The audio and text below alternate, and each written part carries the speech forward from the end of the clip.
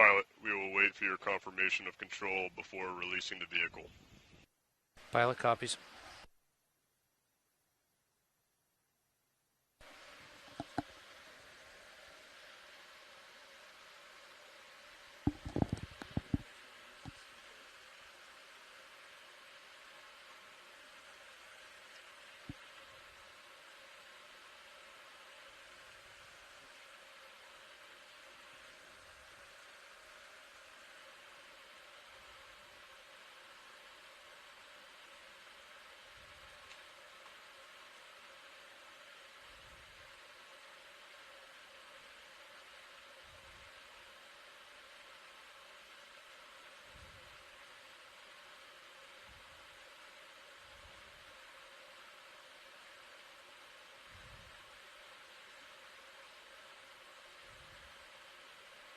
Pilot has control. Pull the pin.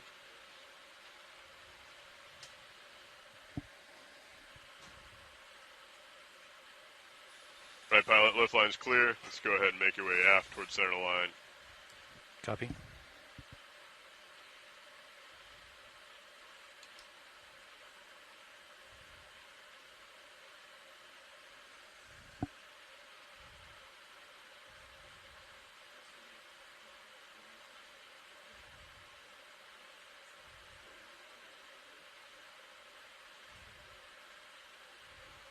It's a good angle there, pilot, if you want to just keep pushing out.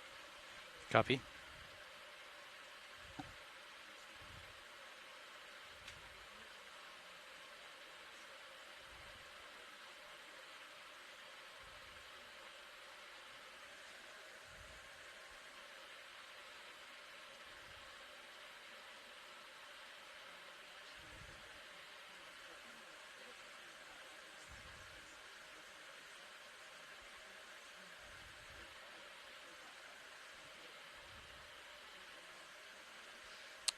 Tether in the water.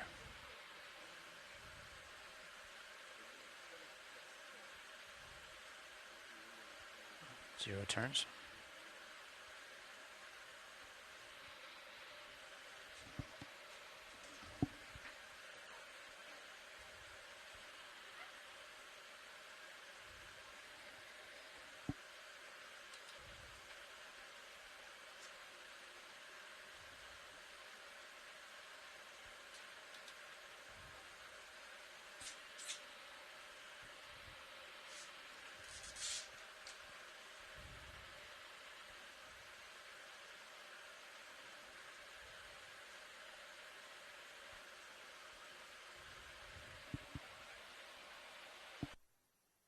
Pilot, dive super. Dive suit pilot. Let's go ahead and give a little halfway to provide some to relieve the tension in the tether as we bring Sirius over the side. Pilot copies. Coming back. Good copy. Deck, let's go ahead and proceed with the launch of Sirius.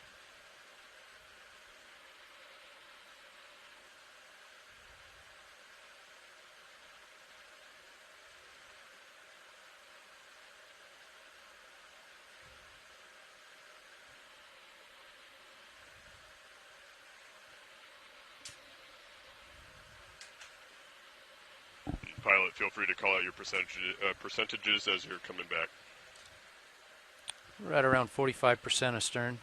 Good copy. 45.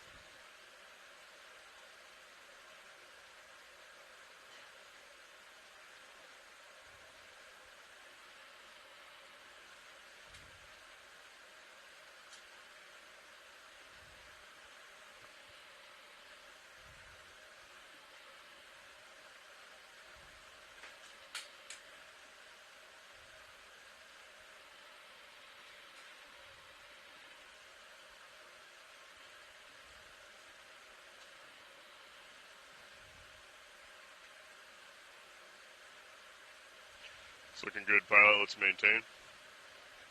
Copy. D2 maintain.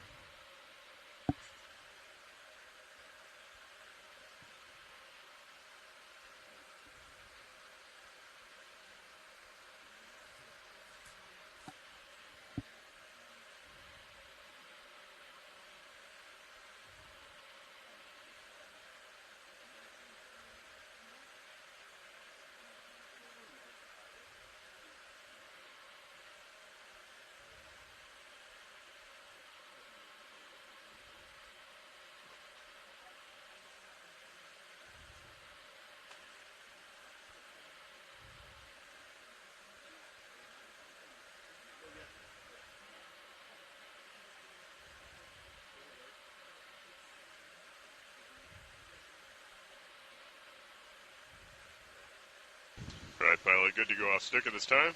Pilot off stick.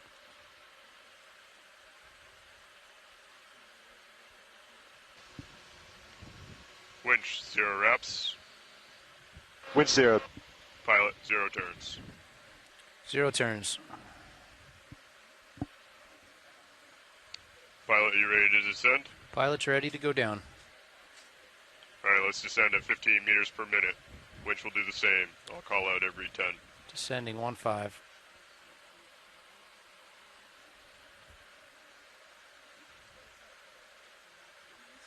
And we'll be descending down to 50 meters as normal.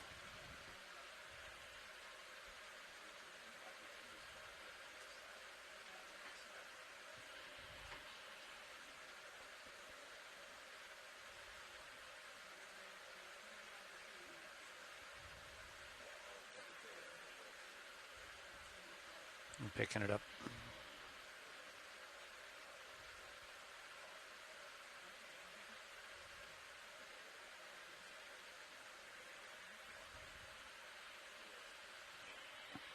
Winch, 1-0.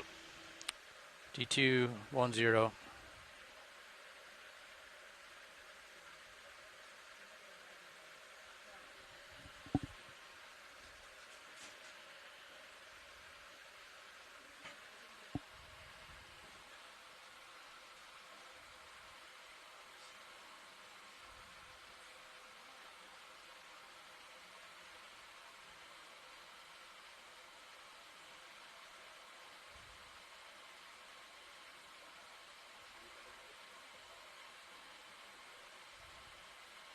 Winch, 20 meters. D2 30 meters.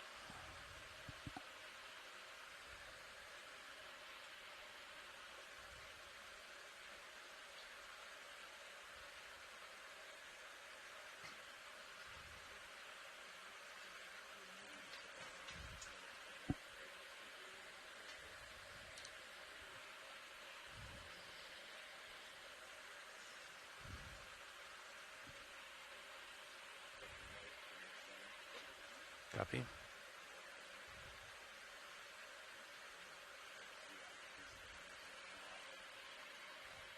Winch, 30 meters.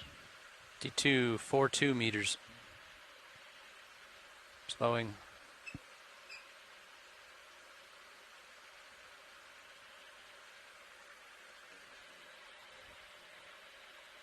Copy.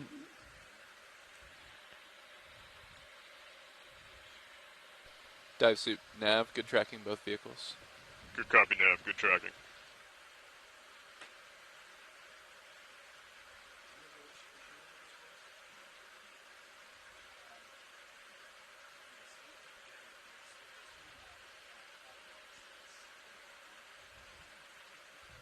Winch, 40 meters. Wire out.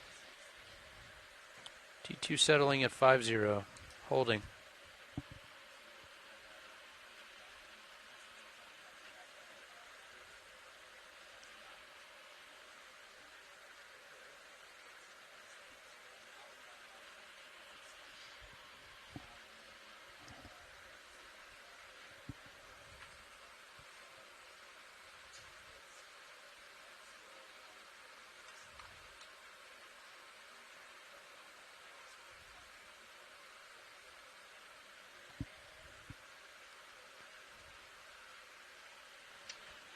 $50 meters, wire out. I'll stop.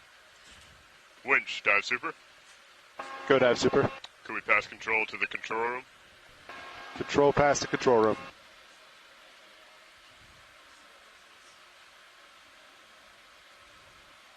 Control room confirms winch control. Good copy.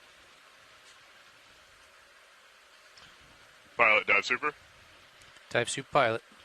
Control room's ready. Please proceed with the dive. Understood. Proceeding with dive. Thank you, dive super. Good work. Nav, dive super. Go dive suit. How's our approach to waypoint 1? We're approaching steadily since current died. Since the drift test this morning, we're a little east of our waypoint, but we can make up for that in the water column. Good copy. We'll go ahead and pass up to bridge as is, have them come into full autos, and then work with you to make your way to waypoint 1. Understood. Sounds good, dive suit. Good copy. Nice launch.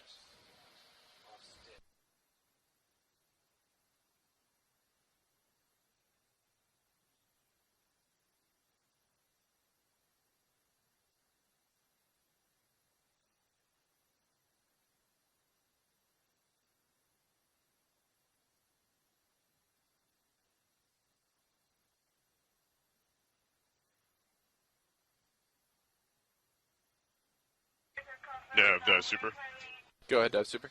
We're currently passing control to the bridge. Please keep an eye on streaming as the control is passed. Roger that. Vehicle is currently streaming 30 degrees to starboard. Good copy.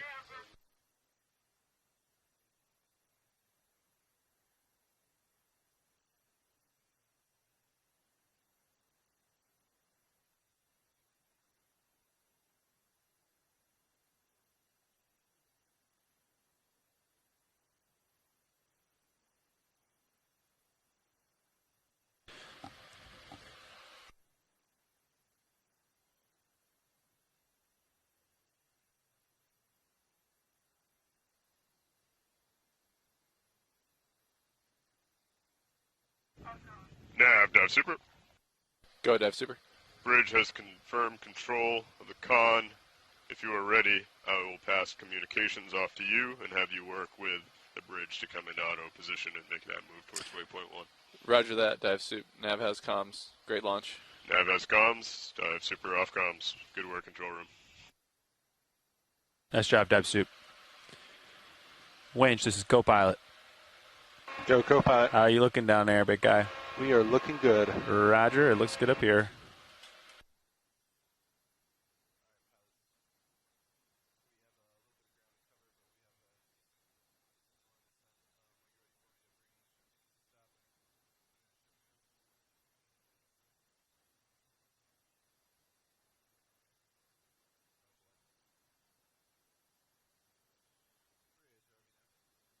Nav bridge.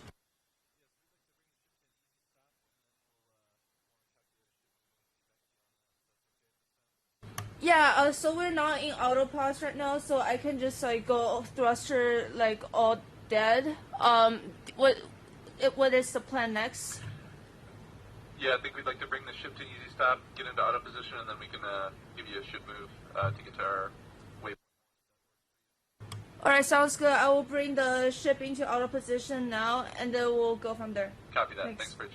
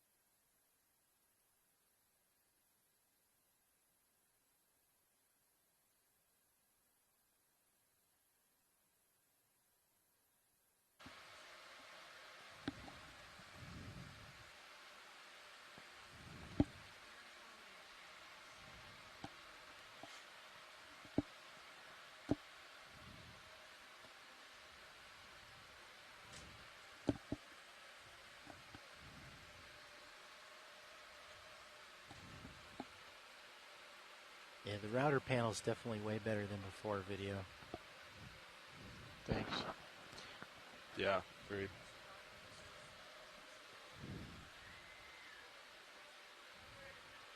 Did you do the nav panel as well, Roland? Or just the pilot, co-pilot?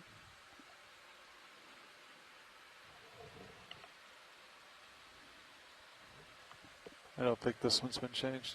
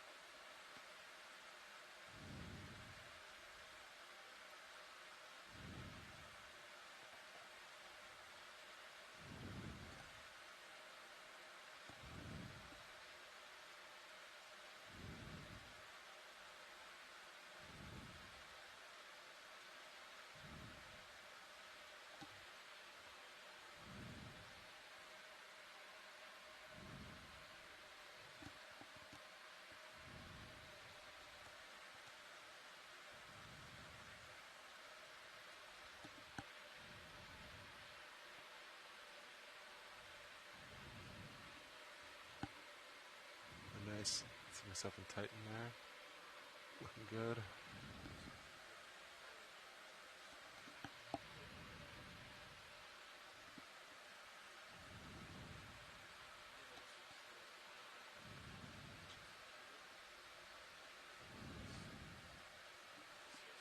$600 to go, more or less.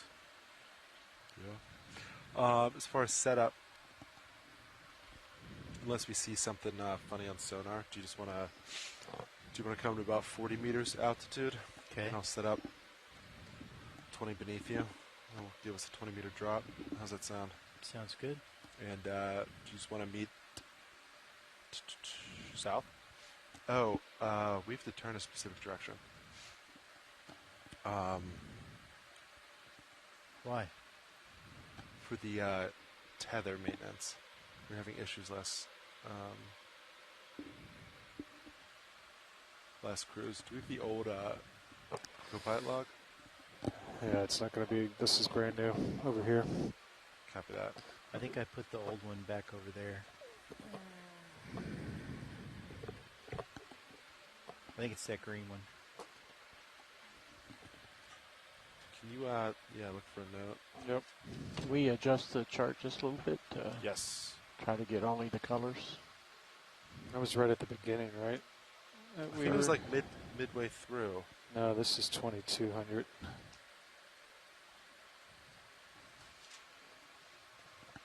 Is that good, Roland? Yep. Got it. 22. This is 2200. Copy. 2100. That's nav logs. I don't think it's here. Understood.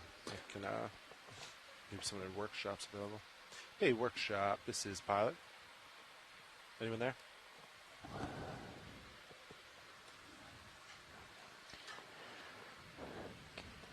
Think you can do anything to maybe square up the lighting a little bit? Look over here, Andy.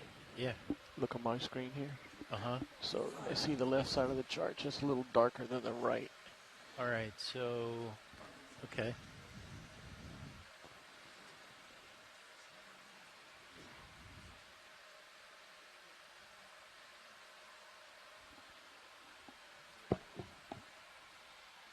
Yeah, there's a bunch of light. Workshop. Oh, you went Workshop. the This other is too pilot. far. Okay, You come split back. the difference. Is that too much? A little more. Inboard or, Same direction you were just going. okay. A little more. A little more. That is the flattest I've ever seen it. That is most optimal. It's high praise. Thank you. I did not know we had that much fine. Hey, Lars, ability. do you remember for tether maintenance what direction the vehicles are supposed to turn when acquiring bottom? Remember last cruise we were having issues, so we decided to turn one specific way. I want to say it's turn starboard. Like turn D2. Yeah, that's kind of what I was thinking. I just wanted to check with someone. We don't have the old maintenance log up here for Copilot, so I couldn't verify it. If you see someone, Levi, perhaps too. Oh, great. Okay, that's what I was thinking. Yeah, I just wanted to check myself against someone.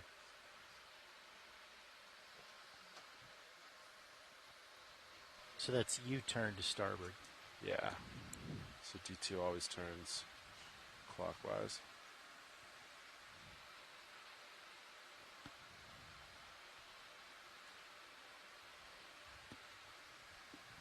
And then whenever we need to get a turnout while in recovery. Yeah, then just zero out. Okay.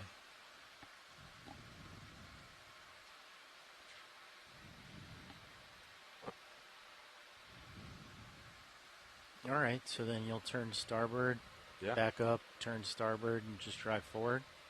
Yeah, just look south and center when we get there. Okay.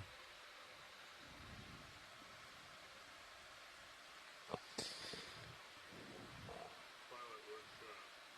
We have to prevent Kingston tethers, D2 should only turn right or starboard, and Stereo turn going left or forward. Copy that. Thank you very much. Copy. Okay, video's clear with that one. You want to rotate for HD2 and just Yes, let's see. I just take...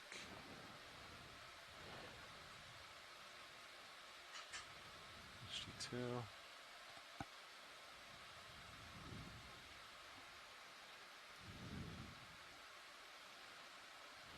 That's nice, so you don't have to move it.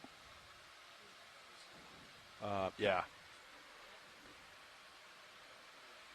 All right. Very efficient. About 15 minutes to bottom. Thank you, Nav. 15. Good copy. Thank you.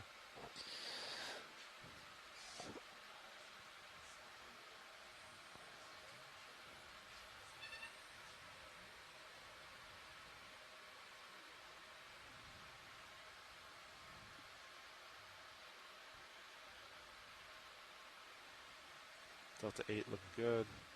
Still a little bit of forward way on just in case. Yeah, I was kind of surprised that the delta was only 8 because I feel like in the FlexLink aft tether cam for Sirius, you're a little bit farther Actually, I'm down. going to put a little forward way in. Yeah, that's what I was wondering. I'm going to put a little more in because I'm all getting turned a little bit. And See you if that even helps. fell off the Titan, Yeah. Sirius Titan.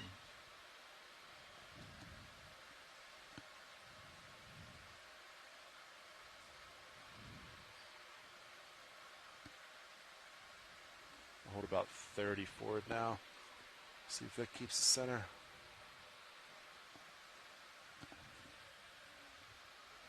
Yeah, that's a lot closer to what we were seeing. I guess maybe the layback, died out since we haven't been moving for a while. Yeah. I still 20 forward though. Typically that's enough, but must not be. Oh, 20% forward. Yeah, before, but we were thrusters. still kind of rotating a little bit.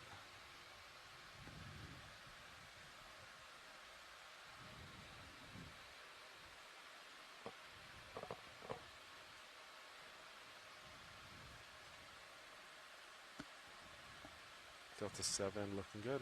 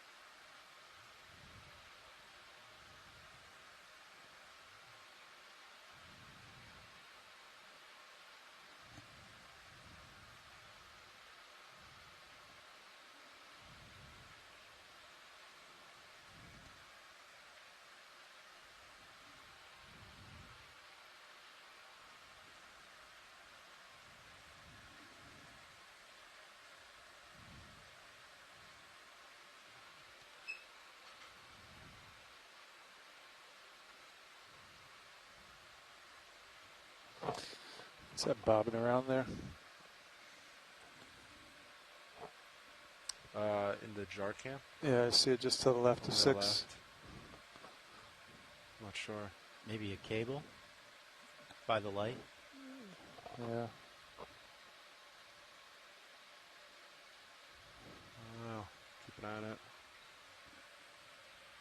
Cable Velcro maybe. Like a shadow. It's like wiggling a little No, it's definitely something physical.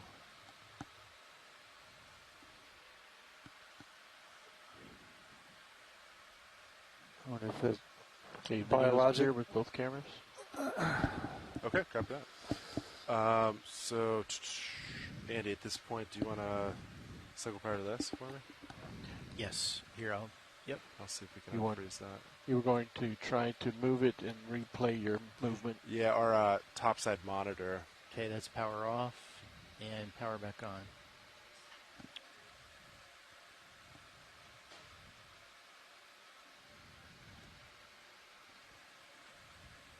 You actually have to do the deck box underneath.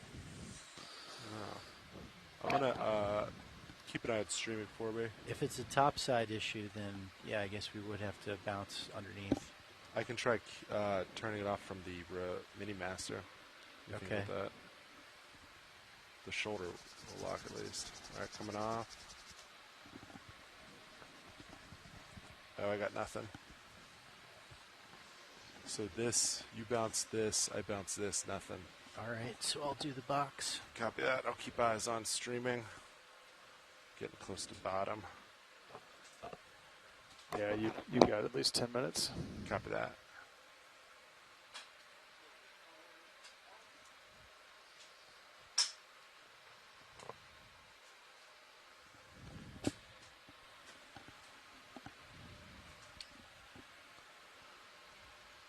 So I just did a bounce of the topside box. Copy that. Give it a couple minutes.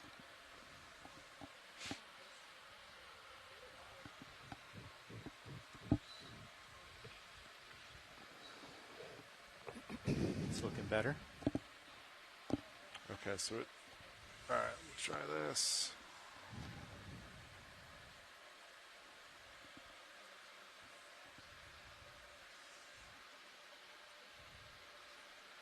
Okay. All right. I'll just go for stow since we're getting close. We can double check that later. I want to make sure I don't want to accidentally freeze it again while we getting close to bottom. Yeah.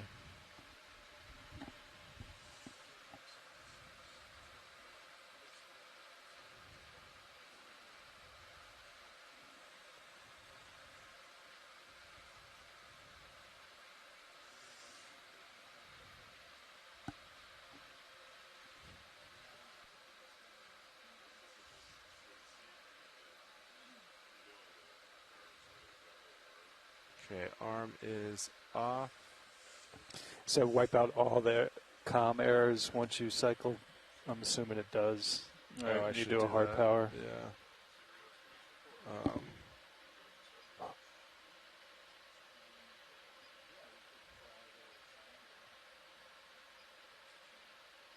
Yeah, did. Okay. All right. That looks good. All right, Delta 7. Streaming looks good.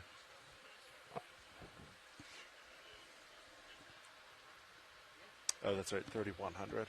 Yeah. So about maybe 300. You got about 10 minutes, yeah. Copy that.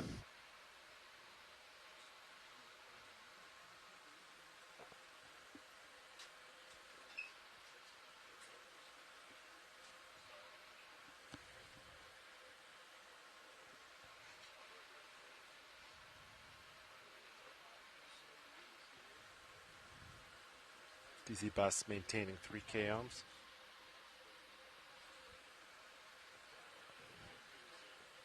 How's the fiber look with the new term? Good? I think that's what we were seeing last cruise. So yeah, 11, 12. 11 to like low 13s. Since we're so close, I'll just leave the HPU on. Okay, sounds good.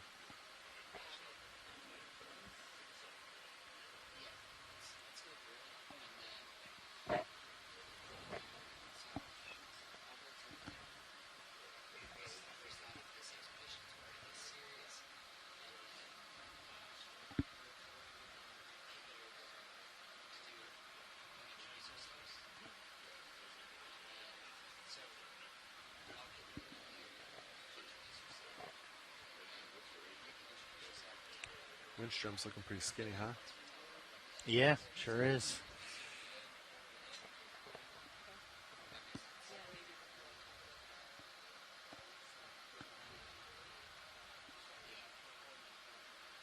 No problems this morning. Looks good. Yeah. Definitely need that tape to see rotation. Yeah, definitely. Especially with these new cameras. Yeah. Just looks like it's standing still without it to me. Yep, me too.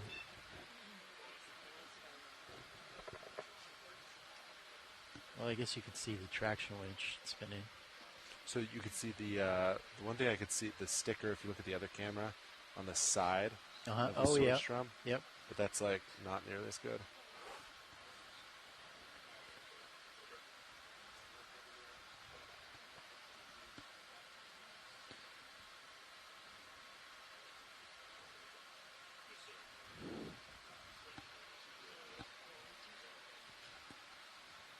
Delta 6 looking good.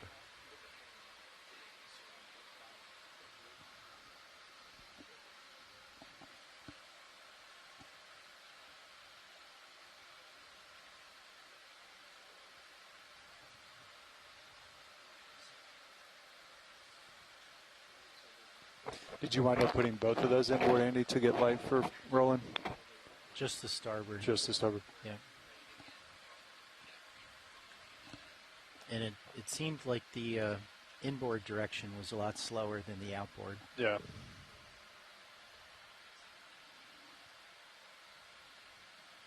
Pilots, is this a good time for the general announcement? I think so.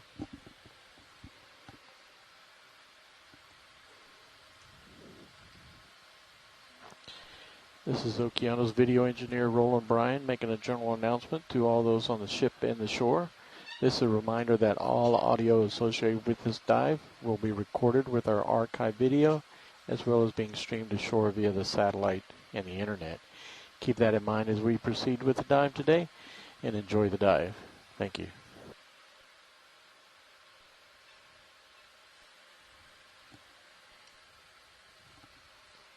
All right, good morning, everybody. My name's Sam Candio. I'm an expedition coordinator for NOAA Ocean Exploration, and we are joining today from our first dive site.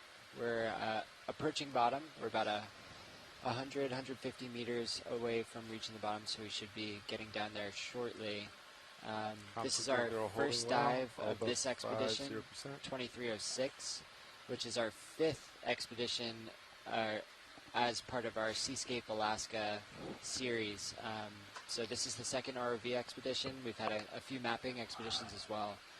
So we're excited to get out and get diving. We have a pretty super nice, pretty and, busy you can hear thruster plan feedback for this. really well. So we hope to be So, like, if diving you're not every paying day attention from here to, until we pull into Seward, weather, trying to set up, personnel, you can, and like, equipment just permitting. hear like But if you're we're feeling ramping too much. pretty Yeah. positive. It's really, I really so enjoy that. with that, I'm you're going getting to close. go ahead and introduce this, Oh, or have right. our science leads Good aboard altitude introduce lock, D2 themselves, looks and like. then talk a little bit Let's see a about map. Maybe, where we're going to yeah. be diving today Still and what bouncing we a are little bit, but- hoping to accomplish. So with that, I'll Well, kick that's it over pretty good, to 1:30 Merlin Best, -ish. our Not biology bad, science not bad lead. at all. Hello, everyone. I'm Merlin Best. I'm a biologist with Fisheries and Oceans Canada. Yeah, I 130 work is with pretty nice. the 100 plus is, Integrated like, Conservation and Monitoring prime. Program out of Sydney, BC, on Vancouver Island at the Institute of Ocean Sciences. With the one that we're And hoping like to test, Sam we said, could I'll be get the like biology lead for 300. this one. No, I don't even know what to do. And with hi, that. I'm Shout out to- Jamie Conrad. I'm with the U.S. for Geological days. Survey, Pacific Marine and Coastal Geology Center in Santa Cruz, California. I'm the geology lead on this cruise. Excellent, thank you. Remember So we had it on a little bit Yogi of situational set up awareness at of one where we point are, and then I'm going to and kick it get back 7 to Jamie meters. to get into the geology side of things. And just for kind of a general spatial awareness, we're offshore of Kodiak Island along the slope. D2 We're looks like, diving 100 to a meters depth away of from the about bottom. 3,100 Lock on meters, us, and yes, then yeah.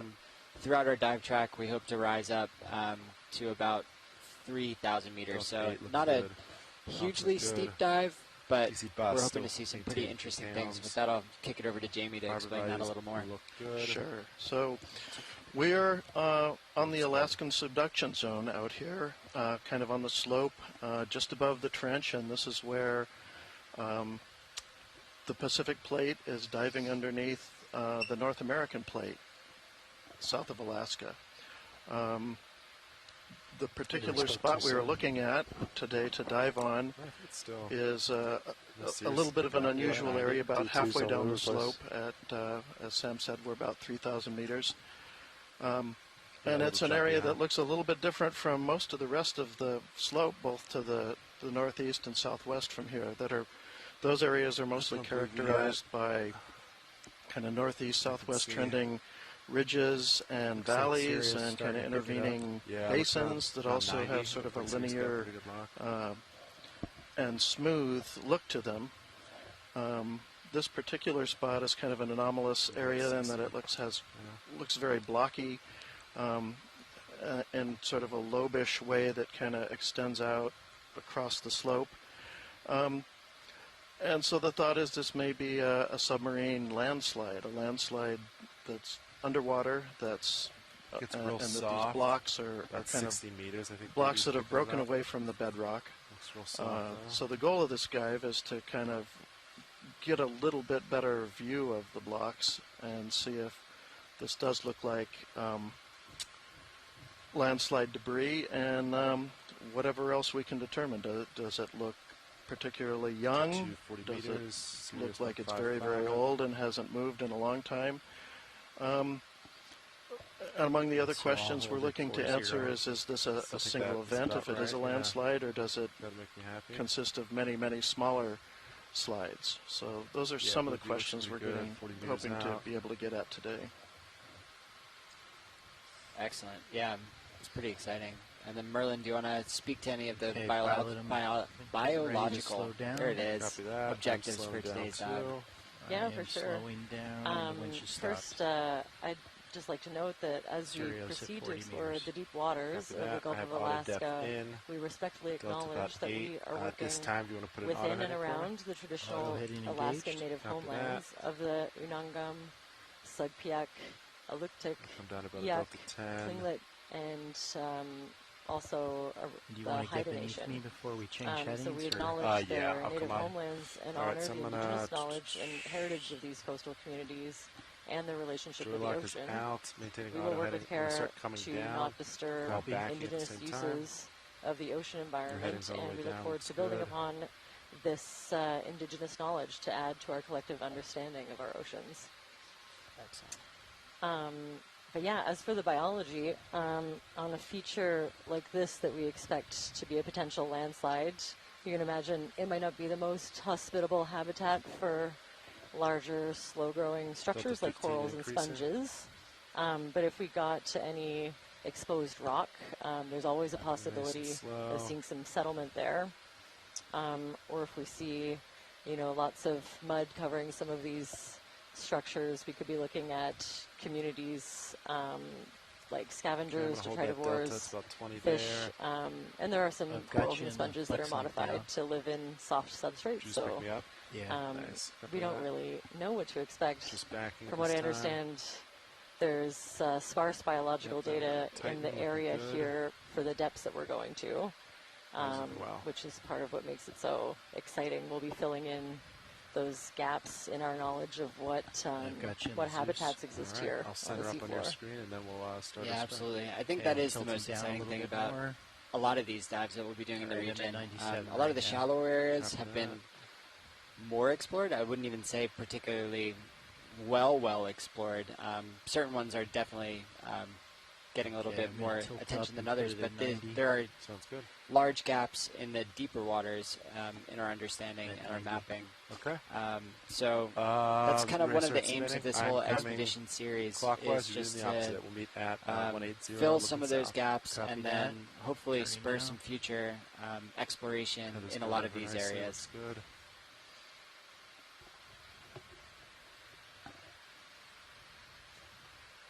Sonar items coming in. Looks good. With that, I think we're about 30 meters away from the seafloor, so we should be approaching pretty soon. For me. I know I'm gonna center I'm filled up with anticipation at the moment. Copy.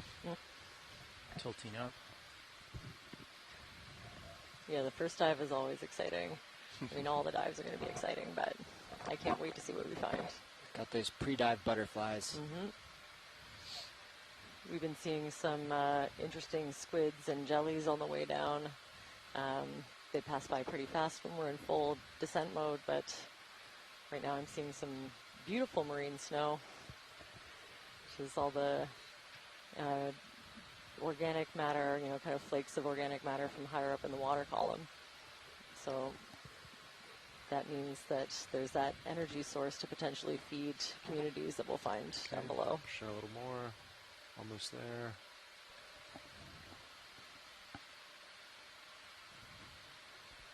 Okay, I think it's pretty good. Feel good about coming down about 10 meters up. Come down slow, about 15 meters a minute. Sounds good. All right. I am paying out 10 meters a minute.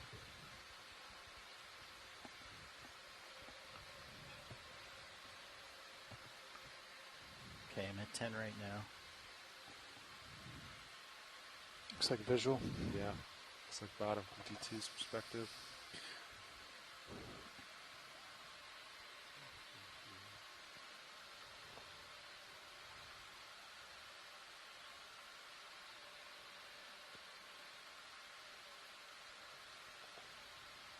Altitude 8. So as I mentioned, there's the bottom. Oh, we see the bottom. There That's we it. go. Here we go. This is an area composed of a bunch of large blocks, some up to a kilometer or two across. We don't know how small they get, but we were trying to find a place where we could see more than one block, which is difficult because we can only go so far, a few hundred meters in a day with the ROV per dive. But we think we found a place. We're going to be heading kind of in a southwest direction from here, and we believe we're going to be able to transit across at least two separate blocks that seem to be part of this complex. All right, watch leads. We're almost at bottom. We're going to start setting up our lights and everything, and we'll be ready in just a moment to keep moving.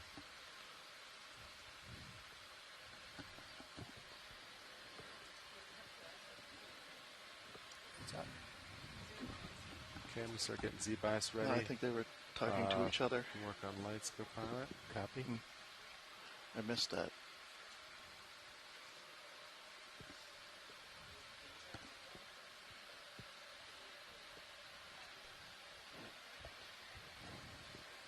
Okay, so right away we're seeing some of that mud and deposited marine snow that I was talking about, and some of the fauna that I would expect to see. That is wild-looking grenadier. I don't even know if that's what it is. The head shape is very different. But judging by the tail, I'd say something like a grenadier.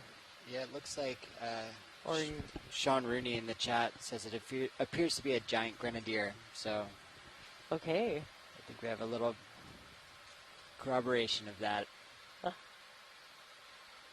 It is pretty wild looking. It looks very different to me. Even the tip of the tail looks like it might have a different kind of modification at the end. So I'm pretty stumped about what that one is. But I see, a couple more grenadiers and a nice pink. What do you think about that light pole video? I'm evaluating it now. Looks like I was mistaken. The other fish was the giant grenadier. This one is still a little bit mysterious. We have Rianne Waller. Thanks for joining us, Rianne. Mentioning that it might have a parasite on the tail as well. Yeah, 1 meter off bottom. Just swum out of sight.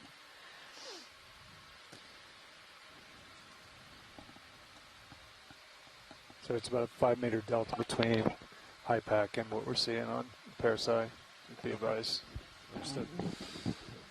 About 33 down on Z-Bias. See how that works. Yeah, gets good lighting. Bridge, RV now. Cameras look good. Hey, Bridge, be advised, vehicles just acquired bottom here. So we'd like to go ahead and set bailout today to standby 1. Did you get the, is the drawer in? ROV pilot, this is Watch Lead 2. No, I did not do that yet. Hey, Watch Lead 2, how do you have me? Can you hear me? Yes, now I can hear you. Thanks. All right. I was wondering if there's Bridge, a bit of time. I'd love to Hey, Bridge, zoom we'd like to set bailout today to 145 waiting degrees, on a movement please. of some kind. There's lots to see. Copy. Give me 1 sec. There's a lot Correct, yeah, of voices southeast. going on. I'll get back to you in just a moment. Roger. Good copy. Thank you, Bridge. All right, Watch Lead. Sorry, can you repeat your last?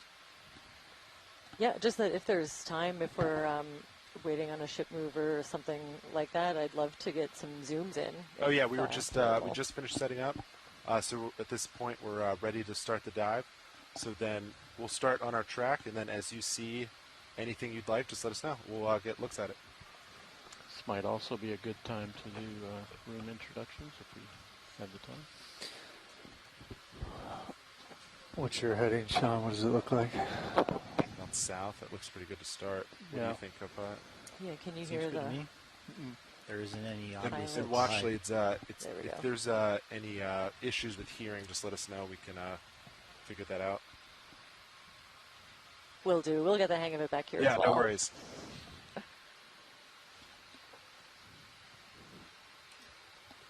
So you guys like 180? I think this for now. Yeah. Okay. Do you want to start moving in that direction, or you want to explore a little bit What first? is that? I think I'm seeing another grenadier that I think Watch Lead just out of the said for bottom right. zoom around here. Mm-hmm. Yeah, I think maybe the juveniles. The shadows they were casting made it look Copy. a little strange to me. This Stand one that's by. right in the middle could be a snailfish, or Can you a, zoom or dead center? or an eel pout. You got something directly under your right toe there as well. It's adorable. Beautiful. It's almost smiling, eh? Yeah.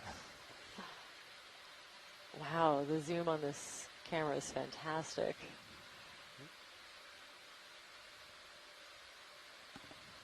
If anyone in the science chat can help me out with fish ID, I'm about to show my bias Is he able to stay as by for a a move? invertebrate. Still some Yeah, space. sounds good. Invertebrate Big fish person. on your port rail. Yeah. Rotates very nice. Oh, All right, he's swimming out of my view, so I'll let Yeah. him go. yes, thanks. It was Yeah, beautiful. Of course. He's coming right into your center here on your left, Sean. We have a little spin as it coming to view.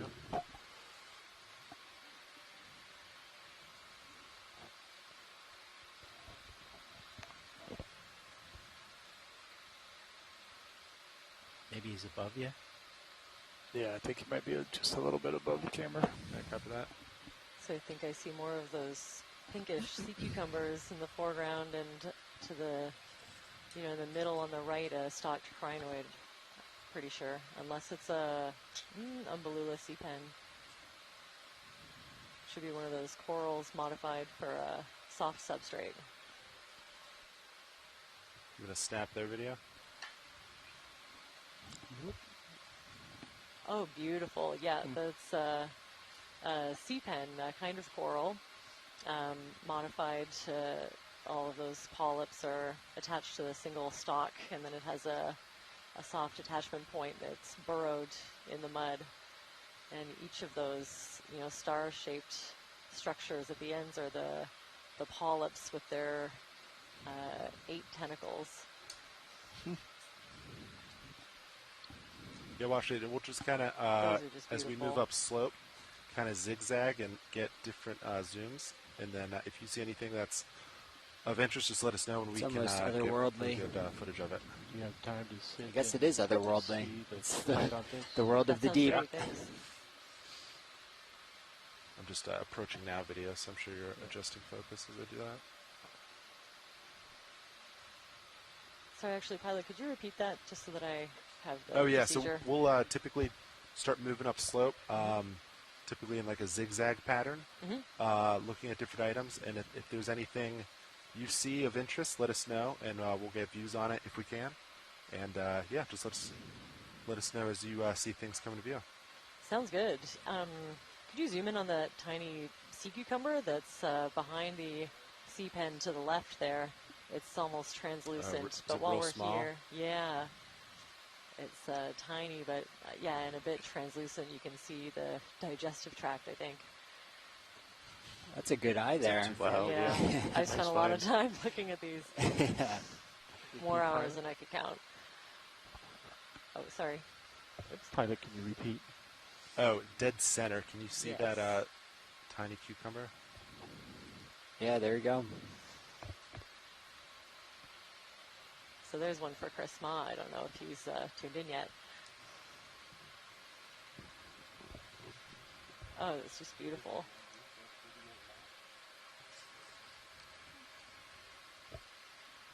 Sorry about that. Thank you, pilot. That's great. Copy that. Video, do you want to go back to... Yeah, center of the Umbellula. Yeah. Do you want to start at the base? Let's start at the center top. Center top. I think I see something that I'll be interested in. And it looks like Sean Rooney in the chat has said that sea pen is Lindell's droopy sea pen. Oh, I thought I was going to hear you try the Oh, biological. You got to call me out like that? Well, I was hoping I I'm a wouldn't little have slow, to. I think, of your I'm going to patience. say Umbellula lindali. Like you have to push I think the that stick is pretty Lindell? perfect. far. Is that what you mean?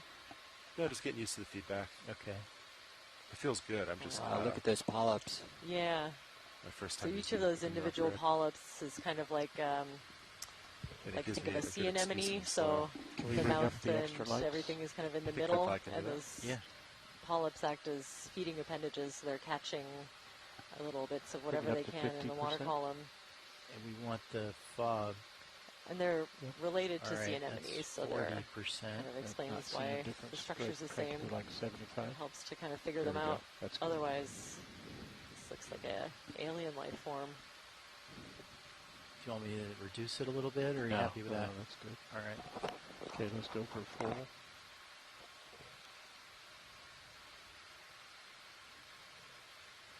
Pretty soft bottom, Sean. Yeah. Nice sandy. Alright, centering it up. Yeah, now watch leads. We'll get, during the dive too, we'll take extra, get really good views on items for highlights and such.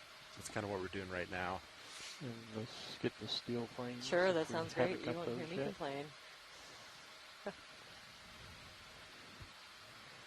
Video one more time. Just The R3 having the steel frames done by. Oh yeah, I don't have it up. If it's if it looks good, that's. If not, let me It know. is perfect. Great. That's nice, huh?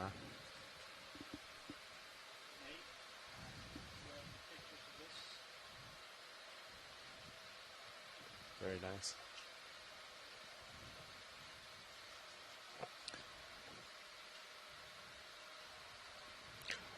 Is the dark thing a worm tube? Okay, I think he's good with that. You know, to me, the dark thing looks like a stick. It does look like a stick. Which you don't often see in the deep sea. Do you want to zoom on stick real quick, video? Yep. Once you're down, of course. And verify what that is. Yeah, definitely. I hardly ever see sticks in deep sea imagery. Oh, look, there's something crawling on it as well. That white thing. What is our current depth? 3097 That is is tough D2 to depth. see. Yeah, there's some kind of organism crawling on it, but I would say it's pretty rare to see wood and plant debris down all the way down here. Yes, it sure Okay, is. video's clear. Okay. All right, watch. It's good for us to keep moving. Yeah, that's good for me. All right.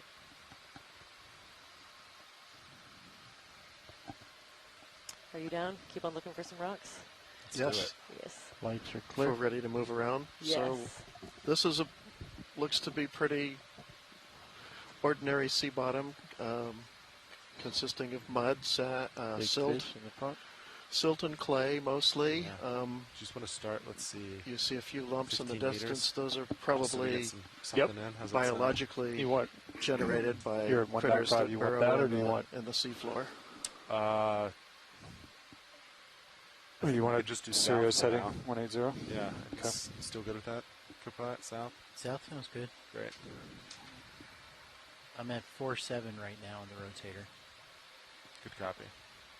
If we look at those sticks coming up on the right, Yeah. the center.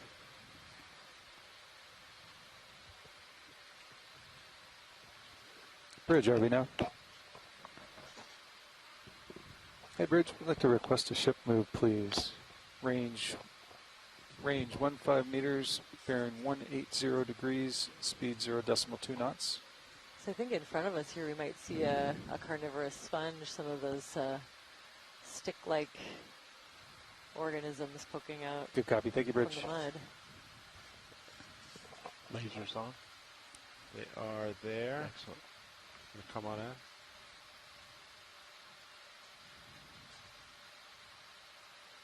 Lasers off.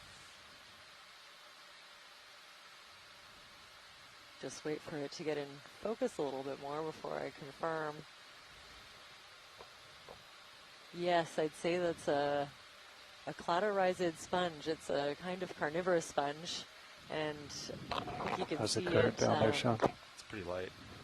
Yeah, non-existent. You know, these are Seems pretty like. large crustaceans, but they do I think tether's just kind of predate. They those little arms that come off of the body of the sponge have these little glass spicules in them that kind of act like Velcro, and you know, smaller zooplankton can get stuck in them, and then the sponge will eventually grow over the crustacean and Tilt absorb up them. I slowly don't to the know if that is the size category. I'd imagine it a little Hold smaller, back. so something else might be going on. Let's get a full screen. Those little critters on it, those are It's definitely crustaceans. smoother. Yes, yeah, It's the much smoother. zooplankton. You think they're trying to Yeah. raid I'm the loving food it. supply there? Well, that's a really good question. You know, like they seem a little bit huge to me. And the relative angles between the R3 and For the size that I would look expect really to good, find, too. but I guess I don't know. I I have haven't my seen. auto XY in. You know, there's dozens on this one. That'll that mess out. you up a little bit, Oh, especially Sean with a full Renew's zoom. helpfully reminding me that these are I thought I was amphipods. just get some rusty off. And I see a little bit of some brittle star arms see at the the very base bottom? there as well. Yeah, let's go for it.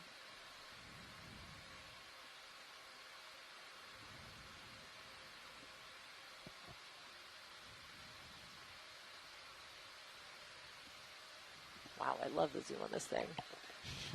Yeah, you can hardly see any stepping. Yeah, Hugh and I think are on the same page that he doubts those amphipods are caught. They're probably hanging out there, you know, maybe exploiting the fact that there's partially digested prey in there. That's what I was wondering, yeah.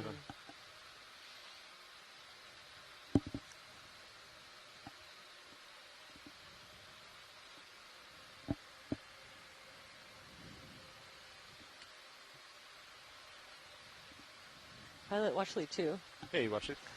Can you pause for a second? There is a lump in the seafloor, slightly different from the other lumps, a darker one right in the middle, just to the right of the lasers there. Kind of right there. Could we get a zoom on that? Sure. Someone in our science chat thinks it could be a xenophyophore. Heading there. Thank you. We've got plenty of time, probably.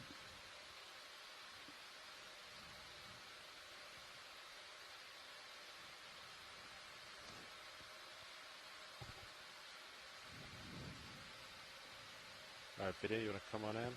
Copy. Go ahead, Bridge. Good copy. Thank you, Bridge.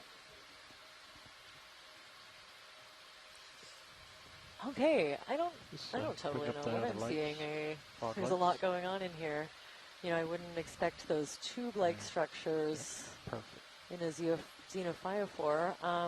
Oh, is that a urchin test under there? Oh, it looks like it. Kick some dust. Maybe it's weird. Wow, maybe it's an urchin covered in. I think a lot of those things, those structures are worm tubes. I see an amphipod. I see brittle stars. I hit my limit. It looks like this spiky test is just covered with different kinds of debris and associated animals. What limit? My tilt limit. Covering of stuff. Thank you, Heather, for the confirmation. Yeah, it's covered in stuff. Looked like as I approached one limit. I think we've seen quite a few of these, so it's very interesting. Chunkier, but is that all you need, watch lead? Yeah, that's great. Thanks. I always wanted to make a graphical one like we have for Cereal spotters. It's just an urchin playing dress up as a xenophyophore. Yeah, I mean, they're around the same size as the ones that I've seen, and from far away, they're very similar kind of texture, but yeah, that was a cool one. Sean, thanks for piping in. Apparently many of those tubes are likely amphipod tubes. White thing coming between lasers. Which is news to me. I love it. Snap on it, maybe. Is it right there? Yep. Go for snap. Looks like you got some rocky stuff coming up, Sean. Oh. Oh, yeah. That looks exciting. Thanks, ROV, for this one. I don't know what this squishy white blob is. Wow. Oh. Maybe the science chat can help me. I can't even roughly place it. I see those two kind of lobes with a long projection at each end. We are all stopped. I can get you some more leash if you want it. Hugh McIntosh from the Royal BC Museum suggests benthic ctenophore. Chimed in, Meredith Everett is agreeing, so 2 votes for benthic ctenophore. It's fantastic.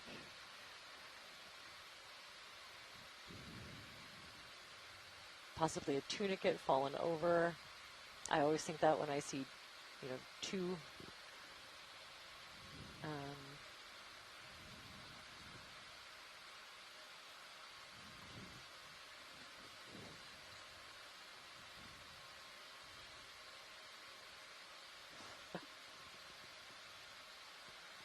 yeah, good catch, RV. I have no idea what this thing is.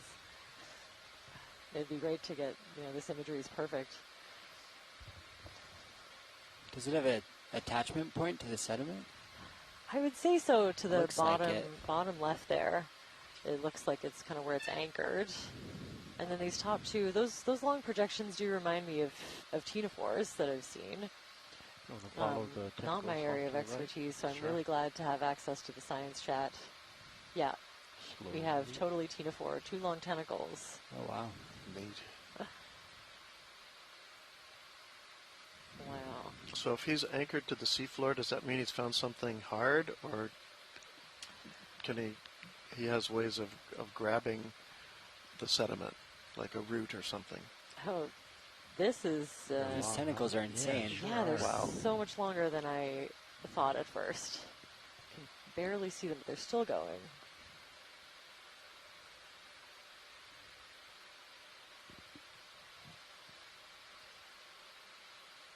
Will it ever end? Wow. There it is.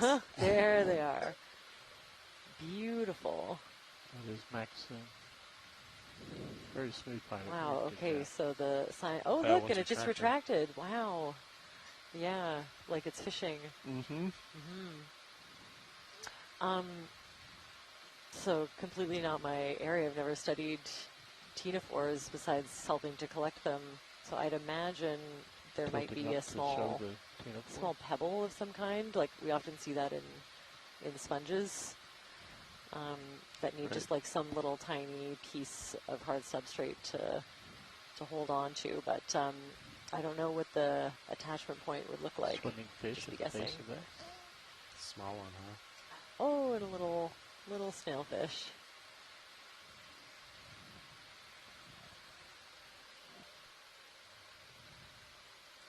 Snowfish looks like it's trying its best. Yeah.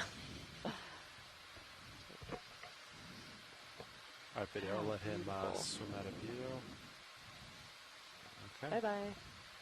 Watch leads. Are you all set with that?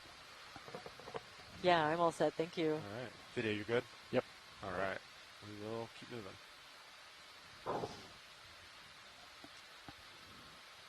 I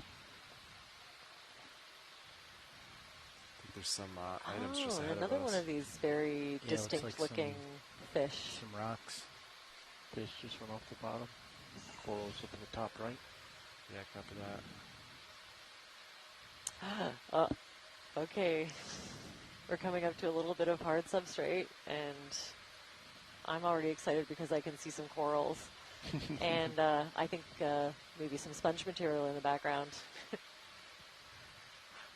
ROV. Yeah. There's obviously lots to look at here. Swimming. Is that another Oh, ctenophore? that floating... Interest what in is that floating? floater real quick? Yes, please, That because is it might fantastic. escape. Wow. Oh, yeah. Wow. Oh, look at the, do you see the bioluminescence? Yes, I was going to ask you if that's what that is. Yes, it's That is stunning. unbelievable. Wow. Wow. Good pilot.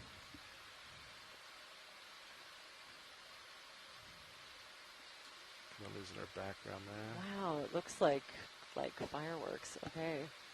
I don't think that was an intentional movement And, on the part of the a xenophore. little, maybe a little more speed than it's used to. Yeah. Let him go.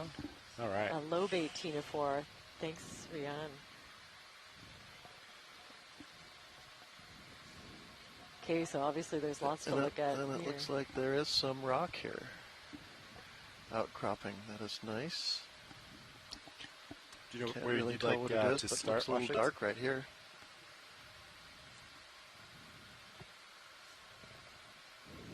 I could just do a kind of an overview, and then if you see specific items, just let me know, and we'll get good zooms on it.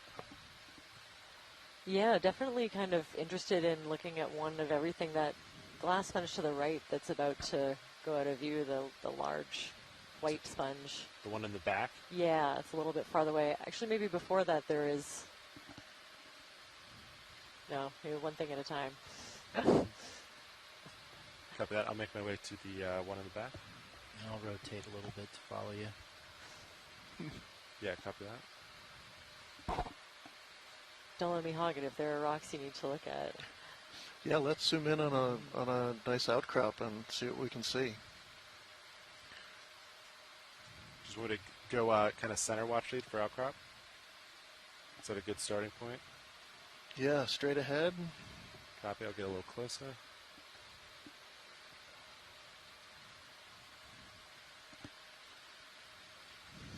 I think we could maybe put a small move in. Sounds good. Are there some more Like collateralizers 5 as well? or 10?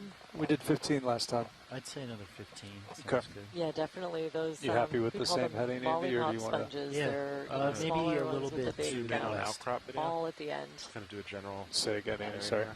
Like 190, say. 190 copy. Thank you, man. You got it. All right, Jamie, your time to shine. Bridge, Yeah, over now. nice. I have no idea. Looks pretty massive. I don't see bedding at this point.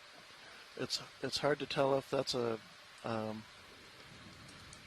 something hard and solid Clear, Charlie, now. or more like mudstone.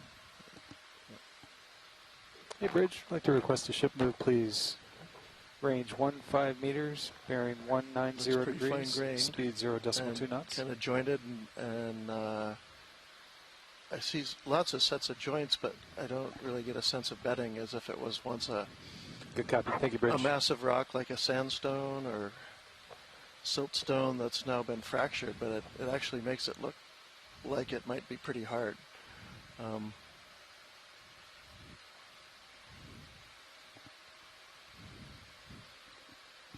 Is that good for that section for now? Yeah, that's good for now. Copy that. We'll be on the lookout for something you might be able to grab. Yeah, understood.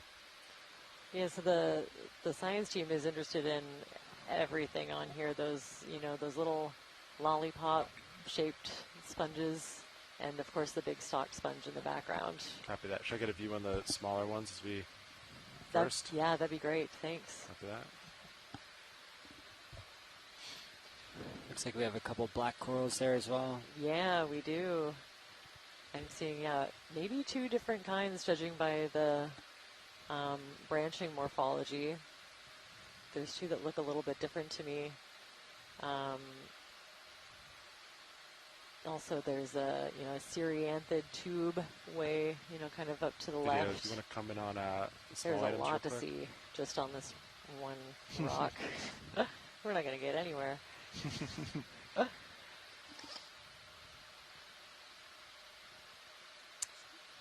Wow. I did not expect it to look like that. That's amazing. That's phenomenal. So there are a couple of different modifications. Maybe, it looks like It's they pretty stable. could both be used for catching Yeah, prey. those- The initial input kind of dropped me. I heard it ramp up The, on the hydrophones. The small bumps that you Kind see of found its way. on top So of the like long X, Y spikes, as those well. could be Yeah. absorbed And it's prey. not necessarily But flat. then these So No. it's other not drained. appendages in No. the middle are Pretty well. fantastic. Yeah, I was surprised. Sean Rooney has given us an ID, Cladorhiza corona, videos again. and I If see you why it's turned called off the that. autos, It has that, would it you know, stabilize, crown stop the of sharp rocking? projections all around the They're off now. circumference. Let's find out. This is stunning. Now just Sean driving was me also anyway at this wondering if point. we're in the chat looking at basalt, and yeah, this could pass for basalt as well. Do you drive your Z a little heavy? Still pretty shaky video. Yeah. So in the science chat, yeah, I'm I'd be just happy to hear floating, suggestions not set down at all. of samples that you might want. This one is a known species, so I don't know if we're interested in collecting, but I see a couple of different kinds of black corals that I know are of interest, so please Tilt let me up and know. look at that angular thing in that one there.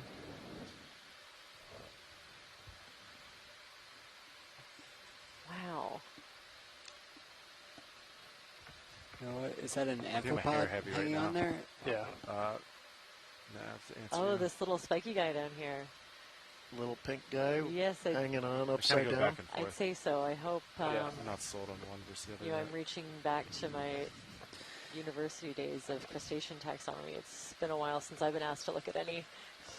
I feel like the We set have a downs are a whole little bit zooplankton lab gentler.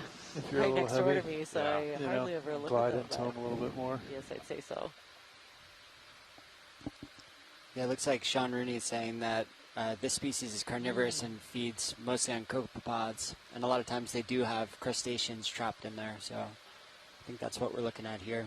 Okay, we get a full of the grouping of like Oh, 5 those or are 6 amazing. of them. Go ahead, Bridge. Tilt down. Good copy. Thank you, Bridge. All right, we're all stopped. Pose. Copy that. Wow.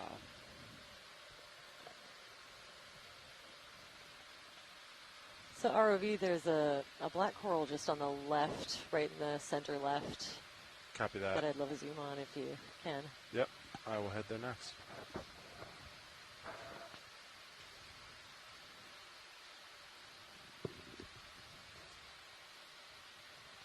How much do we have left on that move now? I just finished, Andy. We're all stopped.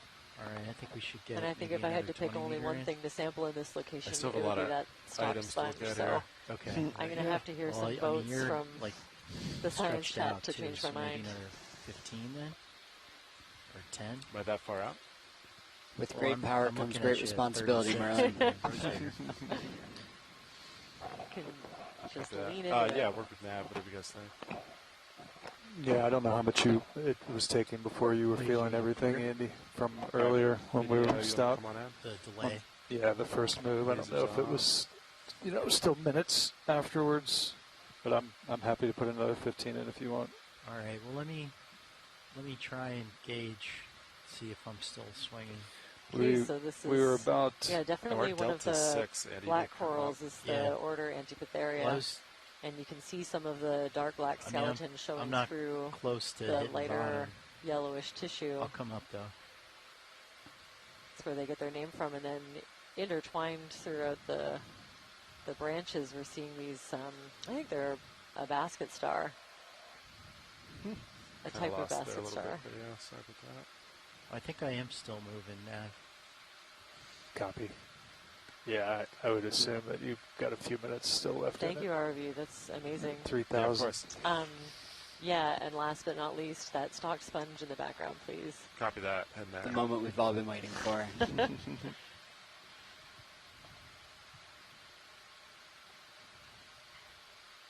Fish underneath the sponge.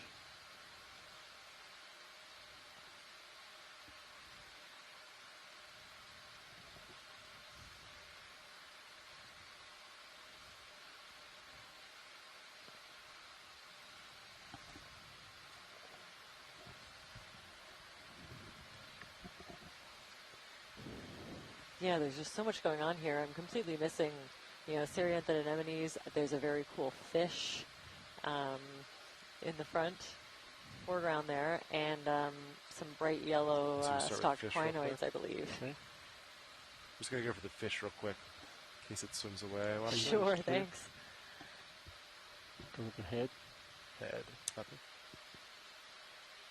Okay, so this looks, I think we saw something like this on previous dives with those barbels on the bottom, so it's not a grenadier. I think it's more of like either a cusk eel or an eel pout.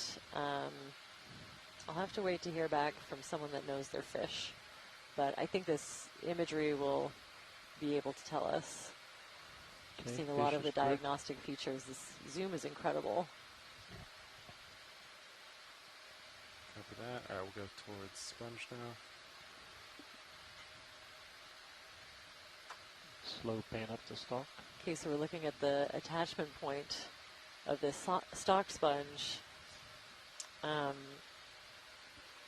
So we can see where it's attached to the hard Definitely substrate still there. And that's amazing. Copy that. Let me know if I need beautiful. to Yeah. No, you're good. So this I'm is a just glass getting sponge. closer It's to, in ideal it's range. in the hexactinella group, and you can see that that geometry Drifting past kind it. of repeated over and over. The sixth-grade Copy. geometry in their Using skeletal that. elements. Let's look at the lower section of this image. And some more brittle stars, I believe, on top of it. Lots of associated fauna. kind of So you there. Yep. Maxim. Wow. Little things on the tips. Oh, I wish I could see what those little jelly things are. This is fantastic. I think those are small brothers or cousins of those that other white one we saw with Yes. the tentacles. Yes, could be. So like under other sponges, these are filter feeders, so the sponge will be, filtering water through through the Go ahead, body pan and then around the exhaling it. I think we're sponge. looking I'll at follow the Copy that. the side where the water comes out. It's nice and clean, and I think I see the other side looks like it's a bit more sediment filled. Why do they call them glass sponges? Oh, I thought you'd never ask. Because their skeletal elements, what we call spicules, are made out of actual glass. They're silica Oh, wow. based, yeah. And if you look at them under the microscope, they're really amazing geometric structures. They're really beautiful. And especially, a lot of sponges do have the silica spicules, but these ones, I think, have a lot. There's a lot less tissue and a lot more of the silica skeleton. Yeah, and a lot of time those spicules are the only way you can tell species apart, correct? Yes, You're looking yeah, at the often. microscopes? Yes, often. You just grabbing that while we're there, video? Yep.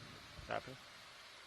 It was wiggling. Oh, and we're zooming in on a crinoid. This one looks like it is not stalked like some of the other ones around, unless it's kind of bent over, but I think it's attached. So these are also called feather stars. You want fogs? They're in the yes, same please. phylum as that brittle star behind it. They're all echinoderms, and I've heard people refer to these as sea lilies. I think if that one wanted to, it could detach and swim a little bit. Okay. ROV, is it possible to set up for a collection of this sponge? The large one? Yeah. Yes. We could take a piece of it. Yes. Is that, yeah, let me talk with my front crew up here. Sure, thank Ship's you. We're all stopped. We've been stopped for a few minutes. So. Okay. Yeah. Yeah, well, actually, I think we are in a good spot for that. Is there a specific... I'll probably just try to grab kind of a tip of something that's kind of sticking out, easier to grab. Is there a spot particularly you would like? Yeah, maybe something from the edge. I think wherever is easiest, maybe I would imagine the right side where that part's sticking out might be a little bit easier to grab. Yeah, copy that. That's kind of what I was thinking. And Okay, we'll set up. Just give us a couple moments. You still swinging, Andy, or? I think I'm pretty close to stopped. Okay.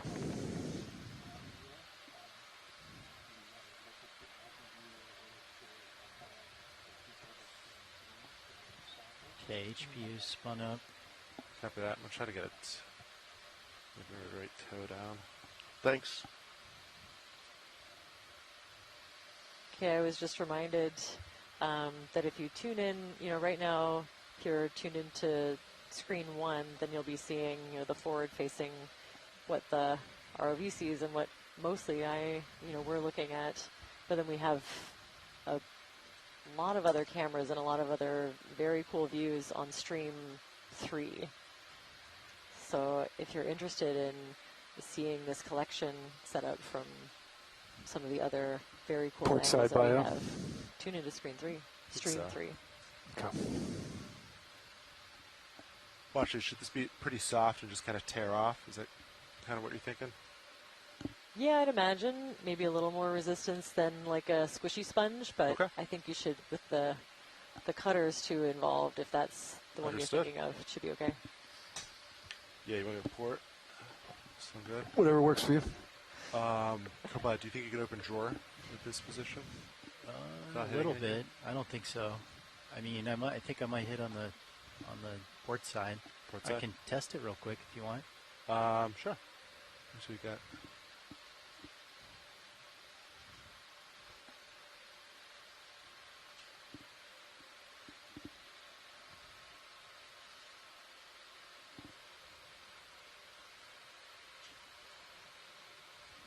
Yeah, I think I could. Yeah, what do you think? Looks like it's... I don't think anything hit yet, right? Yeah, I don't think so either. Okay. All right. Let's go for that. We can always come up. All right, arms coming on. 3, 2, 1. Arm is on.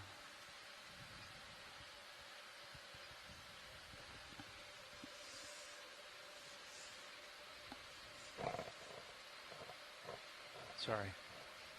Oh, you're good. Do you want me to take your rotator?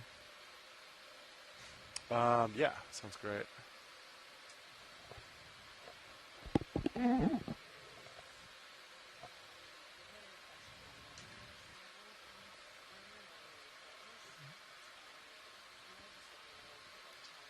Can you give me a video partial zoom on Mini Zeus?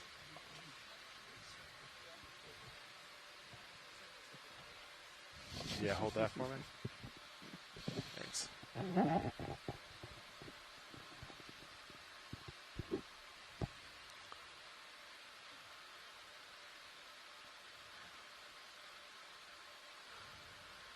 Is that looking pretty good, Washley?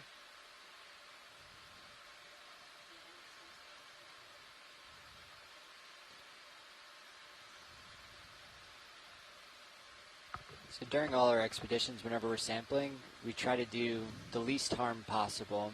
So we try to just take pieces where available to allow these things to continue to grow.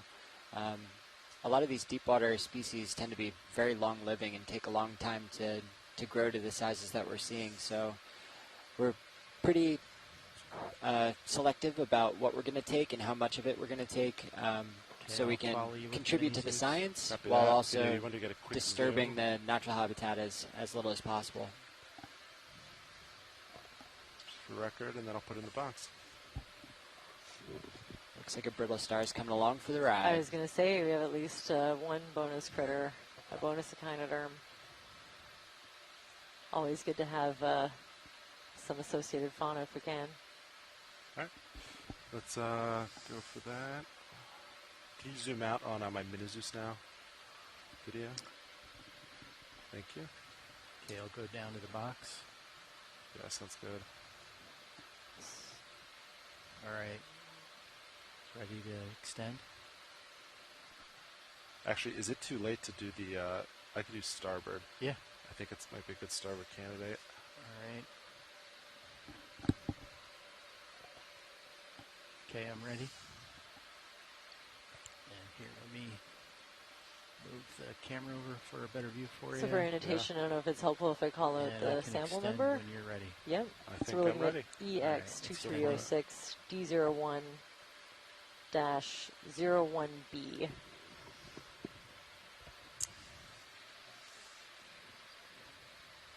Okay, thank you. With the hose? Say again? Am I going to hit you with the hose? Oh, no, I think I'm above you. Yeah. Thank you. All right, that's full extension. Like that.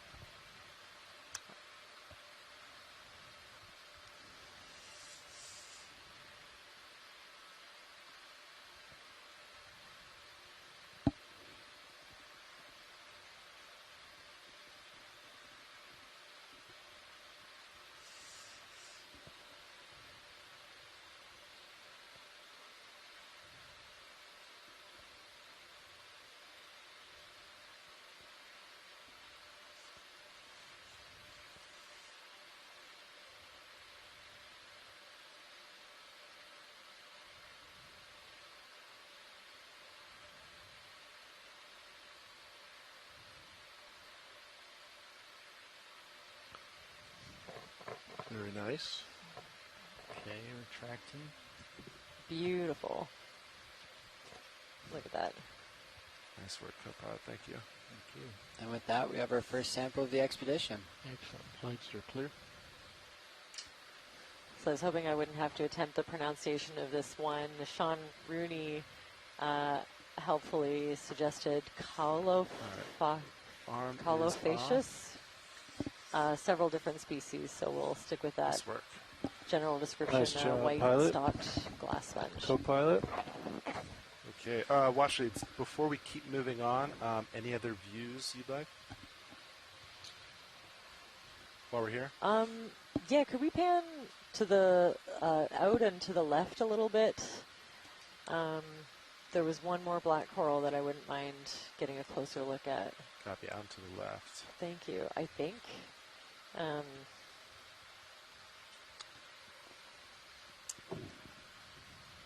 Would love to hear from the science chat if we can find that that bathypathes that we were looking for.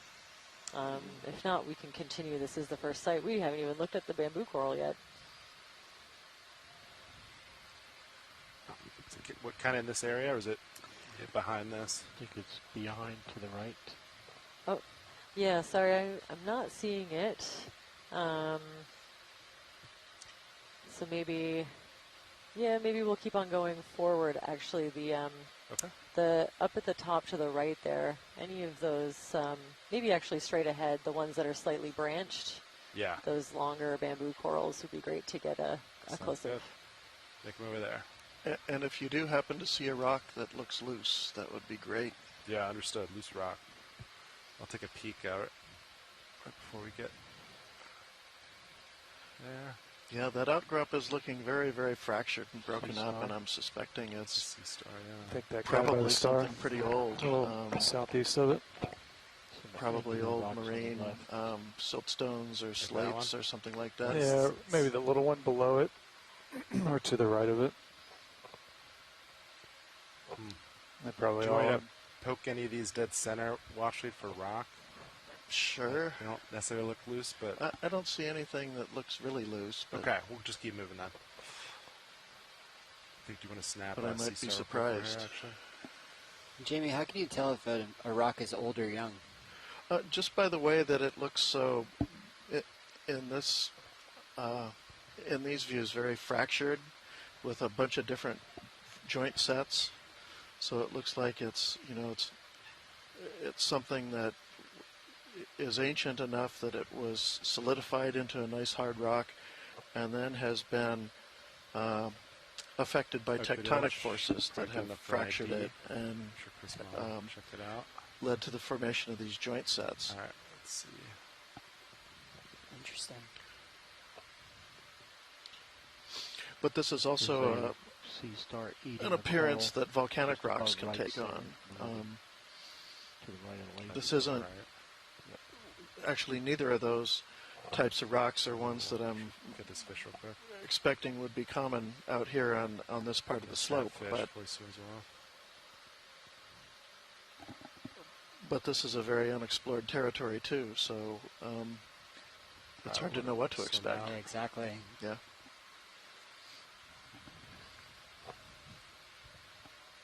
Survey 1 nav. I think the lower left section of that sea star, you might be able to see its gut, possibly. You want to snap that real quick? Hey Sam, is our focus here to get up on this ridge line instead of spending time down here, or what are we? We're obviously an hour and 2 hours into the dive. We haven't made it very far. So it looks like it's working its way up the stalk and eating Okay, so we do want to try to get up on top where there's a little bit more geology we were hoping to see. Okay, good copy. I'll pass it on. Copy. Keep it. Time to move. Yeah, I think I was just double checking with science. You know, we haven't made a ton of tracks here, and I think the focus is to get higher up on the ridge line. Just going out of the extreme right of that photo, I wondered if that was sort of a loose rock down and kind of surrounded by sediment. And back.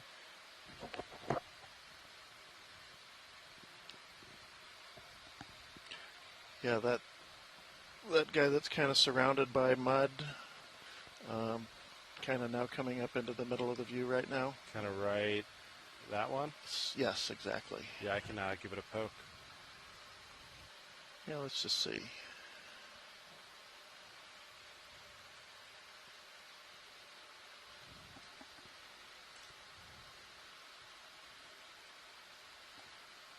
Are those corals that we're seeing on the stalks, are those the ones that bioluminescent when you touch them? The long, like the unbranched ones. I have seen video of the bamboo corals bioluminescent. Reach that without hitting like this. a bright green if you turn the lights out. I'd love to try that if we have time. Try to get a little closer.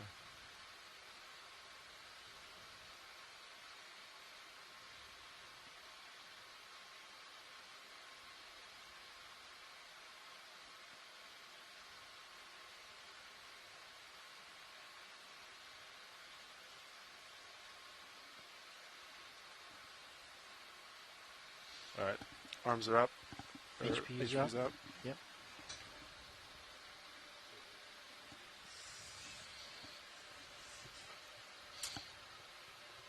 Arms coming on, 3, 2, 1. Almost get a sense of betting that you're seeing on the right side of that shot. kind of trending away from us to the right. Sorry, watch it. Say again.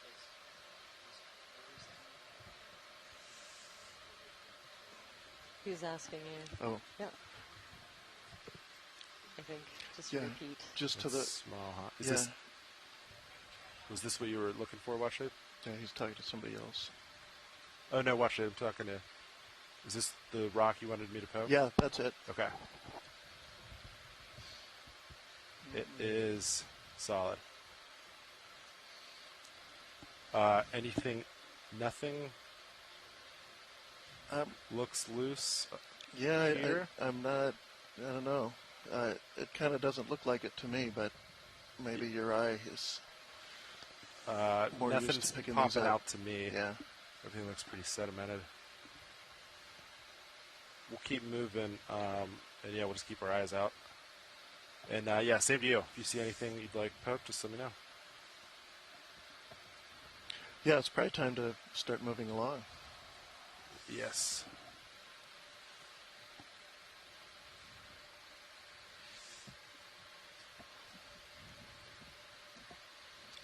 On one hand, you don't want to load yourself up with rocks and samples right off the bat, but Well, that's right here. there's the other side that this might be the last outcrop we see. And Yeah, there's no way to know. or Yes.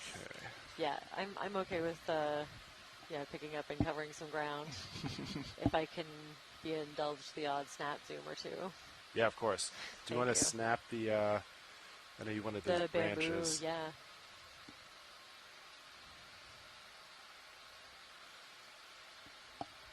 yeah, those rocks really have a platey look to them. I feel like they're slates, perhaps. All right, Vidya, you want to snap from here?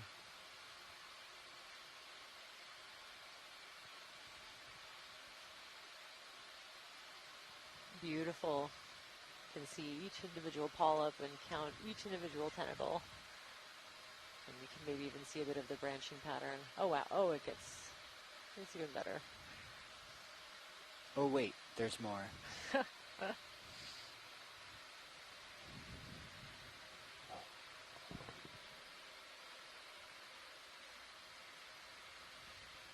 Okay, so I know there's a lot of work actively being done on this group. I find the taxonomy really hard to differentiate with lots of new and undescribed species in this group, I think. Let's do full screen. Copy that.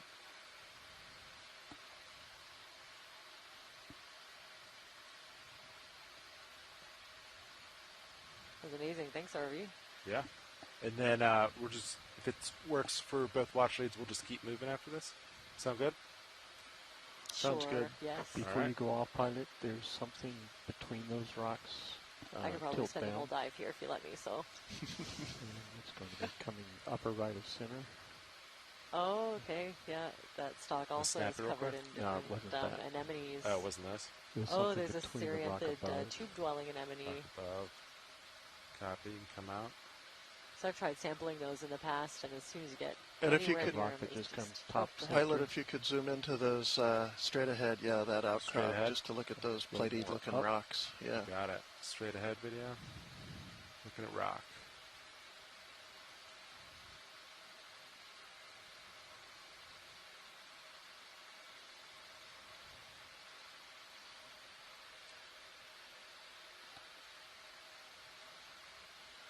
All right. Is this what you wanted, watch it? Yeah, Okay. that looks terrific. Sounds good. Okay. Now- Yeah, just wanted to get a close look. Okay.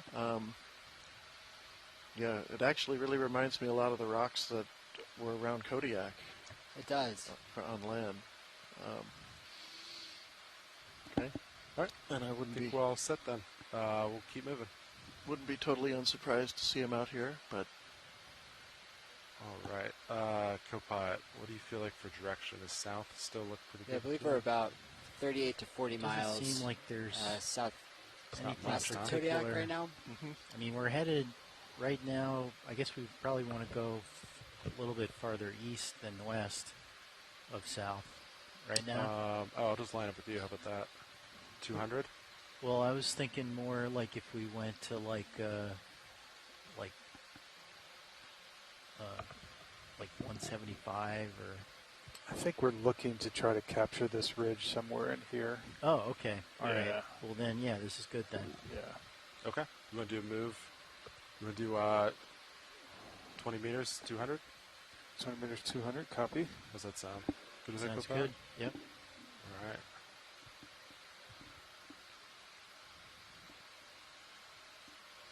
Bridge, RV nav.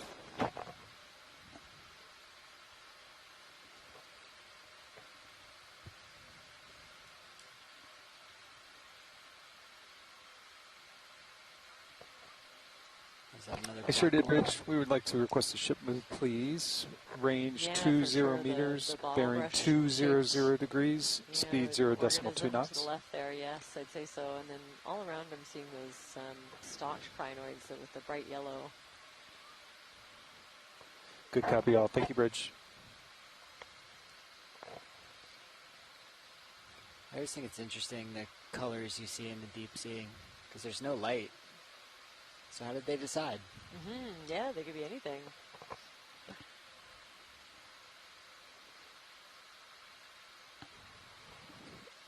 Sea star. Let's snap that sea star real quick video. Oh, that's great.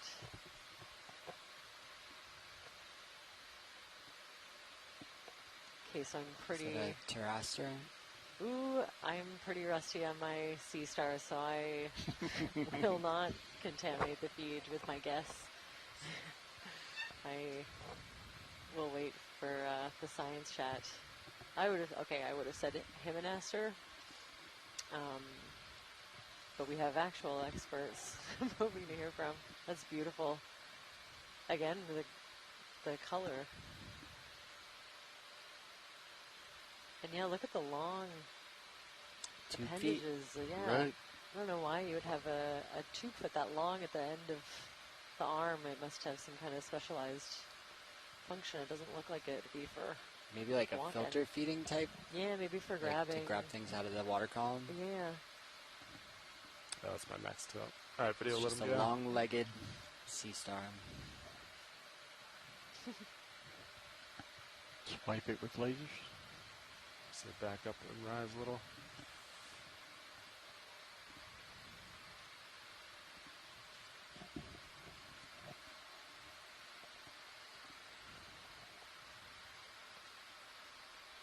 Okay, those lasers.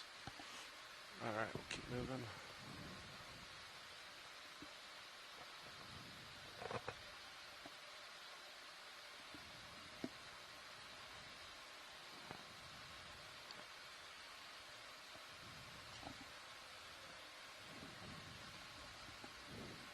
I think I'm seeing a large urchin up ahead. You know, some of them can be kind of a dark purplish color. We'll snap urchin real quick video. Do a It's pass. really in the dark. It's very far out, Excellent. but I have to confirm urchin. I think you are correct. Ah, beautiful. I love it. These ones, I don't know what their function is. They have those little socks at the end of their spines on the bottom. I don't know what they do.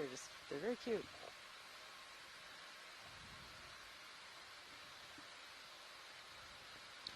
All right, video, you can come on in. It's pretty far out.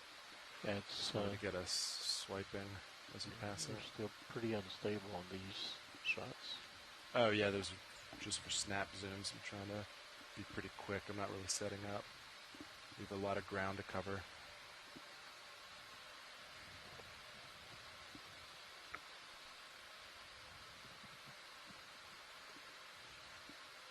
I just heard from back home, my dog is watching the feed at the moment and he's fascinated. Aw. Which dog? Stanley, aka Dog Sam. Hi, Dog Sam.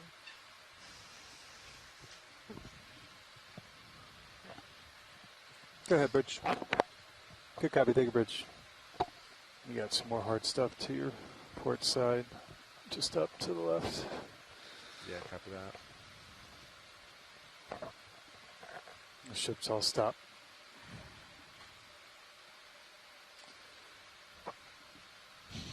Copy. We'll give it a minute to settle, and then we'll get another one in. Yep. Video, do you want to confirm? Is this the same fish we've been seeing? I do believe it is. Copy that. He's all curled up. Huh? Wow, it's very cool to see this Good behavior. reaction. Wonder if they're eating something.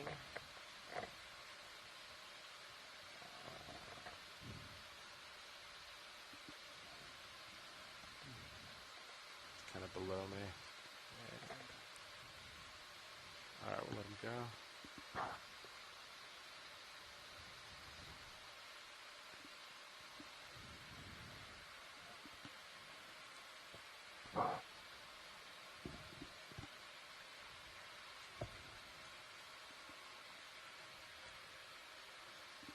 Okay, Sarah Friedman So when typed did in the earlier in the last chat 20 telling meter me move that go the in? fish was definitely a cusk eel. Let's start. 27, Might have been 5 minutes ago, 5 minutes ago. Okay. roughly 5-6 minutes. I think Andy's been feeling it for probably at least that long after we stopped. 4 or 5 minutes. Does that sound right, Andy? I haven't really been tracking it, Copy. but from the first one that I was tracking, it sounds about right. Yeah. See another one of those big urchins, and I think I'm I seeing think it's rocks the. ahead. I think it's the same urchin. We're just getting closer. Oh, okay. Yeah, we definitely see some more outcropping ahead. There we go. So we're heading. I thought we'd probably see more. If we saw some at the base of this slope, I figured, especially as it gets steeper up towards the top, there'd probably be pretty good exposures.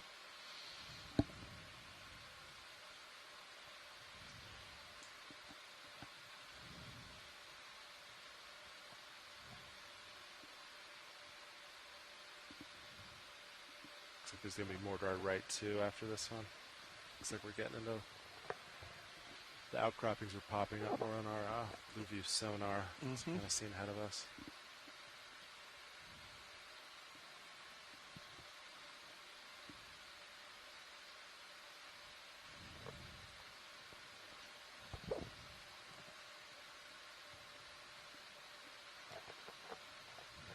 I see a very large purple anemone of some kind, really long tentacles. You think those two are loose up there? It just went out of your view. There's two sort of by themselves. And of course another Two one or of the three. Those little unbelievable guys. In the back. Beautiful. Like, It's going to be out of my reach now. yeah, just as you were getting up to it. Lots more massive looking, fine-grained, dark-colored rock. Yeah, let's go right. I bet we might have some... Do you think some of those look like they're loose enough? The I'm one- wondering. So The ones out are kind of out of reach for us right now. Yeah. But as we turn right, I'm hoping Oh, right, some there's stuff more might up there. come in. Yeah. You want me to roll another 20, or you want to explore first?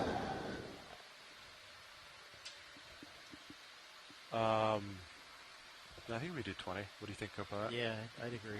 Okay. Let's go Maybe for even it. 30. If we're how far away are we? I We think still have a ways, lot to yeah. go, yeah. The trick would be if we do 30, there's not really might not give us an opportunity to get a rock. It's always Yeah, I mean, we're 200 plus, roughly. Okay. 20. Sure. Happy Yeah. with the heading? So I see another teeny tiny fish in the 200? there, and I think Yeah, that's sounds probably good. a grand. Bridge, are we now? Now that I have it in profile, that's a... Hey, Bridge, would like to Right request here, a ship okay. move, please. Same as last. Range 20 meters, bearing 200 degrees, speed 0.2 knots.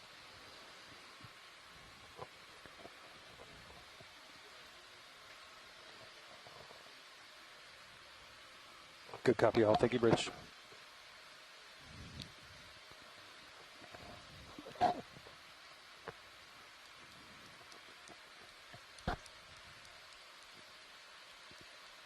video. What's way out there? I can't reach it, but I'm just curious. Kind of center.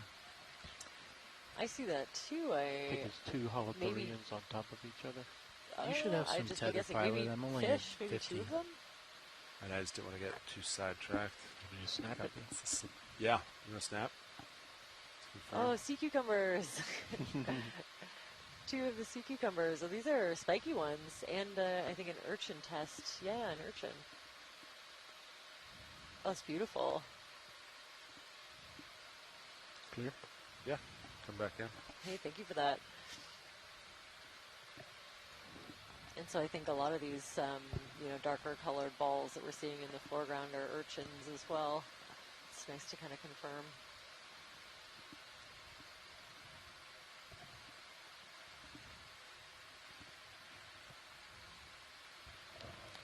Got interesting one straight below you, right at the very bottom edge of the screen.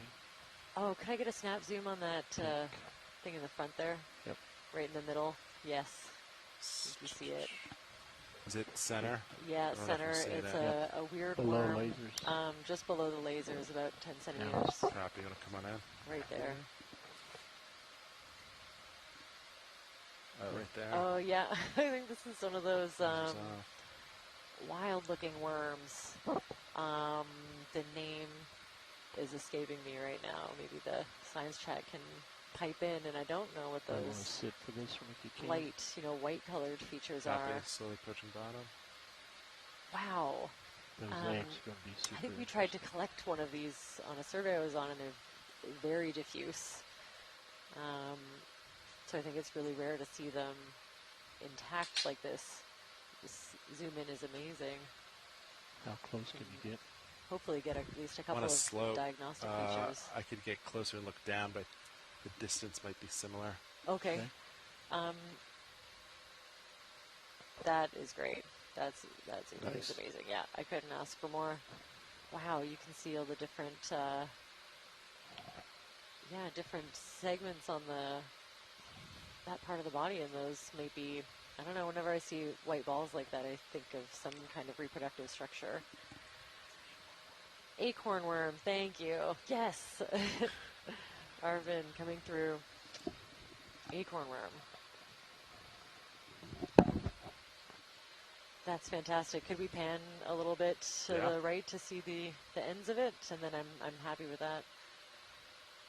I think if we ever tried, to even suction sample, I think it would get shredded up. Oh yeah, you can see the whole digestive tract. It's pretty see-through at the end.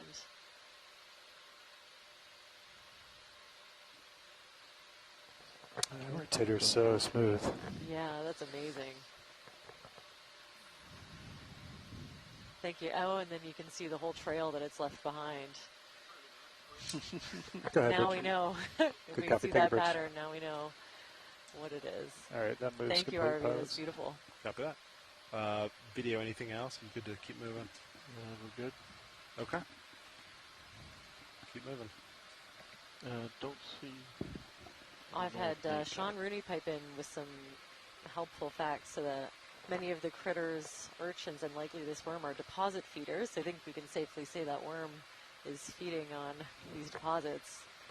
Deposit feeding animals move along the surface or burrow within soft sediments and ingest some part of the sediment, digesting Yeah, you and should be starting to assimilating get some more of the the slope now, non-living Sean. Yeah, and copy living that. organic matter. Yeah, it looks like it. So I think we saw that in action. And there's another one down there to the left. So there are a few around here. Similar fish left of lasers.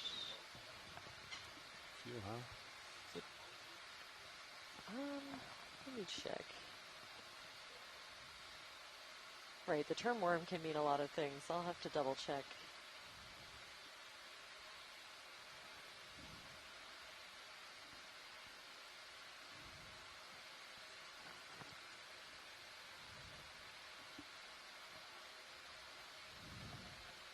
Oh, they're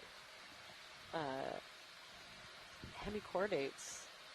So they're in the phylum Hemichordata. And I'm going to try to not pronounce the order if I can get away with it.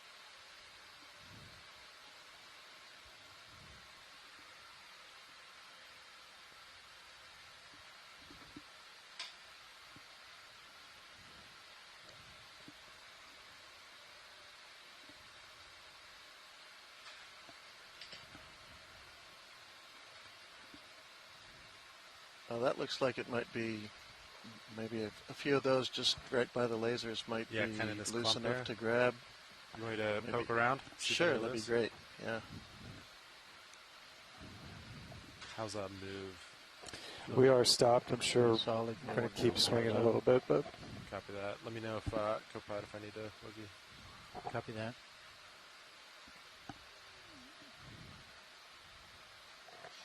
Well, now it looks a little bit more as we massive get closer, huh? Do you want to snap this video? cohesive, but Looks kind of all together, huh, Watchlade? Do you want to poke it anyway, or should we keep moving, looking for something a little better, more promising? yeah, unless you see something, I'd say keep moving. Okay, sounds good.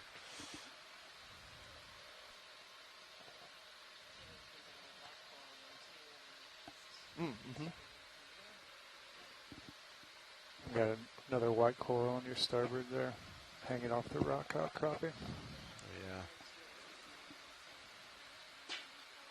A lot of good stuff, huh?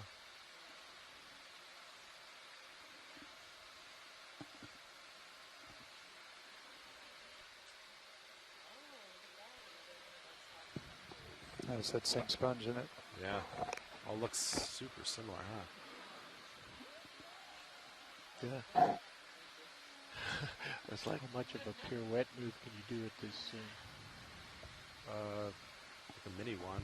I was just on mute, but I was losing it over seeing this sponge again. I think they're so cool. And a different kind of anemone than I think what we've seen earlier on.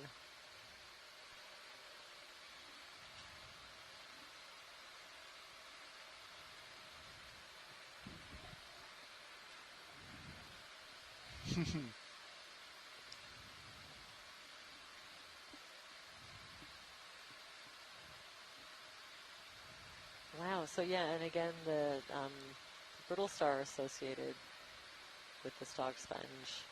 Not going to turn too much more. I'll hold that. That's stunning. What are you seeing for... well, more of what I would think is probably the same kind of massive rock, but I see a fair amount of boulders in the distance just to the right that might be loose. Might be kind of a little scree shoot that maybe we can grab something. I turned them off for that little sidewall there. They're back on now. And if we can get in there. Your port lower. Speed by it. Oh, yeah. As you squeeze in between there. Looks like you can squeeze through. The same on your starboard side as well. You want me to pull them in? Yeah. Maybe in stow them real quick. Just going to stow my swing arms, watch lights, so we can kind of squeeze in here a little more comfortably. Yeah. A couple of those in the lower middle look like they've got to be loose. Sure looks like it, huh? Let's find out.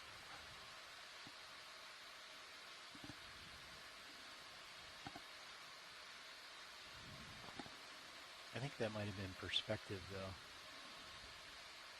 Like proximity? Or like just the angle. Because it, I mean, looking at... I know, looking here, that looks pretty, yeah, they're pretty like far, huh? Is it kind of, these right here, watch lead, is that what you're thinking? Should I poke these? Yeah.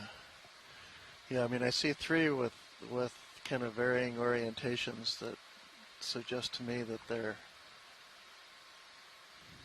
separate Copy that. pebbles or boulders. They're We're spun up already. Copy that.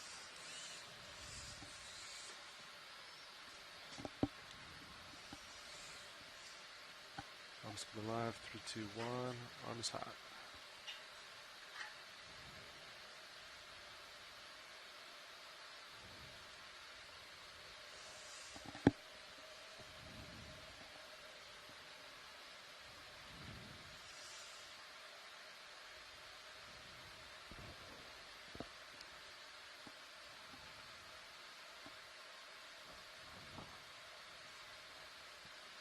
yeah, That one's loose. that's loose.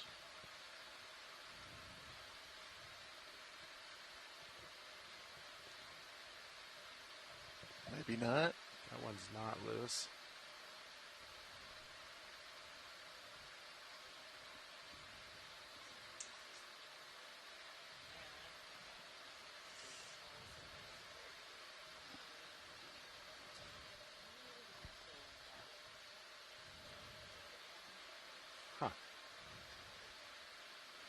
So the only one that looked loose was this small one back here. That'd do. Say again? Yes, that one looks good. Okay. He's...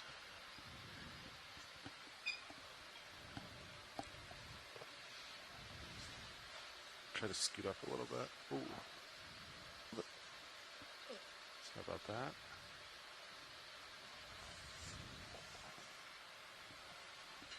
Do you want me to pull the box inboard?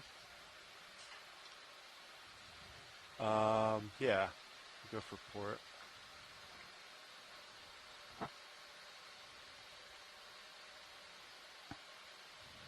Get the lid open too. Okay.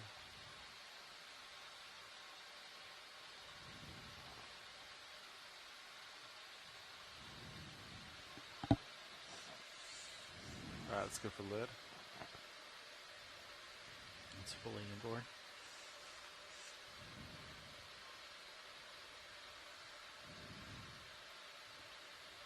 Let me know if I need to boogie at any moment.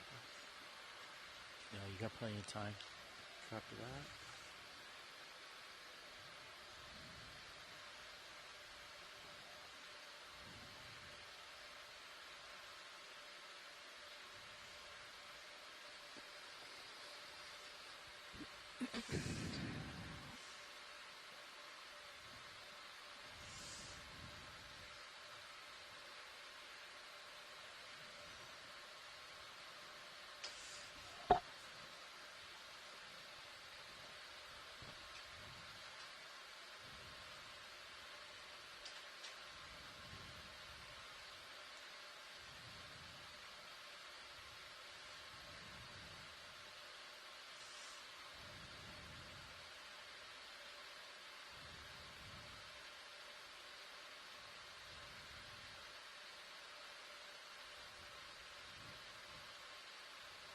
I think it just kind of crumbled, watch lid.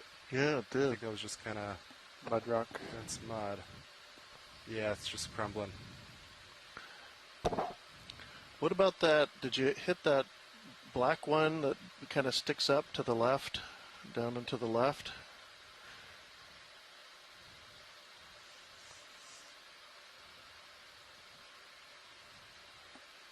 I wonder if you can pluck that one. Might go in the right way? Yeah, that's it. I did hit it. I'll try it again. Well, I think you broke it loose. Let me try it.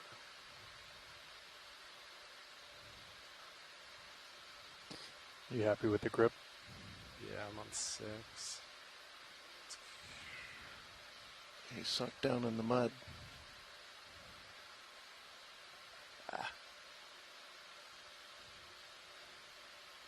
I think I just kind of buried it on myself there, watch it.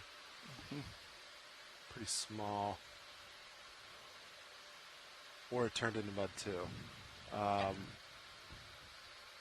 Do you want to... How about a few of those? Do you see those just a little bit more upslope? Yeah, I need to reposition, but yeah. I cannot try to poke them. Let's see. Can you wing outboard, Andy? It might not close, but it's okay for now. Oh, it did. Great. Okay.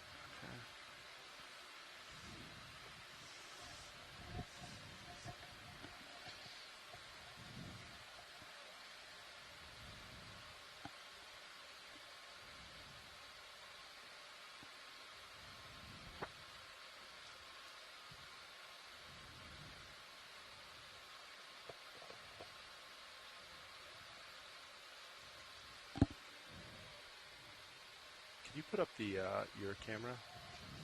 It's just might be a little tight in here for me. I got some room. Okay.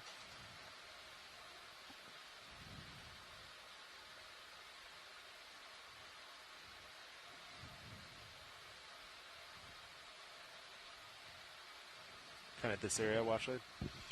Yeah, maybe that kind of triangular one right at the bottom middle of the screen, or any of the group that's just above that.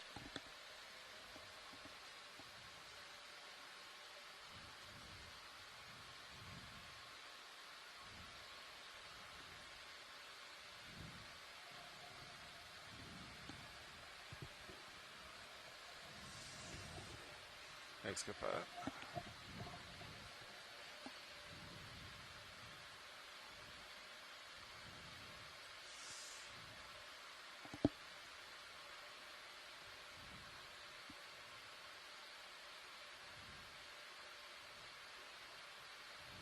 Do you want to try that one? Sure, that's a great one. Squeeze it. And get the lid open again.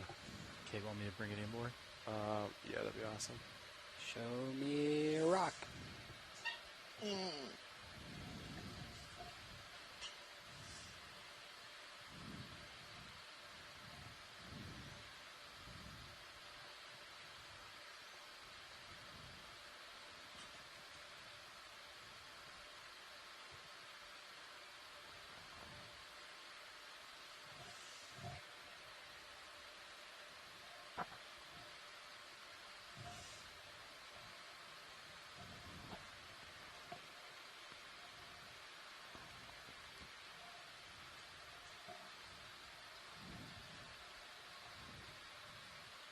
Ooh, sorry, that was mud too. Striking out, huh? So that's what these are. They are Do you not. want me to keep poking, or should we move on? And maybe there's something better. Well, this is what they're going to be. I think this is what we're looking at. Oh, so you do want like a dense mud rock? Is that sure? okay? Yeah. I can go lighter, and try to pick one up. Yeah, maybe I misled you by thinking that these are really hard, massive rocks when they're not. Understood. I'll be more gentle this time.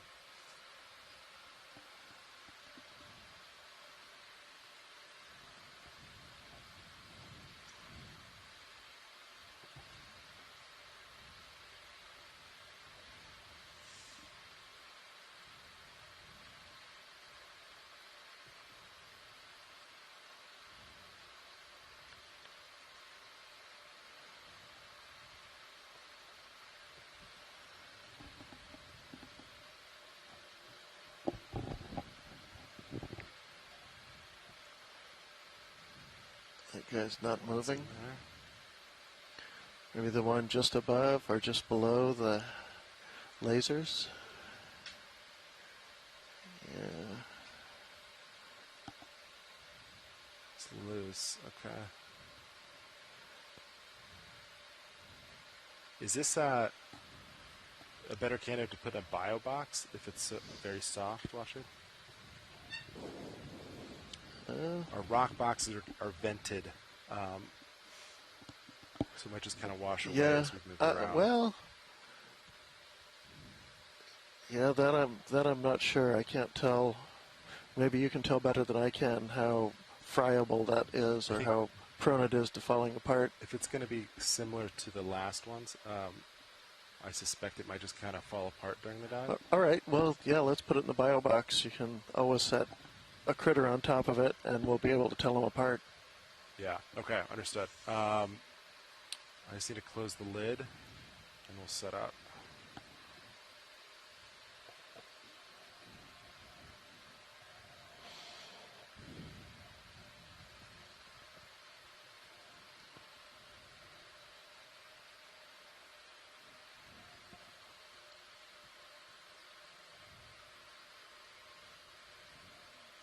Okay, you can go outboard there.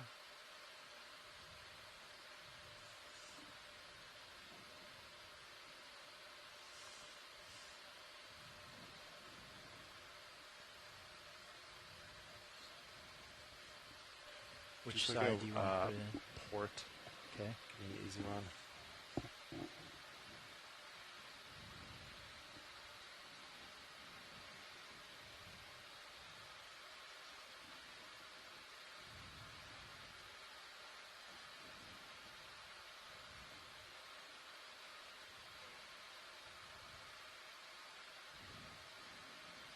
If they're real soft, watch it. We could try the suction sampler. Well, that's another idea. More of like a and just. I was thinking about that, but I thought you'd probably just suck up all the silt around it. It's just falling apart, huh? It's very soft. Yeah. Yeah. Do you want me to keep pursuing this? No, let's head up the hill. Okay. unless you see pieces you think maybe you can suck up with the suction. Everything we just crumbled, You we think? can try to suction up. Maybe worth it while we're sitting here and we can reach them. Okay, let's give it a go. All right, co-pilot, let's see. Do you want to get jar 1 up? And then we'll set it for suction. Copy that.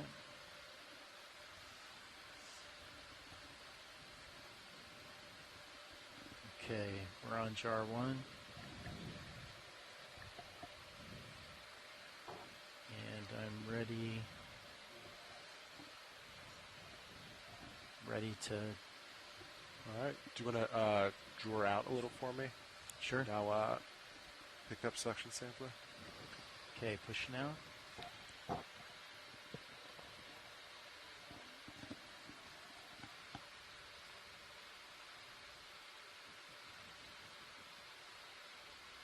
And that's good. Thank you, sir. Good force back up to 5.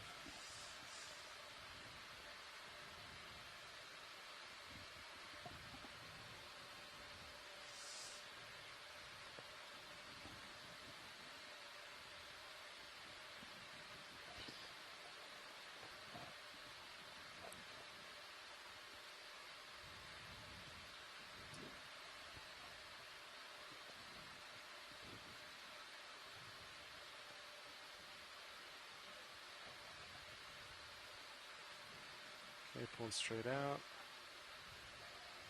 Alright, co-pilot, if you want to retract. Okay, come drawer. Retracting.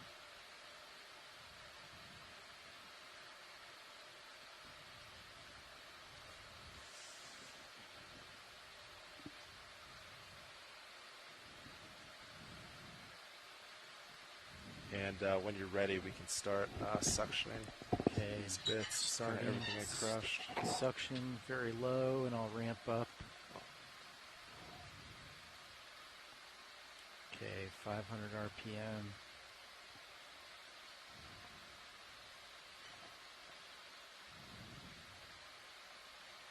That's 1,000 RPM. It's hard to tell. Yeah, I not think sure. I saw some chunks. Here, I just stopped it. There's definitely chunks. I don't know of what, but there's some bigger pieces in there. Do you want me to start suction? Sure. I want to do one more pass. Okay. If you can get that one. I see something right there. Yeah, you got a couple of big ones in there now, Sean.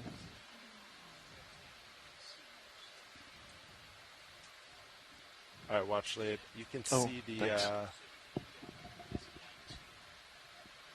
Got you. Right. So let's see see. the jar. Looks like we did get some bigger chunks.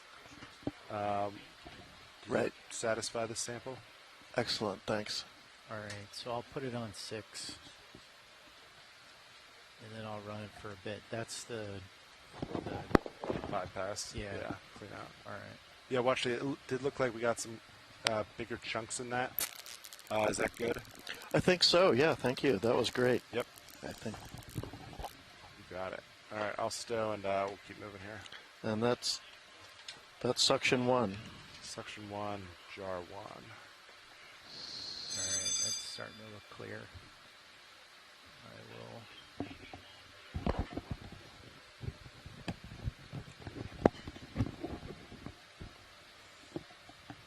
want me to push the drawer out? Yeah, when you're ready. Okay. I think I'm straightened up.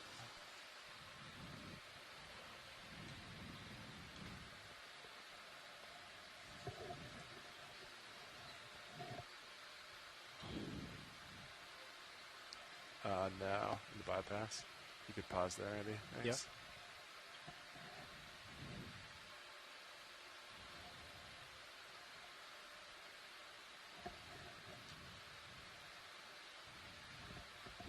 Okay, you can go for stow.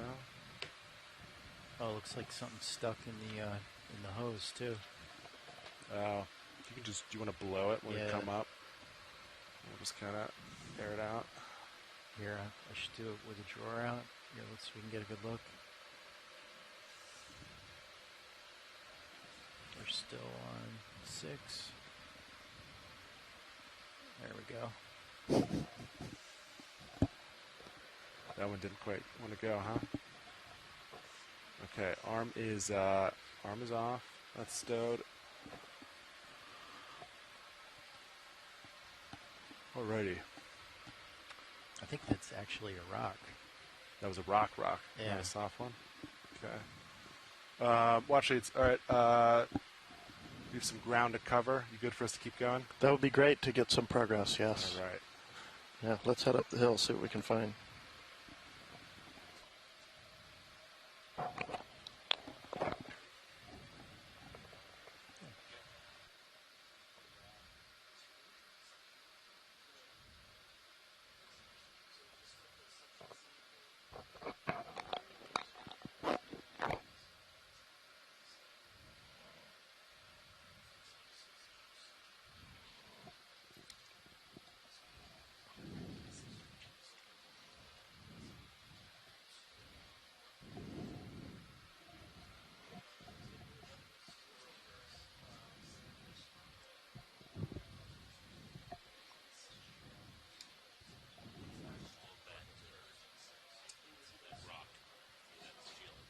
Well, mudstone.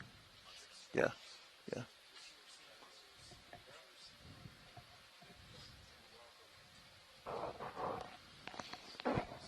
Yeah, man. You too.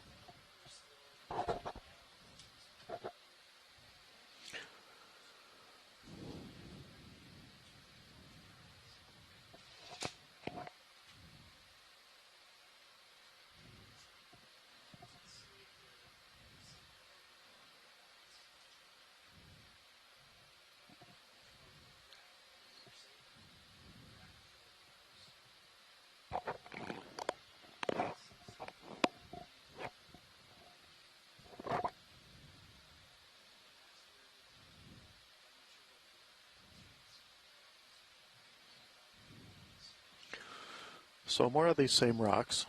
And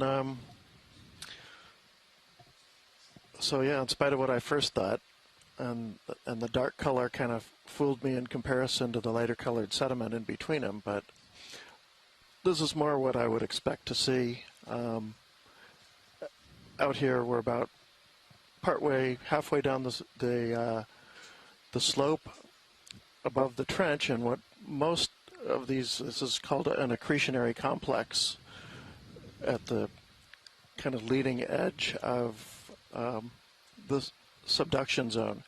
And so what we're seeing, and what we call it the wedge, the accretionary wedge, is really composed of things that are scraped off the seafloor. Copy.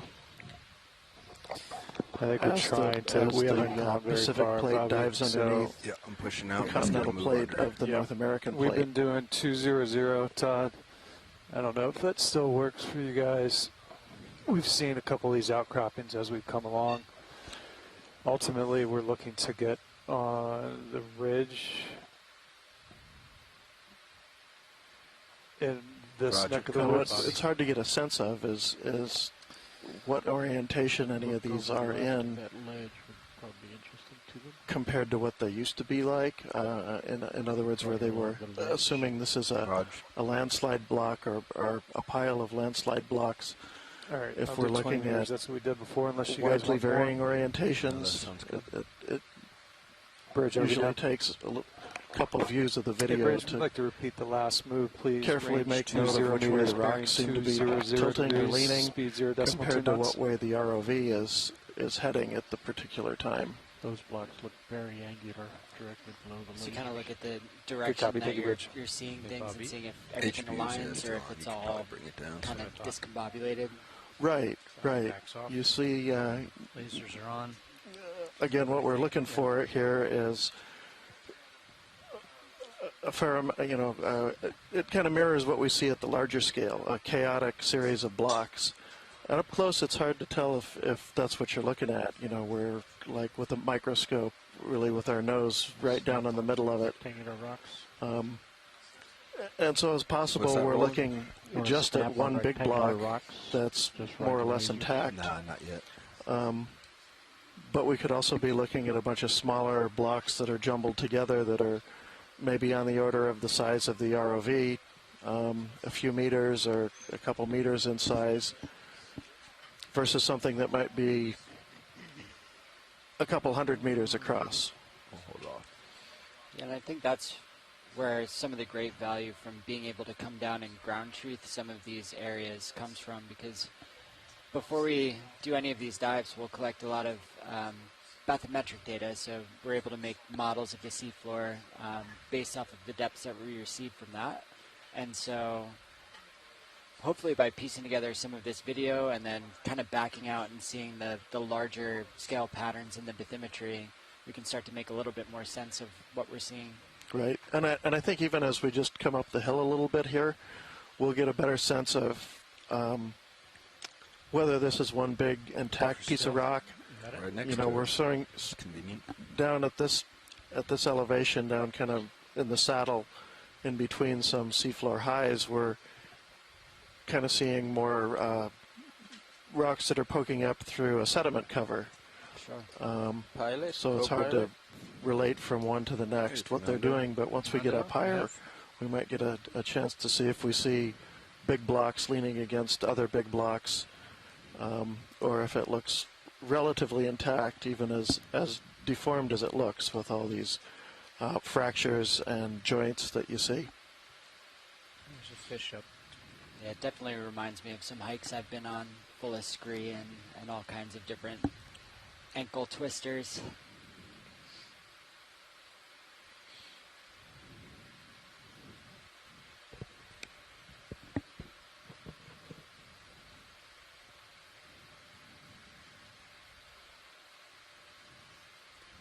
And it looks like we're seeing a lot of the same species We've seen these colonizing each of corals these yet, blocks, Warren? which We have not seen the isn't too corals up surprising. close, Okay. where we were actually had them between the feet.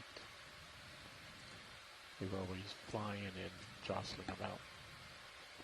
Okay, I got a moment here. We'll get a good zoom of this coral. It looks like that's another black coral there, middle. Call out fogs if you want them. Roger.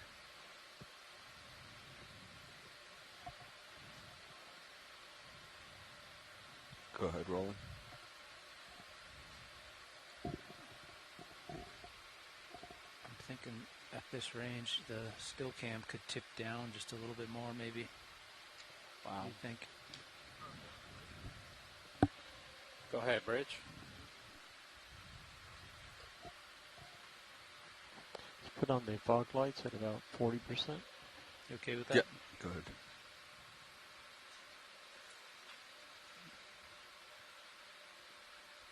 That's good. I think we can probably get another move on as well, if you're comfortable, Todd. Yeah, keep it moving. Okay, Only the got last one 47 was It's a down. beautiful shot. Say again, Roland. Going to go full screen of this. Roger. just like the last one, Todd. Looks like Rian in the chat Yeah, thinks I this haven't could changed my heading. potentially I think be this is good. Parentopathes. Bridge doesn't have.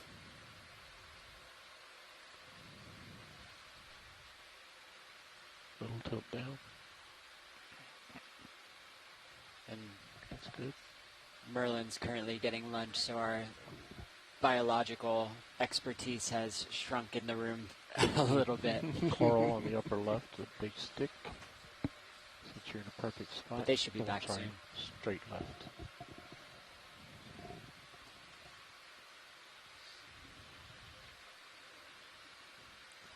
Straight left. Yep, the one that stick that you're aiming for. Just above that sponge. Oh, the bamboo. Yep.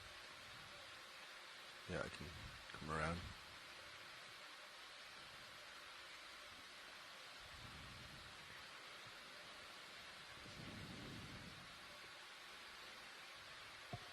Go ahead.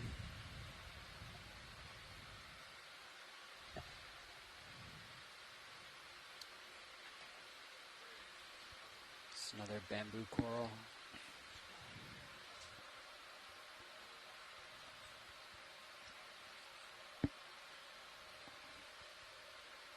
Oh, sorry, a little too much on my verticals. Just trying to give you a pirouette.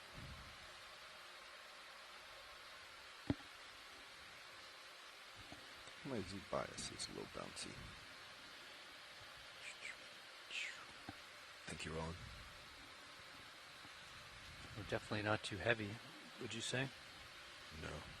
Even with the, we didn't adjust ballast with some of the new stuff on the vehicle.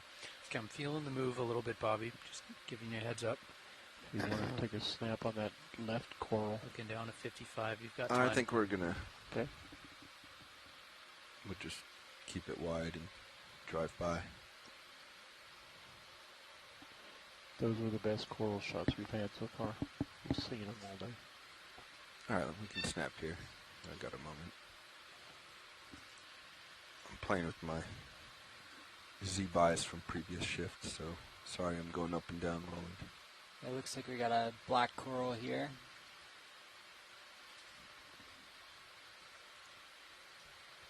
Potential bathypathes.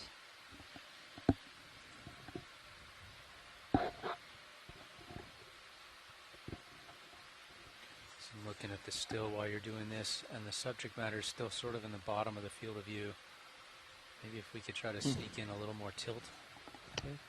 Video's clear. Pilot, survey 1. Survey 1. Go ahead, survey 1. Would it be possible to collect this? This one right here? Yes. Yes. Feel Excellent. comfortable? I'll stop. Thank you. Yeah, this can be Z stop. Full wide. Full wide, heard.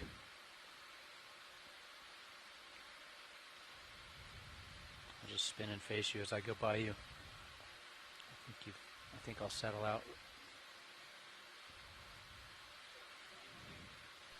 He did move about 13 meters from the last one. Should be okay. We should be in the watch circle, right? Video, let's get some zooms before I go. Some better, the base and the tip.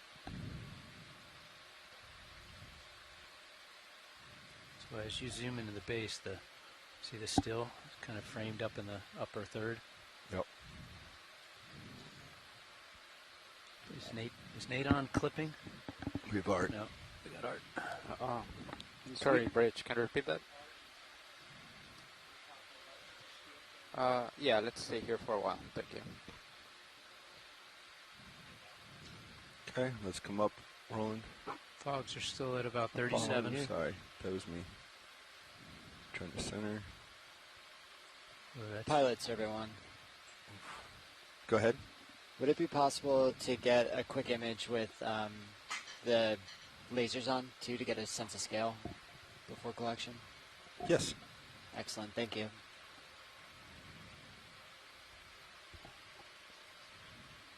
By the way, I love yeah, unfortunately. Yeah. My toes are already into the rock. I can't get you much closer. The only bio box that is full right now, it's the starboard outer. You want faster tilt, Roland? Yeah, you can go a little quicker. Yep, since we're sampling. I was telling you, I love the new tilt. Hey, hello. Looks like I missed the approach to this beautiful black coral of bathypathes.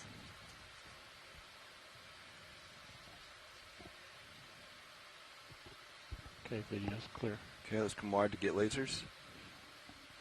I just heard from Sean that little crustacean we can see in the front Clear. is a mysid Full with wide. eggs, the pinky orange. Was that me that kicked all this up? Looks like something uphill of me is dusting. All right. You don't think I'm pumping it, do you? No. I can come up higher. I see something off rail there that's coming downhill to me, I think. I'll give you a little more delta just in case it's me.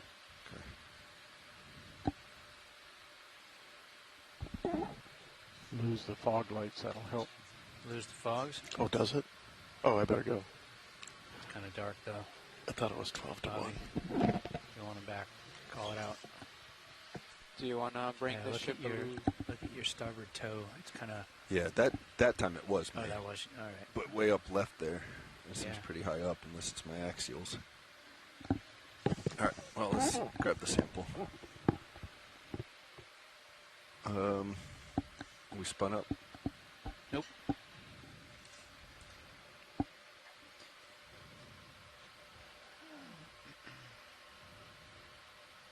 that should be good. Should have it. When you're comfortable, if you wouldn't mind bringing up HD2 as well. HD2 on right? Yes. So we've got some chatter about this coral in the science chat. Tentative idea of Bathypathes, Tiburone, or Tyloides. How do I follow you? Which one is it on? Top left. Top left, just So like make for sure you? you're in the home screen. Yep, home panel. There's a little concern about the tentacles too, and their droopiness. So, not quite sure about the health of this, but apparently, sometimes after reproduction, they don't look the best.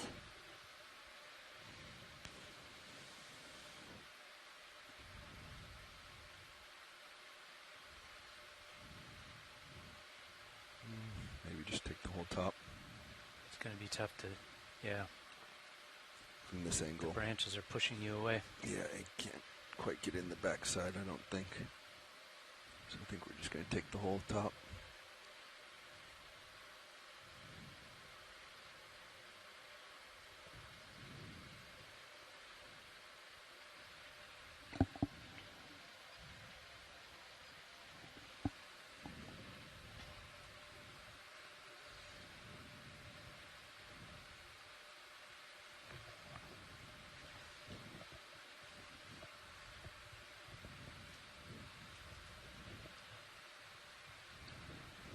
Nice. Wow, there's so much to look at. Oh, it was beautiful. Tilting HD2 down a little bit. Yeah, we're going to hold it here. I'm going to have to get up, back up a little bit. Where are we going with it? Probably just going to starboard. Okay. I'll be ready Starboard to help. inner. You just call it.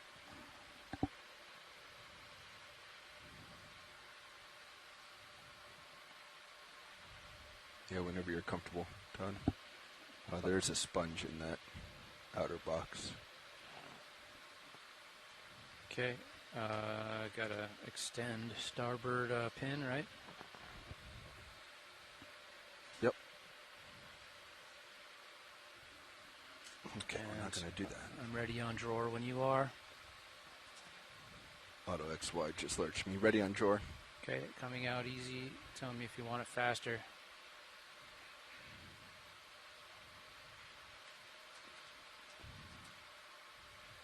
I don't see this sponge, do you? It must be hiding behind that partition. Well, let's get this one in. Okay, I'm ready on Mini Zeus if you need movement.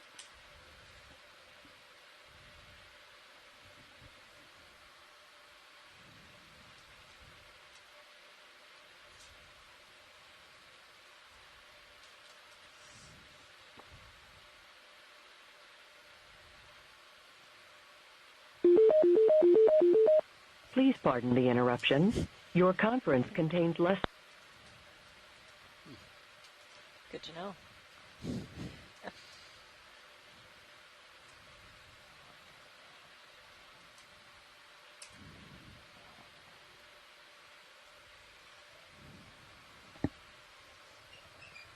I think I got just... There we go. Now it's in. All right.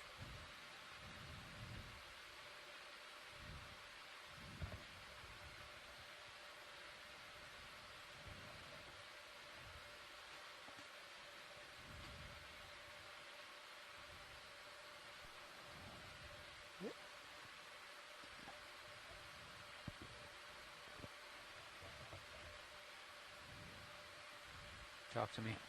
We're Drawer. good. Drawing in. Wait, I'm not clear. Okay, now we are. Yep. Okay, retracting pin. Excellent job, thank you. Good on HD2. Beautiful. So I didn't catch which compartment did that end up in? That was starboard inner. Starboard inner, thank you. So that's EX2306 D01-03B. Sorry about that, Todd. Nope. I was trying to keep my jaws from opening too much and still trying to get out of the box. Okay, I'm looking past straight Yep, down good at push you. out. Yep, I'm going to spin back to the right as you go by. To the right, to the left. I will be spinning right about 30 degrees. I'm head facing. Understood. You turned, yep. Because I came over to the wall. Yeah. Wow. Roll into a little light here, please. Sorry, I was looking at HD2. Spinning back right. Yep. 220, is that right, Fernando? That is correct.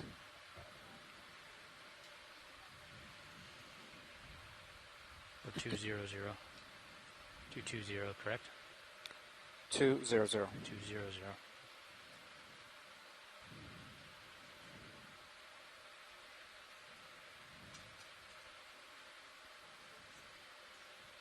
I'm going to look out with your multi-beam, okay? Yep. Great. So we have a bit more info about that coral we just collected. The way that you tell the difference is the size of those ahead. long polyps that we were Very seeing.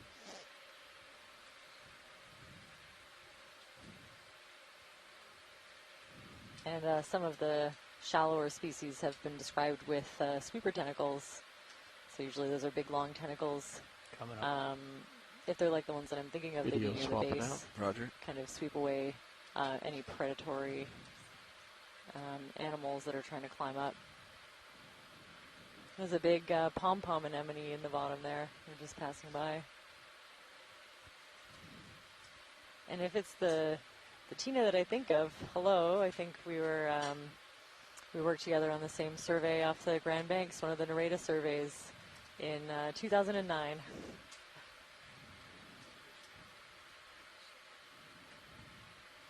Spinning down your HPU. Ooh, mysterious purple blob straight ahead. I think it's a large sea cucumber is my guess from back here.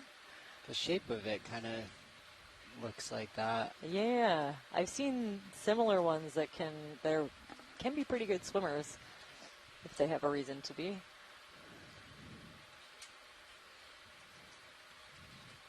Looks like a chunky one. Yeah, it's huge.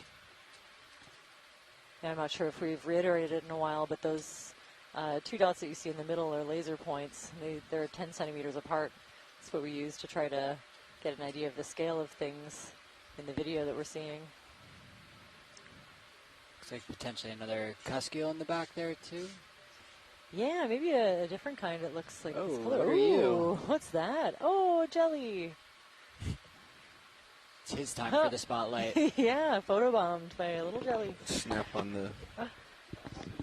Yeah, I'd love to get a zoom into this one.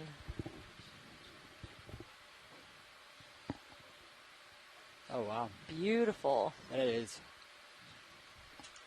So I would need a lot of help from the science chat to be able to tell you what this is beyond sea cucumber. That's pretty much where my expertise extends, but it's another, detritus feeding animal. So it's feeding on the substrate and it's eating, the organic matter in the mud. And looking fashionable while doing so. No I kidding. like its little frills.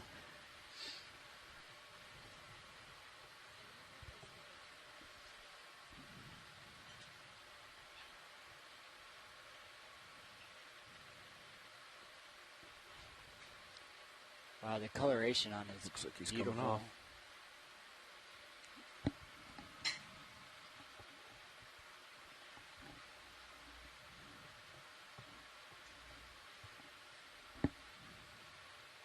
Wow. Time to do a little dance.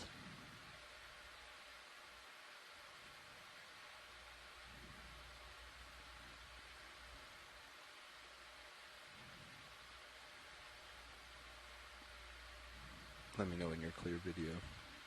Okay, I think a few more seconds of the dance and then we'll be good. Roger. Real nice. We got the still cam and the HD just Really has some good moves. It's mesmerizing. set up. How you doing, Survey 2?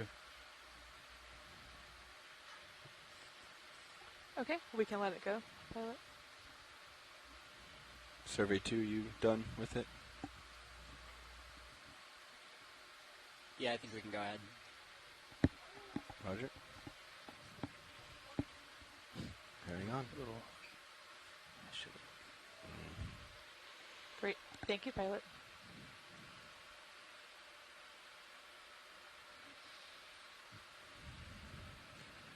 Get another one of those. We can do fog lights with the water background. Yeah. Get something nice for still. Yep. I think let's get moving, guys. Huh? Another one. Got a Same lot direction. of ground to cover. Copy.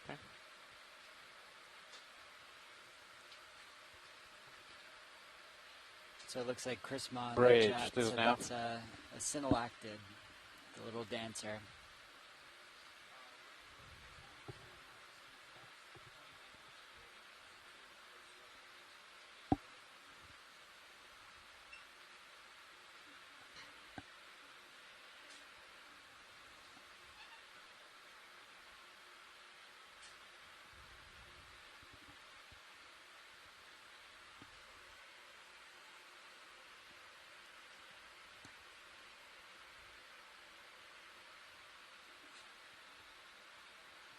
Is that a cup coral?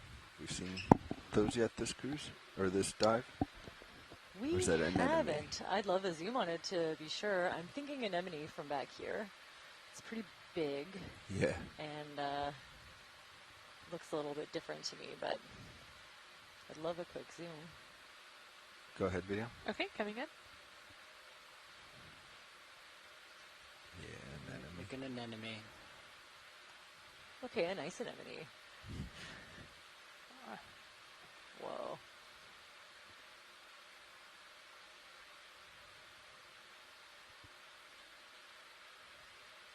So you can see how these are, All right, let's leave it. Cnidarians. Okay, coming They're up. related to jellyfish and, of course, corals. Each of those little projections along the outside of the disc is a tentacle. It's just amazing the diversity in the ways that they feed, the ways that they move, the ways that they live their lives, all within the same groups. Yeah, no kidding. All of the different, morphologies. That's why it's one of my faves. Mm-hmm.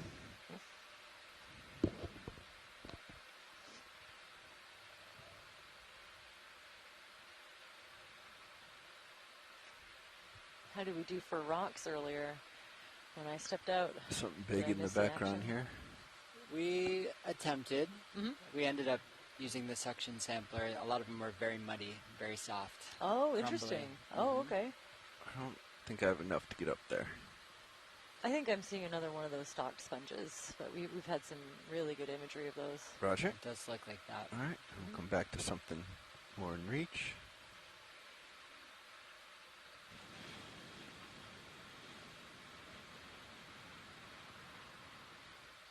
Going back to...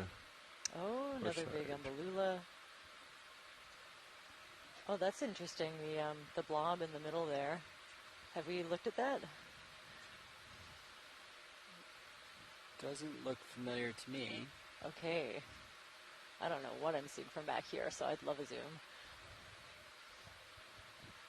Hopefully the science chat is standing by to help me out. I'm going to say a Cnidarian. I'm gonna try to get up and close. Yeah, I think I'm seeing polyps and tentacles. Okay, go ahead, video. Okay, coming in. What is that? Whoa. Gonna hold Okay, here. this is something very strange. That is very strange.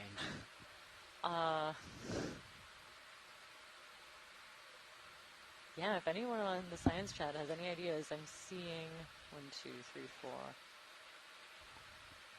I'm seeing 8 tentacles. I think, is that right? I'm going to zoom in on one of the tentacles. Yep, all yours. Yeah. Okay. And then we should zoom in on that base too, because that's different. Okay, Yep, wow. looks like 8. We have suggestions coming in. Pseudoanthomastus. Oh, Cophobellumnon. Yeah, a kind of sea pen. According to Christopher Ma, we've seen this before, which is great because otherwise I would have insisted we stop to sample because I've never personally seen one. You can see individual sclerites in this zoom.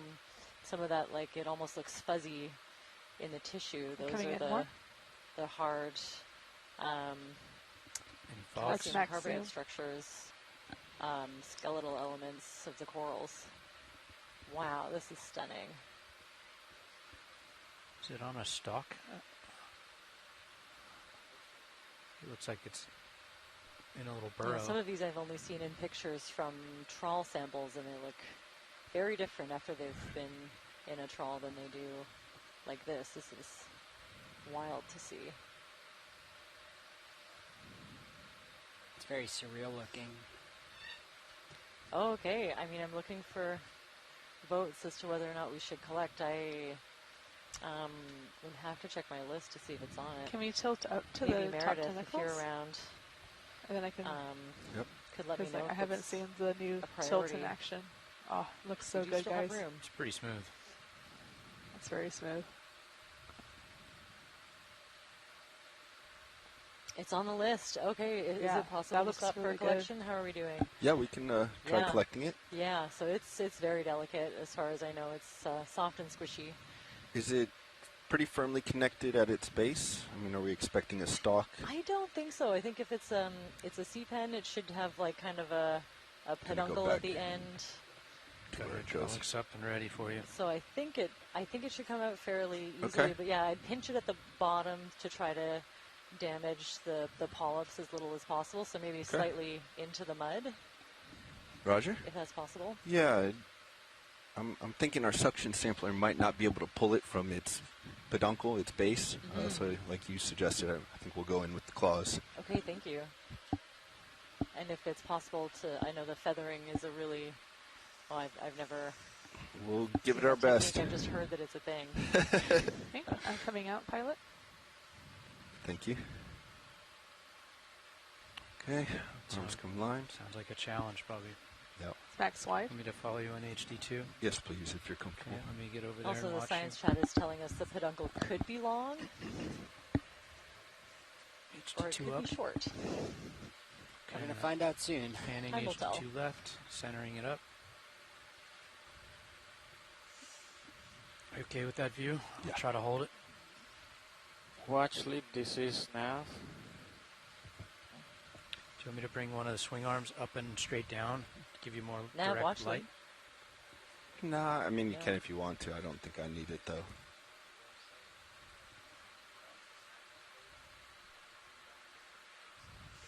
Oh, valve packs.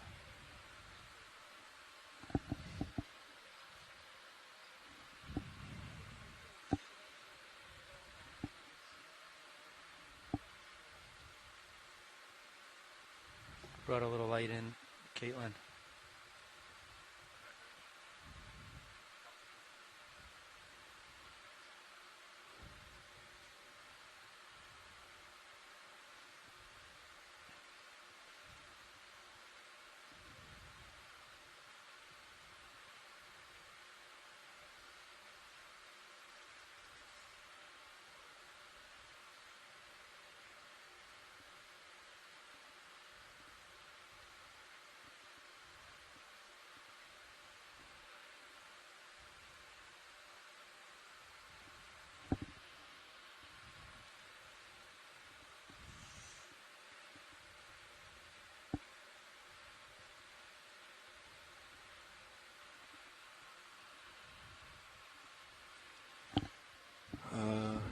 Looks like we should be able to get drawer out here.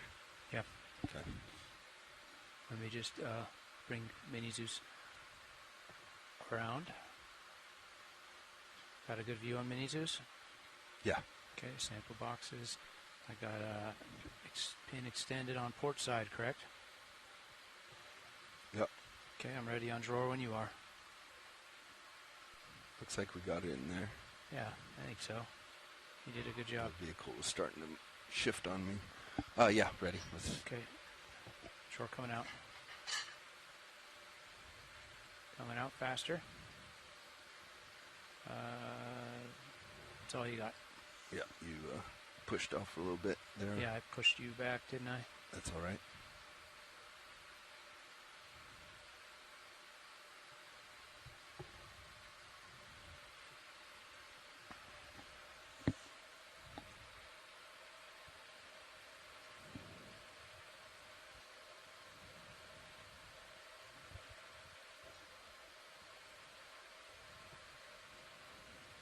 Aux view on the left. Monitor 12 if you need it.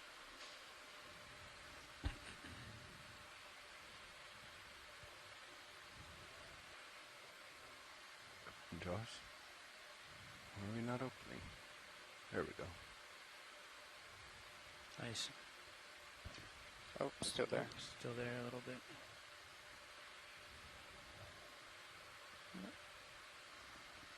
Talk to me, Bobby. Yep. Closing.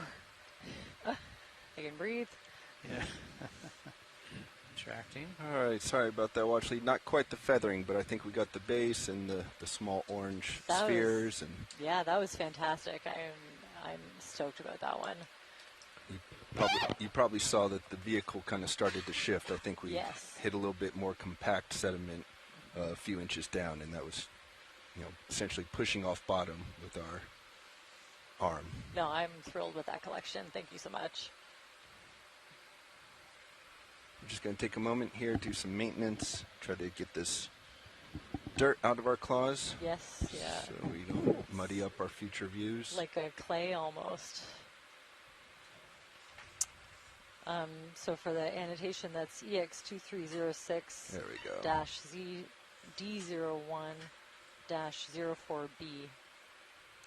Tentative ID of cophobilemnon All right. in the port inside bio box.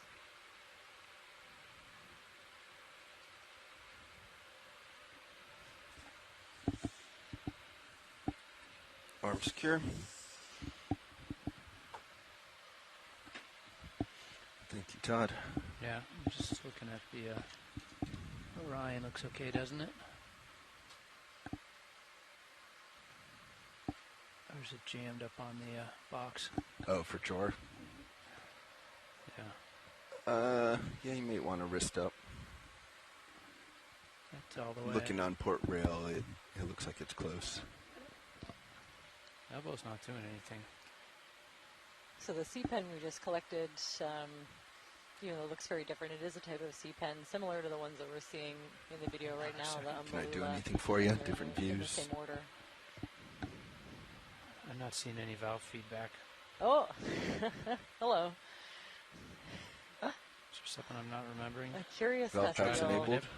Valve packs are enabled, yeah. You're on the minute. Oh wow, it's Can't hear you. You're grabbing at the wrong coming joystick. right it's the up big to one. say hi. Thank you.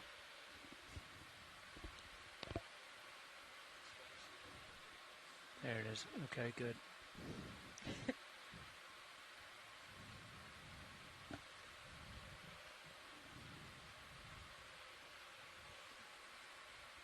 Let's bump that up a little there. Okay.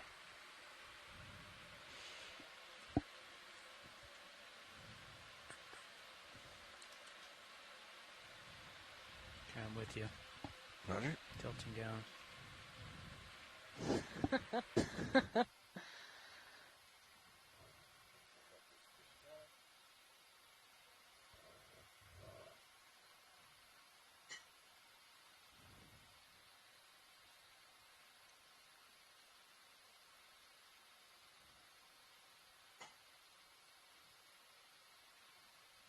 Wow. Wow.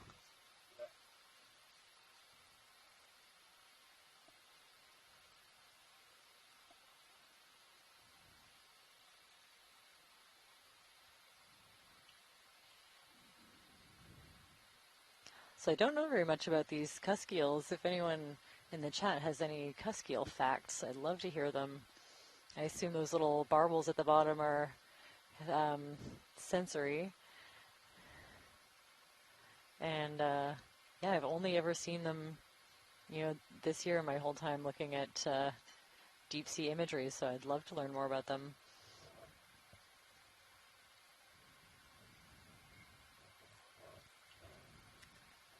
This one's very curious. Wow, and I've never had one that's at all interested in the ROV before.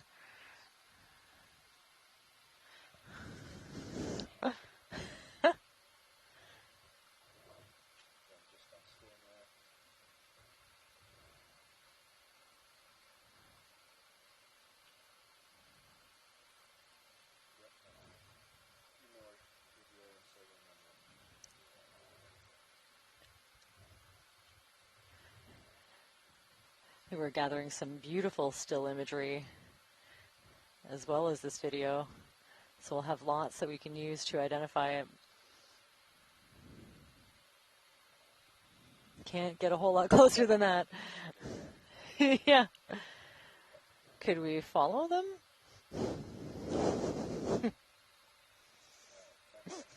Okay.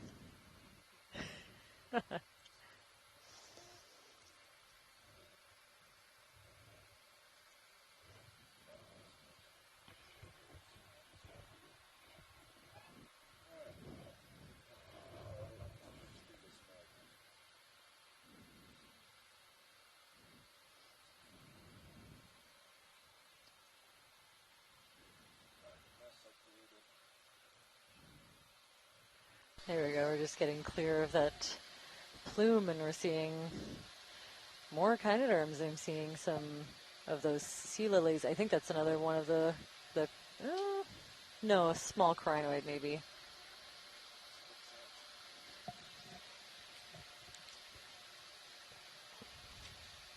Very nice, yeah, a small attached crinoid. Well, not that small.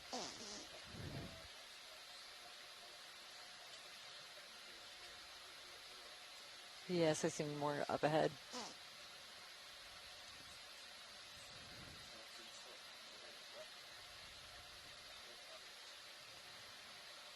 Oh, thanks for that. I was wondering what those were, and it looks like they are the more of the cladorized sponges, the carnivorous sponges, I think, that's fallen over.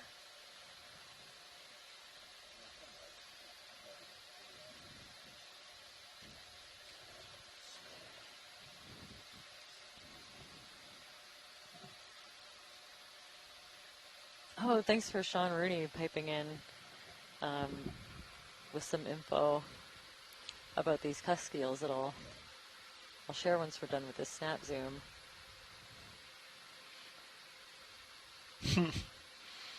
Unless it's a actual feather. I'm thinking a cladorized sponge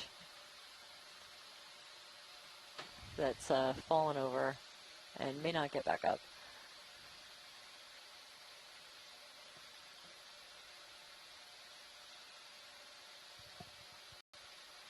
Unless I have one vote for real feather, so it could be a feather.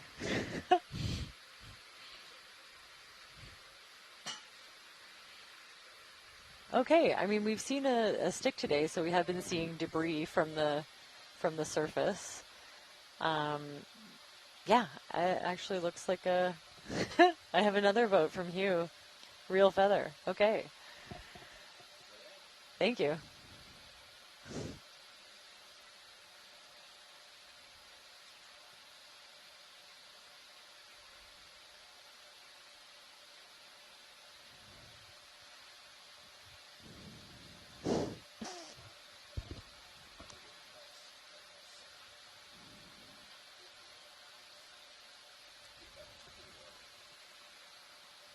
He sounds good. So yeah, we have some cusk eel info from Sean Rooney. The cusk eel family, Ophididae. The scientific name is from the Greek ophis, meaning snake, and refers to their eel-like appearance. True eels, however, diverged from other ray-finned fish during the Jurassic, while cusk eels are part of the Percomorphiclade, along with tuna, perch, seahorses, and others.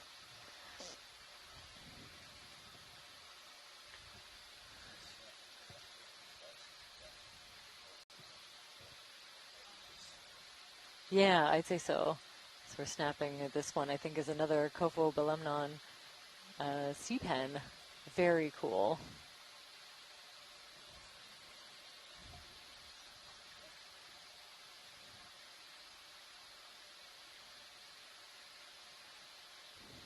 Case is similar to the other one. We see those 3 giant polyps all converged in kind of a central disc almost, and they're attached to a stalk that's partially buried underground. And there should be an attachment part called the peduncle that helps the sea pen kind of bury and then I think also retract if it puts its mind to it.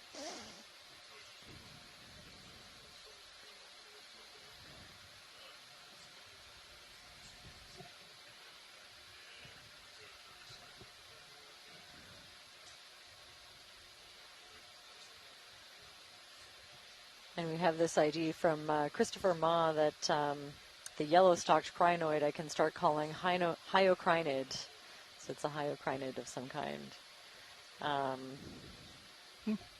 Those are stunning. Oh, I think I see a teeny tiny pink mushroom coral just to the bottom of that stalked crinoid.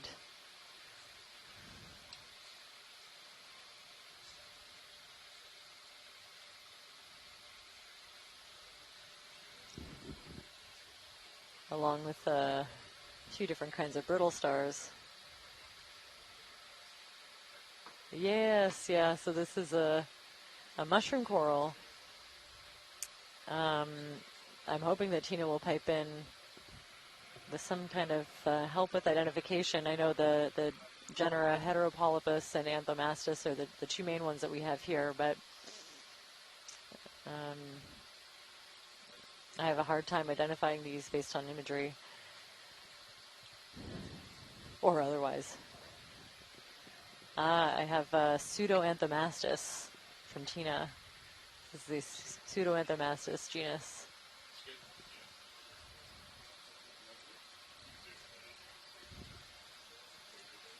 That's great, thanks. More of those, what I call lollipop sponges, the chondrocladias, and that beautiful hyocrinoid in the middle. Oh. Okay, these little branching structures look like they might be something more like a bryozoan. Or a...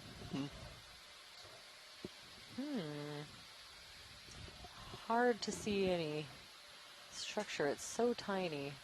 Oh, there's lots of stuff going on. I'm also seeing some translucent, tentacles of some kind coming out from that tube. So I have another vote for bryozoan on that white branching structure.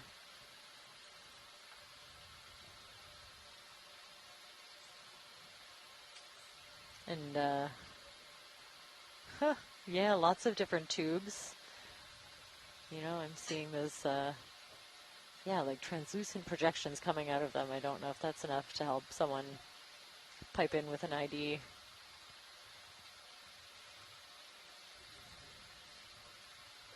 Yeah, we have a few more votes for bryozoan, so I think that's safe to say. Phew.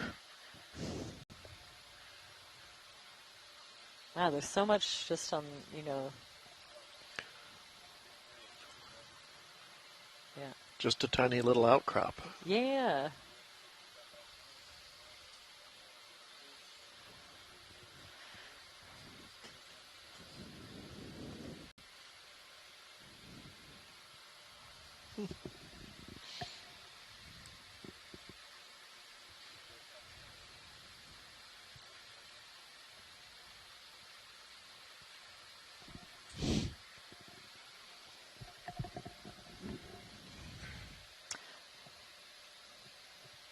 Oh, apparently those Pseudoanthomastus often have lacerated daughter colonies. So I don't know if that makes the idea a little questionable if we saw something like that. I'm not familiar with that morphology.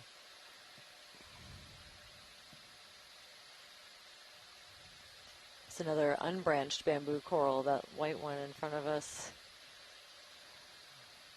So whether this one will eventually branch when it gets longer, or if it's just a long individual stick for its entire lifespan, we don't know. Oh yeah, yeah, this one. I love these. Just little like pink kind of wads of gum almost. Does remind me of the larger, what we call bubblegum corals. And there's, sorry? And it turns out they're related, actually. These were just reclassified. So the humble mushroom coral is actually more closely related to the big branching tree-like bubblegum corals than we first thought. And when I see, a zoom in like this, I can see it. Can see the resemblance.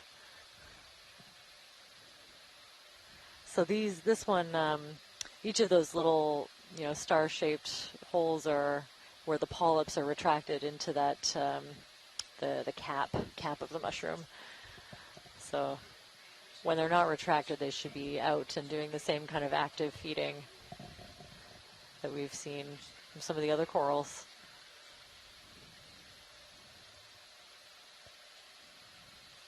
Apparently that one might be an anthomastus, and it did look a little bit different to me.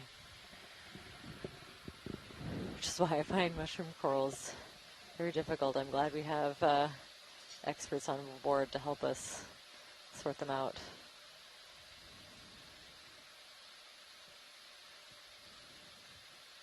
Oh, I think that's a brisingid. That large, kind of long-legged sea star in the middle there, sea star-looking thing, I think is a brisingid. And also this, there's a translucent blob kind of at the base of this beautiful bamboo coral. Yeah, there's so much just on this one rock.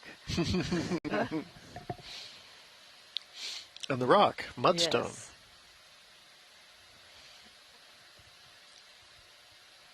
Yes. This is mudstone, the one that is kind of crumbly. Yeah, yeah. It doesn't have to be crumbly, but these are. Okay. They're only probably millions of years old. They represent sediments that were scraped off the seafloor onto the accretionary ridge as the Pacific Plate dives under the North American Plate of Alaska, or another way to think of it is the North American Plate is overriding the Pacific Plate. And so out in front of it you build up this accretionary wedge, so-called because you basically scrape off or accrete the soft seafloor sediments that were sitting on the flat ocean basins. And then they get folded and faulted and highly deformed, and in doing so thicken the wedge as it kind of gets thicker and thicker towards the continent. Okay, very cool. I wish I had a geologist on board every survey I've been on. This is so helpful. Oh, another, this is maybe another kind of burrowing anemone. Oh, I don't know what this is. Yeah. It does look like the top of an anemone to me. So maybe there's a bit of a tube in there. If it's anything like the Cereanthids I've attempted collections with in the past, we spent a long time trying to sample one of these, and they are quick. Oh. Yeah, go ahead, Nav.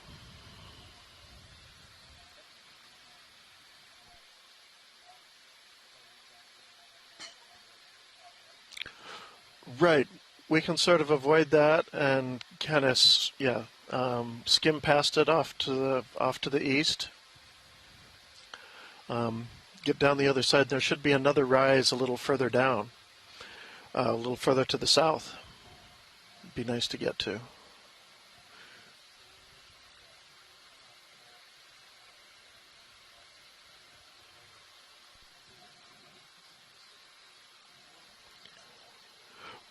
No, we're really more looking at the character of the rocks, and the biologists are, of course, interested in whatever's growing on the rocks, which is going to vary from place to place and be spectacular pretty much everywhere. But yeah, what we're looking for, this again is what we think we're in the middle of, is a large landslide complex. It's quite good sized. If you look at it in map view, it's about 30 kilometers long and 20 kilometers wide, and sticks out as kind of a lobe-like feature in the middle of the slope. Oh, look at that.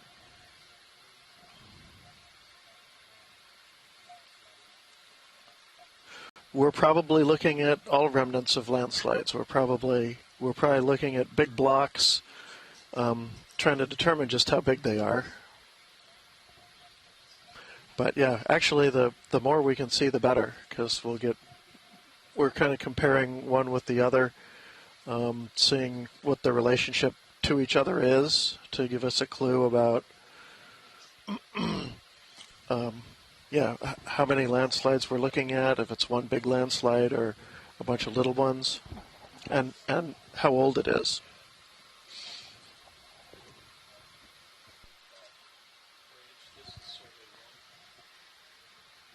Okay, so what we're looking at now is a spiral bamboo coral. It's just beautiful. These small white polyps on the spiral-shaped skeleton. Rhodicipes stonii is the genus and species name that Sean Rooney has offered. These are beautiful. Look at, so you can see all the little individual tentacles, similar to some of the other corals that we've seen. Yeah, just incredibly delicate, all on the same thin stalk. Yes, I think yeah, that was a beautiful zoom in. Thank you, ROV.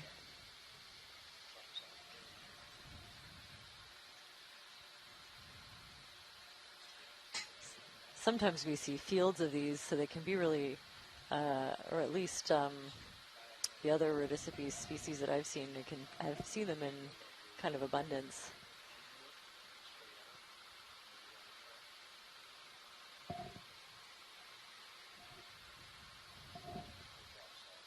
Oh, little jelly.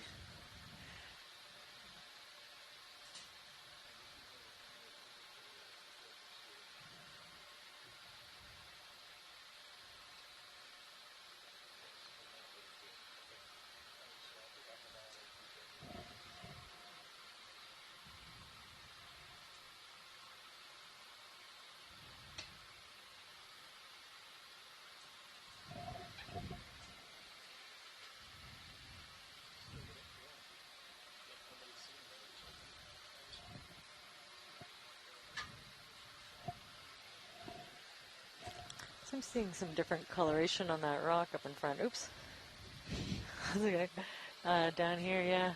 Is that the different colors mean anything? Well, they can. Can we zoom in just a bit? I saw on the previous outcrop it looked like there was a little bit lighter colored unit than we're used to. There, maybe I think that's just more of a sediment cover that's on it. Are you referring to this little whitish color, or is that something encrusting? Oh, like just the light, like reddish almost here on the rock. Yeah, I know this is all encrusting, but and I see a little tiny snail, I think, or something. That might imply it's a little bit younger, more of a broken surface, or a more recently broken surface or exposed surface. Okay.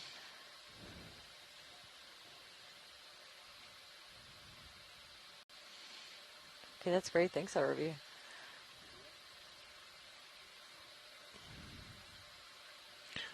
I like that little tube that was underneath the little bitty overhang there. Yeah, I didn't expect to see it there.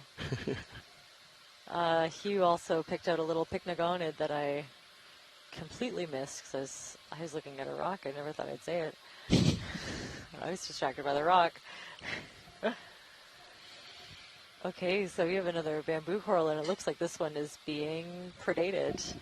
I'm seeing lots of bare parts of the skeleton, and what are we seeing here?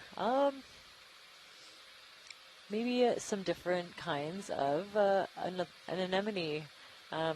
Sometimes there are parasitic anemones. Often there's zoanthids, but that's not what these ones look like. But you can see that something is definitely eating the tissue, where parts of it are bare all the way to the skeleton and parts are just missing all of their polyps. Yeah, I'd love to scan up and down this one.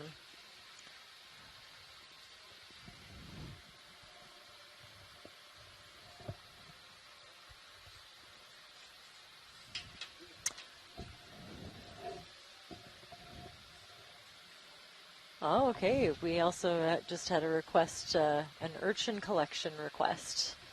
The last time urchins of the kind that we've been seeing were collected is in 1906. Wow.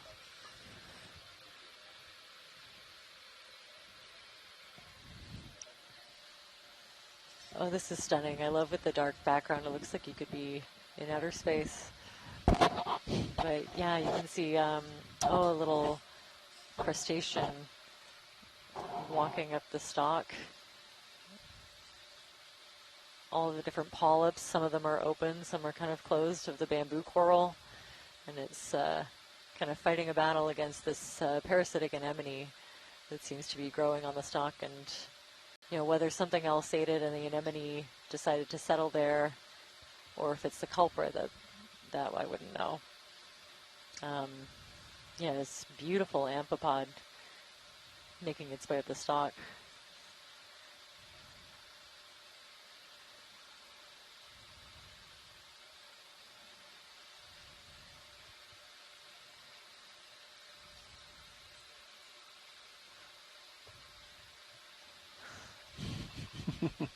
Wow.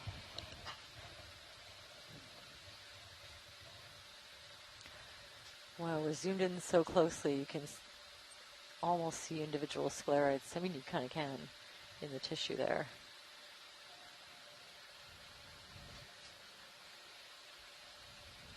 Oh, you completely can. These little flecks, the long lines that you see in the tissue. And here we are at the tip, and there's just this clump of bamboo coral polyps holding on, but it was heavily damaged by something.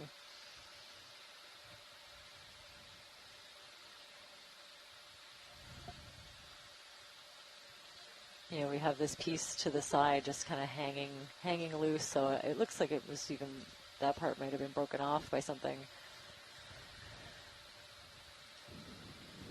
And we also have a lot of other critters taking advantage of the substrate, feather star, brittle stars.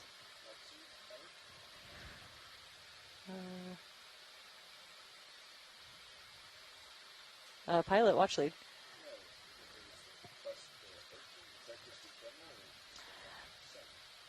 Just in general, I don't have eyes on one yet, unless you do. Sure, thank you.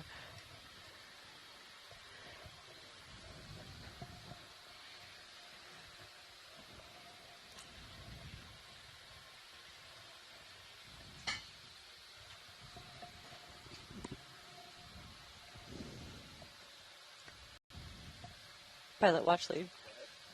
So we're specifically looking for the urchins with debris on them if we spot one. Thank you.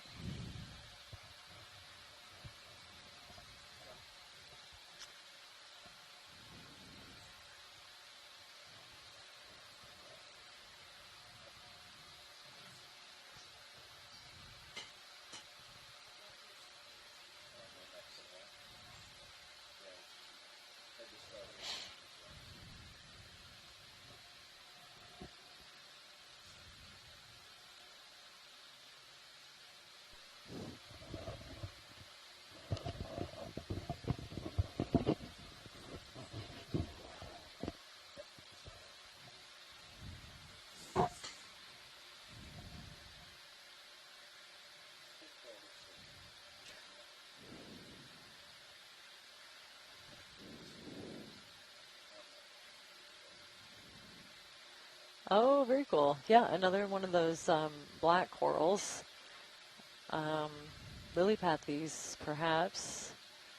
But I'd love to hear what the chat room has to say. And so crinoid beside it, lots of little brittle stars entangled. And then just underneath we saw another bamboo coral that looked like it was getting predated on by something as well. Wow, lots of little, all sorts of stuff covering this rock.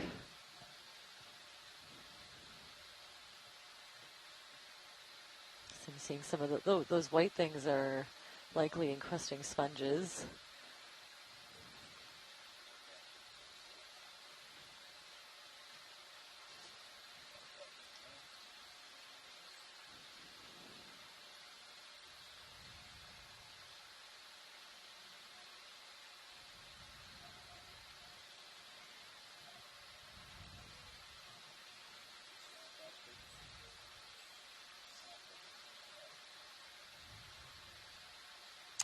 Oh, yeah, it could be. Yeah, this could be the target.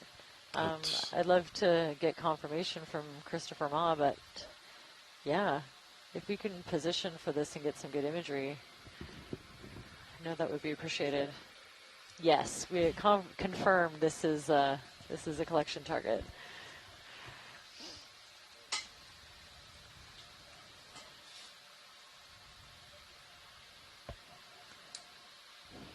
So again, the info that I was given by Christopher Ma is that the last time urchins of this kind were collected by our records was 1906.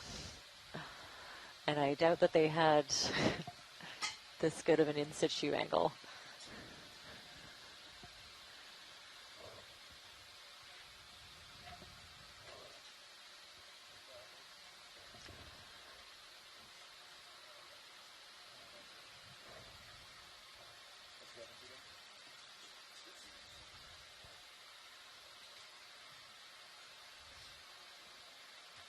So I'm also waiting on a little info for what these might be like. I think they're probably pretty brittle and delicate. Maybe if you could try the suction sampler.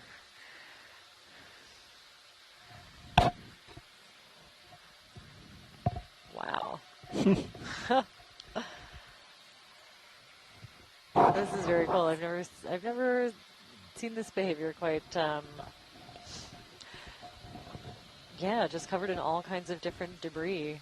Maybe people in the science chat can call out what they're seeing, because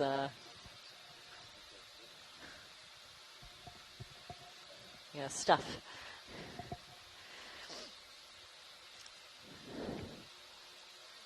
ROV watch lead. So I was wondering, yeah, if you think it might fit in the suction, or if not, do you is like a suction and drop a possibility? Is that... Hello? Hello? Oh, hello. Hello. Good afternoon or good morning to you, I guess. Hello? Yes, can you just Chris hold on? Ma here. Hold on for 2 seconds while we discuss, unless if you have suggestions on how to collect this one. Suction sampler. Yes, okay. Just like yeah, if it fits, ROV, what do you think?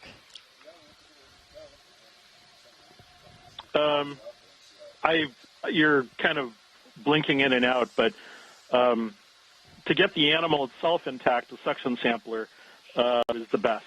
The video is, I think, the best way to capture the detail from the debris on top. Mm-hmm. We're going to lose that, however, but no one's ever seen this before, so I don't know how tightly adhered the material on the surface is. Right, okay, well, we're attempting a suction right now. Sean Rooney says the stuff on top is amphipod tubes. Amphipod tubes, yeah. I'd love to hear more about these amphipod tubes. They probably vary, because I think the other one was xenophyophores, right? Just to clarify, unless I'm mistaken, I think this is a weird thing called Okeanos. And like I said, from the last I did check of our collection records. The last time we were able to sample something like this was during the 1906 Albatross expedition. And I will bet you dimes to donuts that the one that is from that expedition is a bunch of fragments. So not only are we all seeing this animal alive for the first time, but it's probably the first time anybody's seen it intact in one piece, much less doing like what it does in nature. So this behavioral observation with the debris on the surface is probably something that has not been seen ever. so again, I've made this point before that that a lot of times observations like this showing the biology are actually more important than collection of a new species itself, although this could well be a different species than the one that was previously described. Mm-hmm. So, this, for all I know, this video may well be a poignant note in, in the career of whatever irregular urchin person finds it on their desk. So, I think this is a very valuable just moment because these are extremely rare and probably quite fragile. It'd be nice to be proven wrong that it's something you could bounce around like a racquetball, but my guess is that it's more like an egg. And, if we're lucky, the suction sampler will pick it up gently. But, but the video will capture, I think, the details. And then, the actual examination of that debris is something that we should probably be certain to note, whether they're amphipod tubes or xenophyophores or whatever, just retained with the specimen as a whole. So, this is not like big history being made, but it is history being made because these are not, to say that these are not common is putting it mildly. These are extremely rare, and and I may or may not be correct in saying that it is a singular event, but I think whoever, whatever it turns out to be, it will be appreciated by an econologist someplace. So thank you very much for this opportunity. Oh, thank you for your comments. I was looking forward to it. I was passed a note saying... Oh, I'm sorry, you were about to say. Yeah, there was a collection of one of these on a different, on another EX dive within this past year. We're still pulling up the details, but the information I have is urchins wearing hats, which I think is pretty close. Oh, those, yeah, sure. Yeah. That's actually a very, well, first of all, so that was Conolampus, and that was from the Bahamas, and that was something that occurred in much shallower water because that was around 400 meters, and those were actually in a kind of large aggregate. Those are, shallower meaning still like deep, but 400 meters, and that was actually a mating aggregation.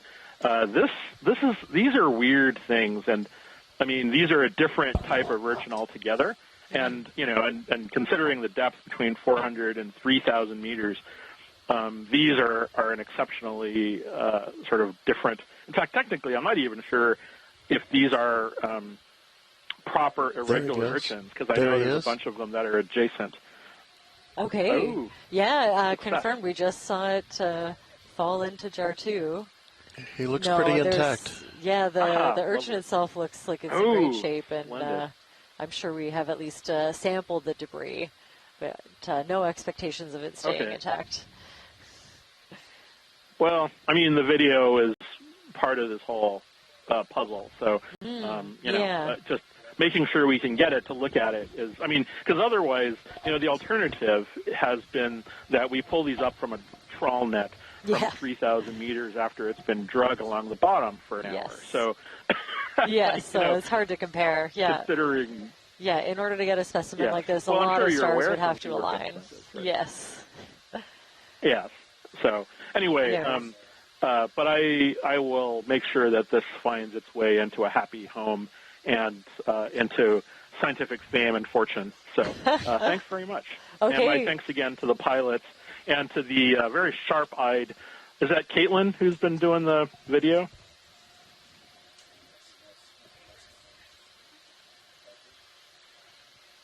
Oh, yeah, Caitlin, I'm not sure if you're mic'd, but yeah. Yes, it is. Oh, okay. You know, stepping Well, anyway, in. Yeah, my people are thanks to tagging in and GFOE out. for their efforts. Mm-hmm. Thank you. Bye-bye. Thank you. Thank you for your comments.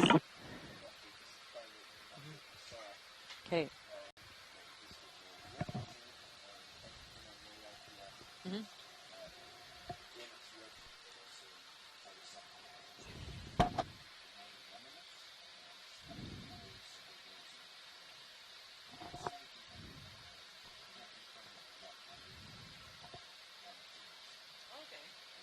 I'd be surprised if there wasn't something still tangled in his spine, so yeah, no,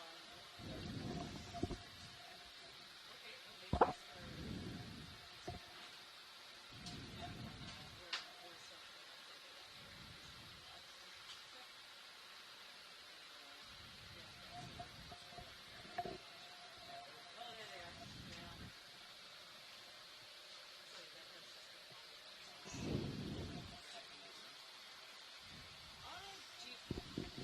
do you think it would make, yeah, if you don't mind, actually, as long as it doesn't, I'm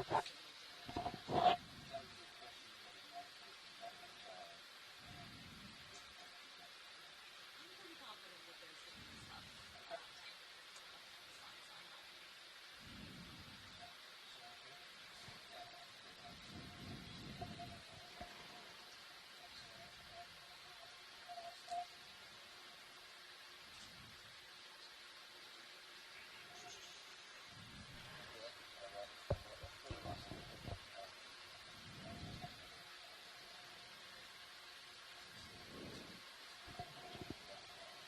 So we're just doing a little bit of a zoom on some of the debris that's been left over after the collection.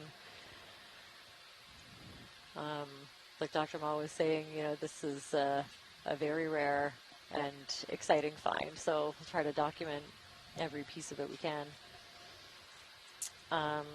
For annotation, I have sample EX2306 D01-05B, and that's in section jar 2. Tentative ID, probably Okeanos, but the specimen will need to be examined.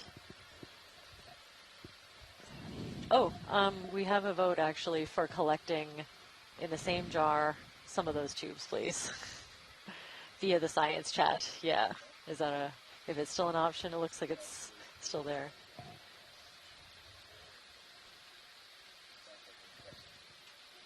Yes.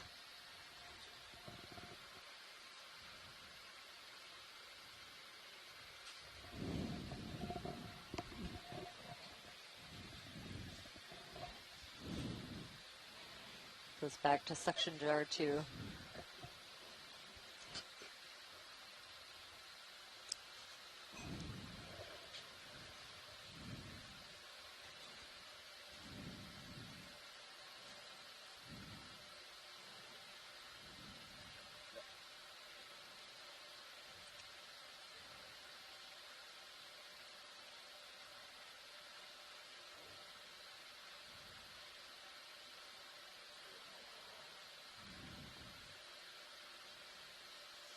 There's one. Oh, okay, yeah, I think that's great. And I see the urchin dancing around a little bit. So that's, yeah, I think there's lots in there.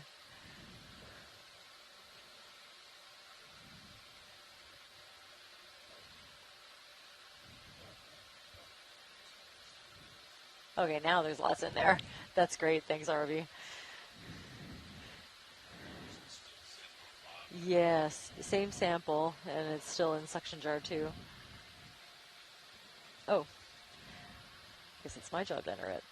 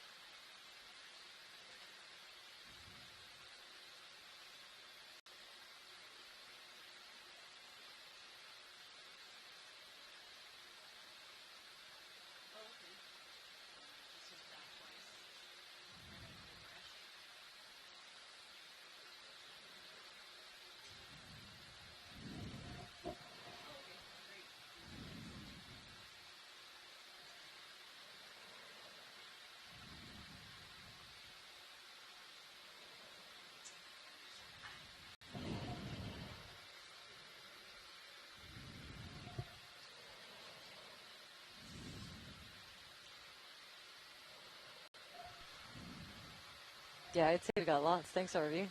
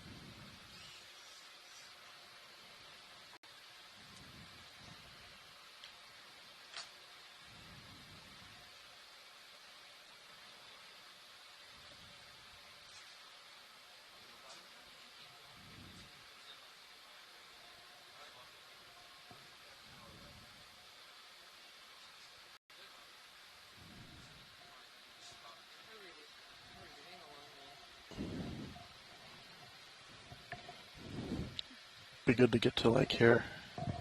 So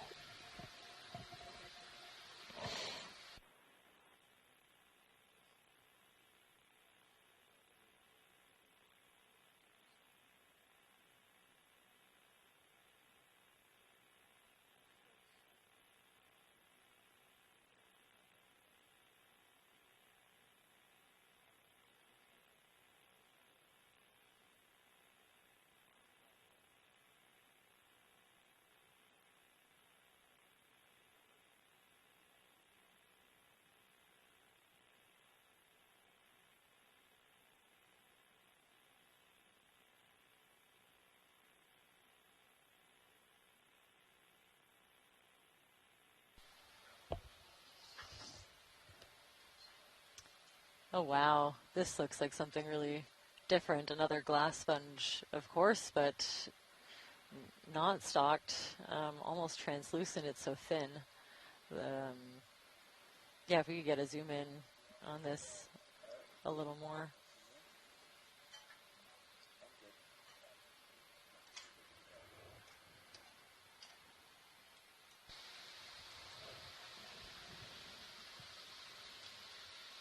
Oh, wow.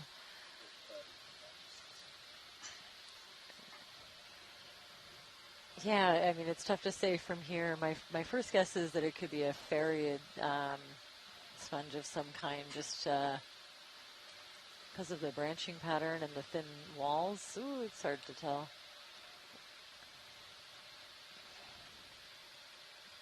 But definitely a kind of glass sponge. So with the same silica-based skeleton, with all those little glass pieces interlocking with each other, you can see some of the bigger ones. That's great. Thanks, RV.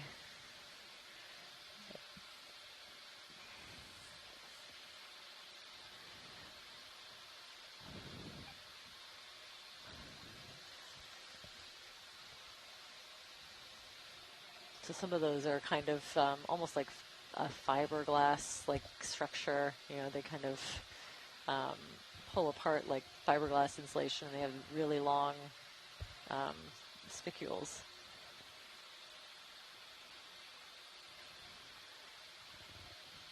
Another one of those big purple urchins with the boots.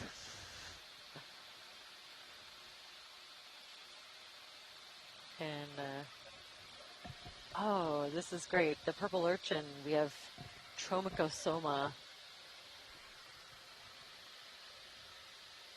Horseshoe spines. Since I have Christopher Ma on the line, I'd love to hear more about these horseshoe spines.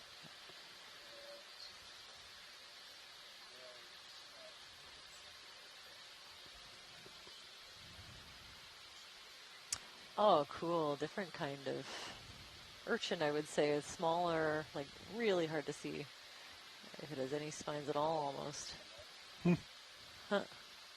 Wow, so lots of echinoderm diversity down here. along with the Nidarians. Seeing some more anemones as we kind of try to cover a little bit of ground.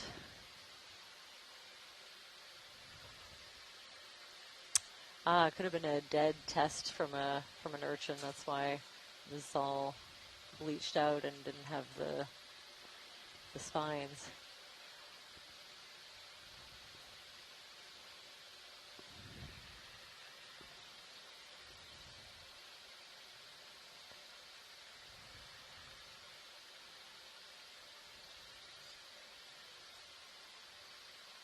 Oh, there's that sponge again.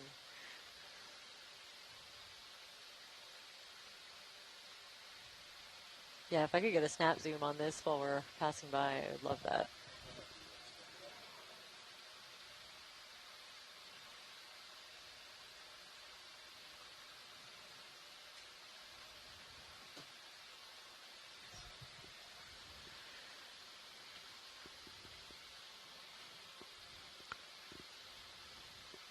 Wow. Yeah, so covered with different brittle starbs and maybe even some tubes. But yeah, another one of these glass sponge. I'll have to take a look with my references in the video to try to give it an ID. This is stunning. And it's time to go. Thanks for that, RV. I think we were seeing some more of these, another one of those urchins and a sea star.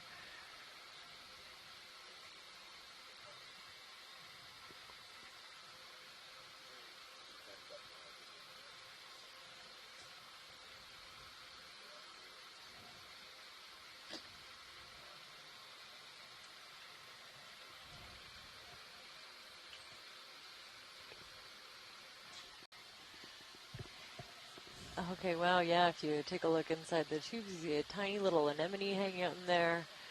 I'm sure if you went in with a microscope, you'd see way more things. I'm seeing some kind of little zooid, almost translucent on one of these folds in the top left. And of course, a nice close-up of that feather star on top.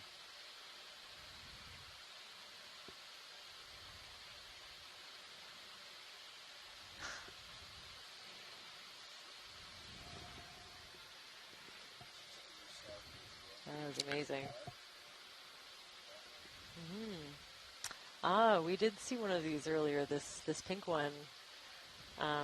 Maybe can check with the science chat about its ID, because I was just guessing before. You can see the trail behind that urchin. Oh, yeah. Looks really neat. Let's see.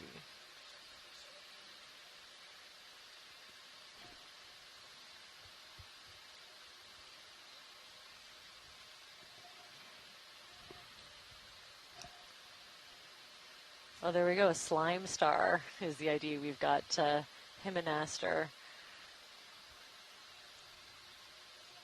Oh, there's a cool rosellid sponge. We call those boot sponges in the annotation projects that I work on. And there's a big Brisingid on top. Apparently they collected that purple slime star before, and if we did it, we would be pulling it out of a mucus-filled drawer. So they're notoriously slimy.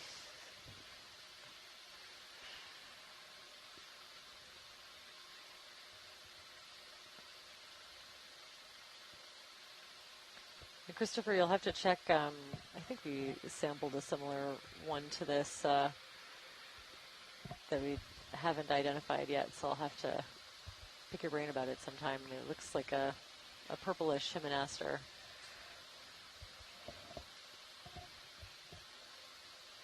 See more of the bamboo coral skeleton. Every now and then you see bits of it, and you can really see why they're called bamboo corals. They have those bands of, black bands along the white skeleton, so the segments kind of look like pieces of bamboo.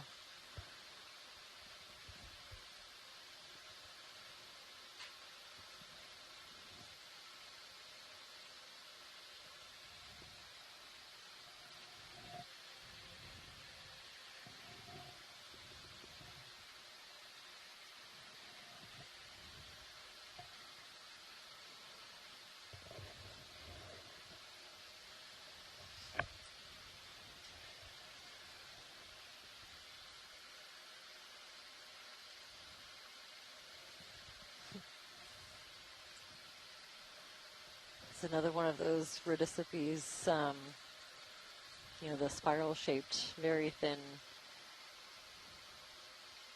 corals.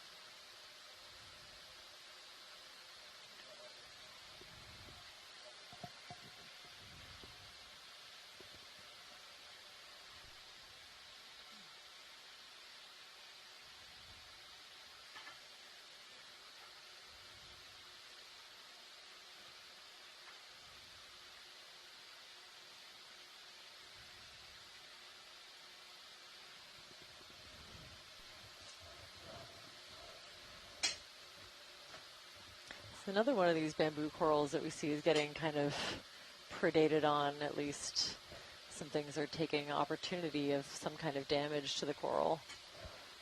They're using it as a leg up to get suspended a little bit higher in the water column.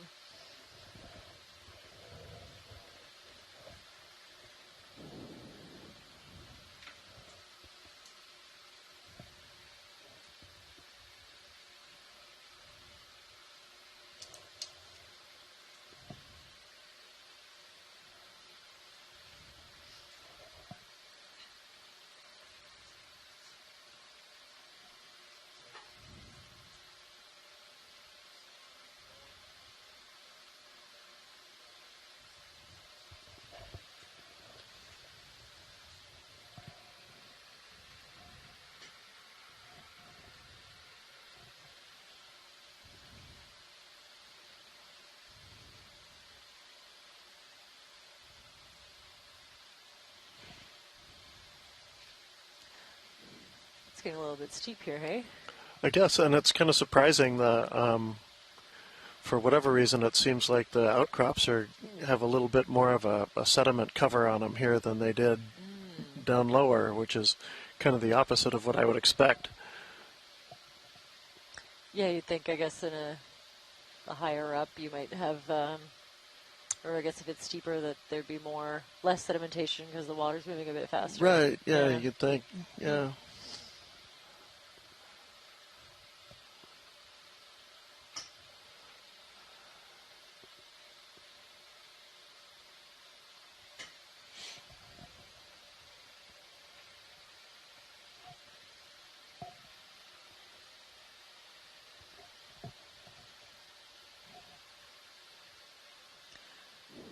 I see another one of those urchins that we collected in the distance with its little trail behind it. And the hyocrinoid, the yellow stalked crinoid in the middle.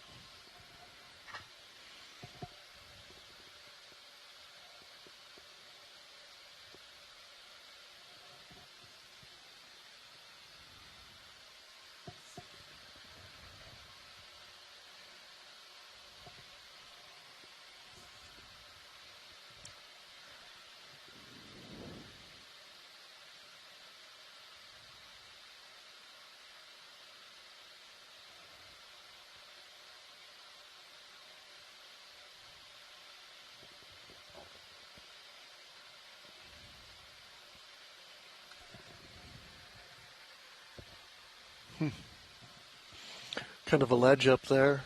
Looks like it might be kind of some intact bedding.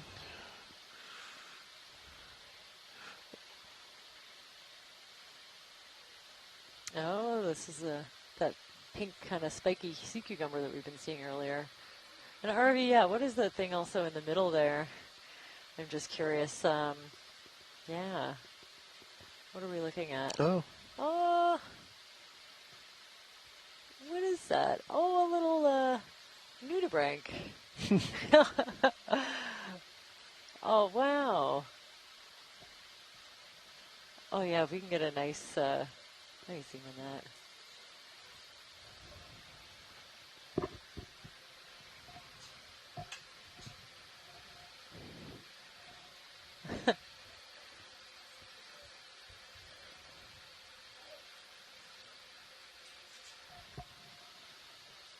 There it goes. So it's a teeny tiny little nudibranch. It's that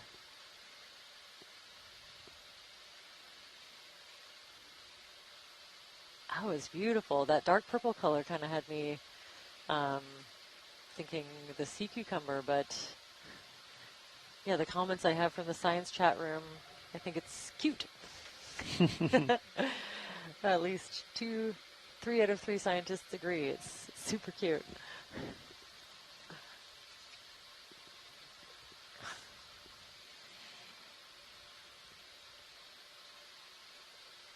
Wow.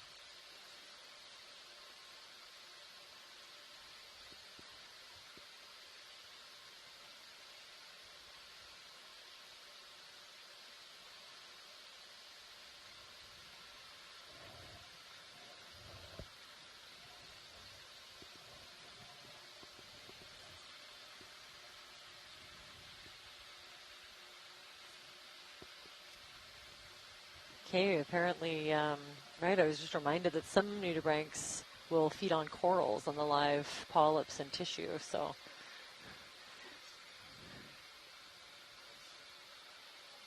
This is fantastic. I wish I knew a little bit more about nudibranch morphology to tell you, the little pieces that we're looking at.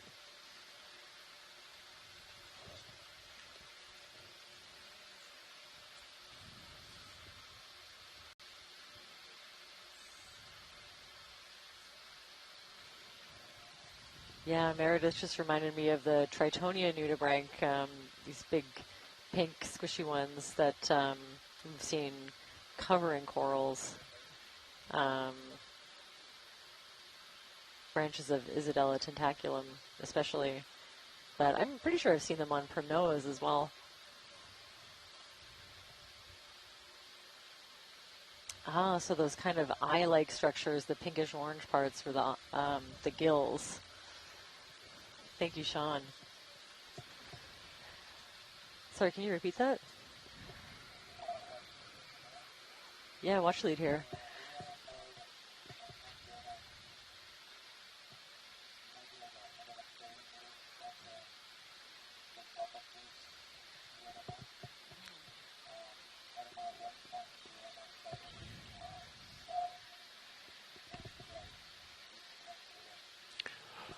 I think now would be fine.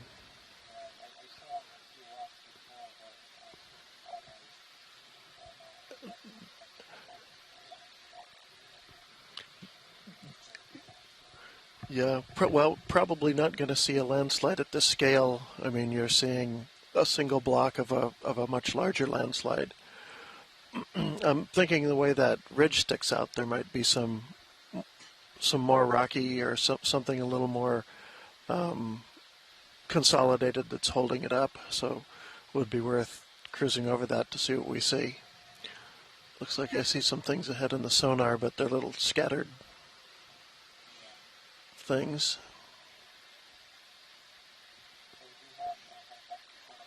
Yeah.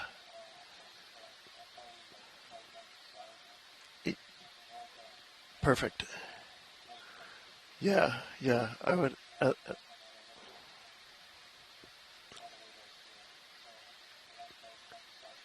Right.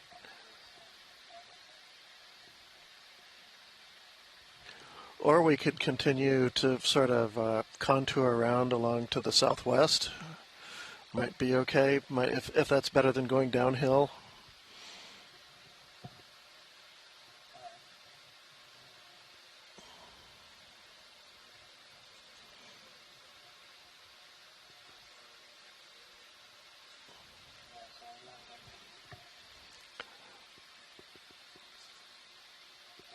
How far have we gone so far?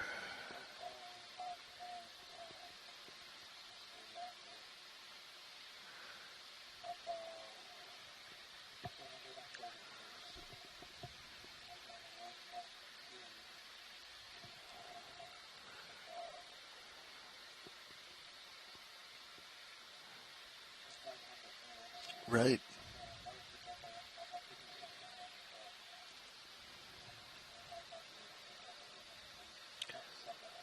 Right. Well, that's why I was suggesting we might want to just sort of keep heading in this direction and through the next saddle that's more to the southwest.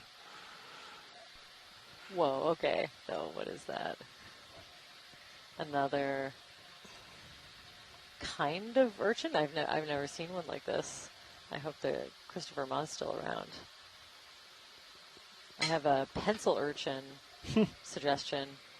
Oh, and a very cool crustacean beside it, too. I'd say more like toothpicks. Yeah. Depends on the scale, so it can be hard to tell. But yeah, I think I'd agree. Wow. Okay. We have sideroid sea urchin. Sideroid sea urchin. Yeah, that's phenomenal. I've never seen an urchin with that extra set of super long spikes. I find it hard to imagine how it gets around. And then another one of those urchins that we collected earlier. That's fantastic. Thanks for the spot.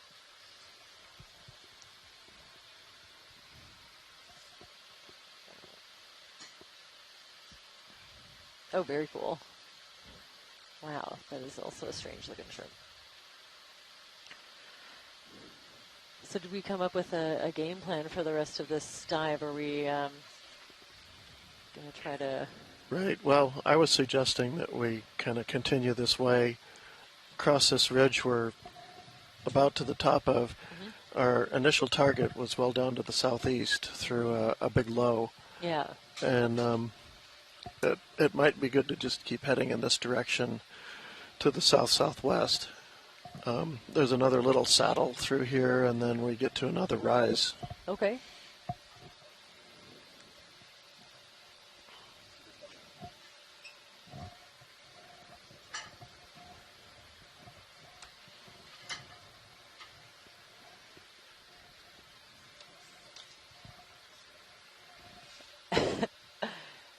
Yeah, I agree. That's a wild-looking shrimp. I'm seeing spikes all over the carapace. Oops.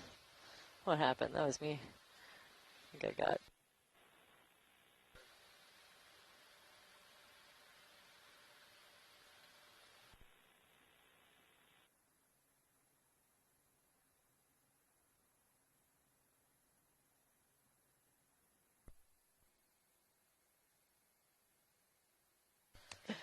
Sorry about that. Thanks for the zoom.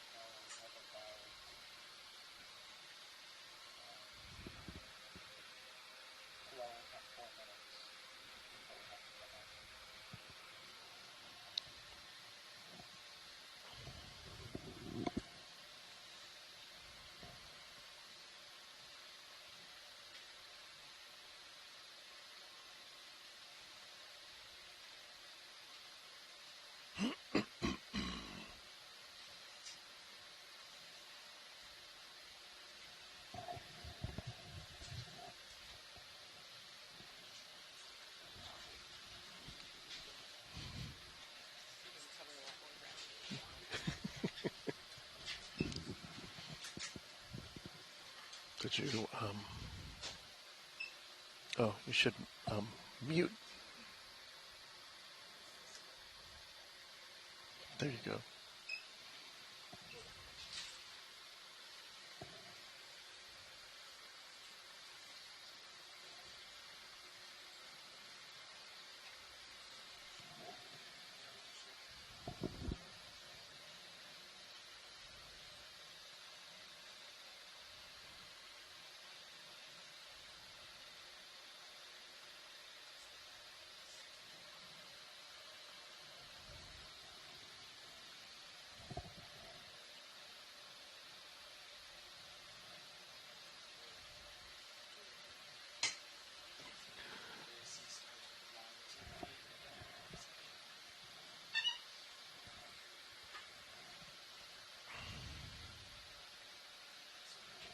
Yeah. I forget what that was called.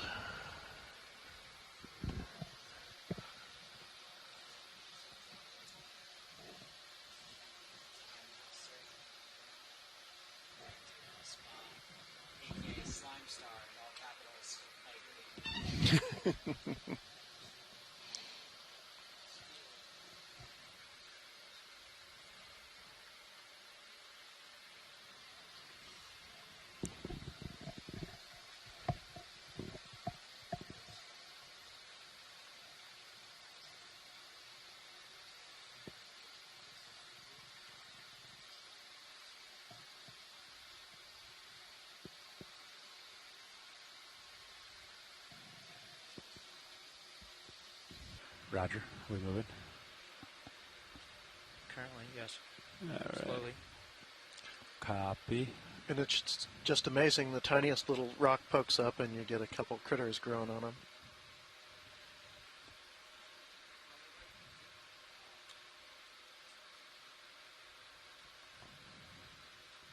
Couple whips.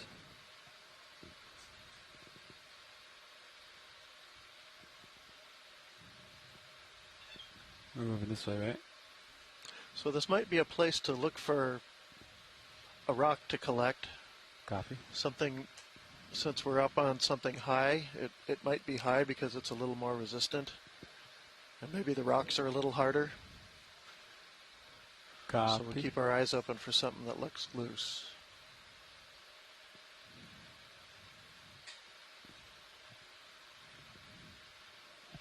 You're moving that way. You're going to give me some slack very soon, right? Is that correct? That's correct. All right.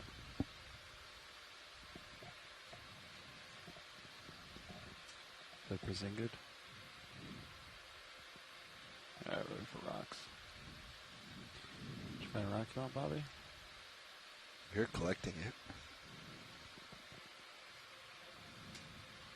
This all looks super stuck, right? Yeah. Video we full live. Yeah. Okay. We're full ride. Roger.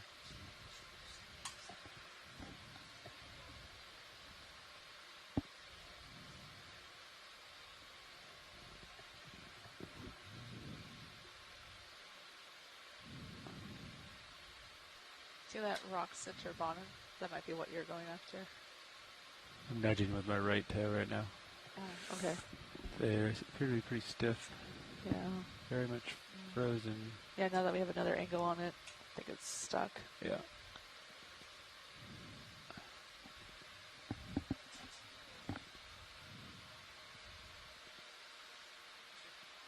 Well, actually, I'm trying to nudge these rocks with my toe here just to give them a quick check. All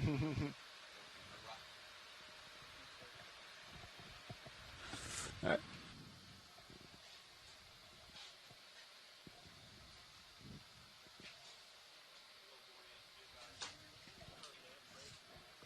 Go ahead, Bridge.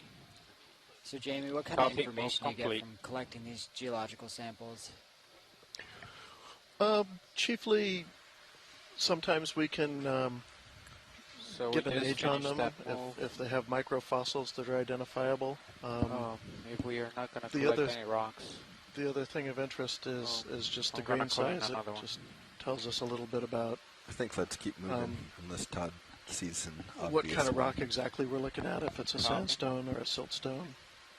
Bridge, this is RV nav.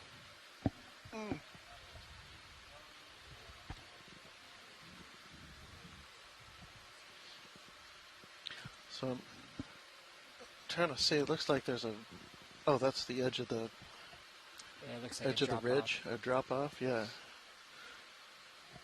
So I think we're almost to this kind of east-west trending ridge. We're about to go over, then come down the other side.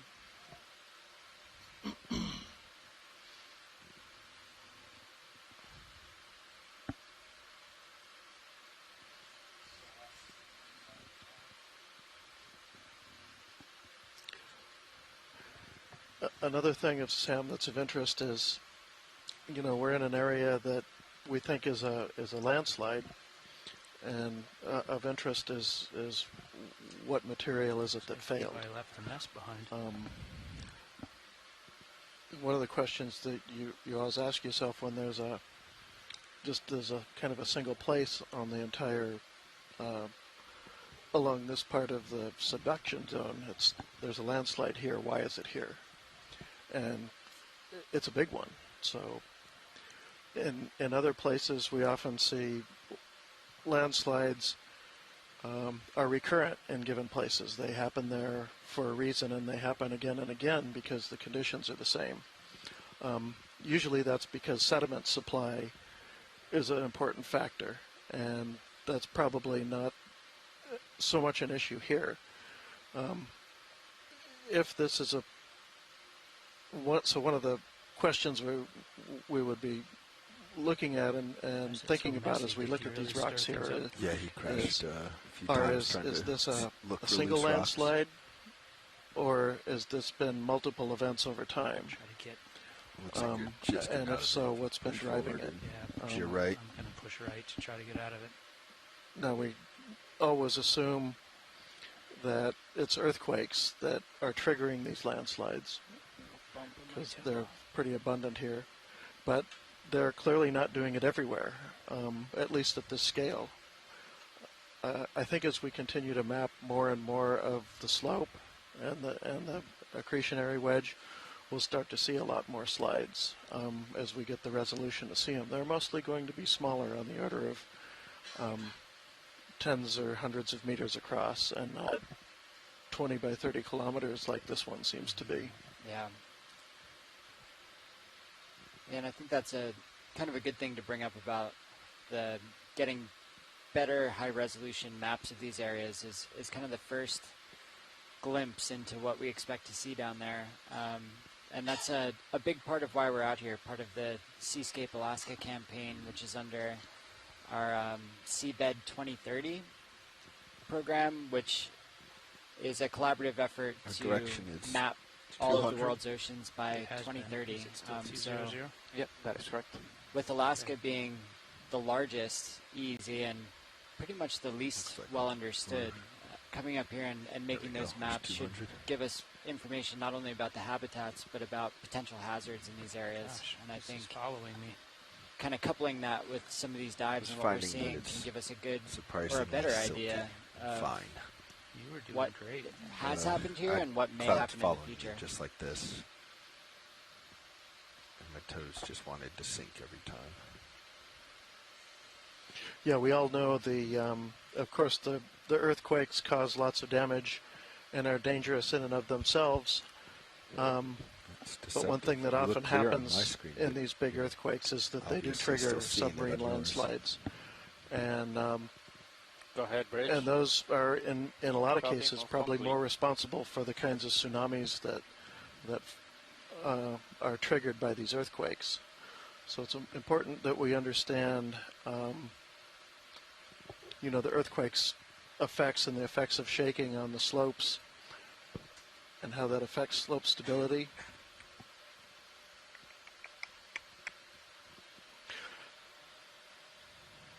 And there have been cases when really not very big earthquakes have generated very big tsunamis, and that's not because the earthquake actually moved the seafloor very much, but that it triggered a landslide a submarine landslide in the right place. Sorry, which one? That What are these little blobs? can be very That's the damaging, urchin especially on the locally. right.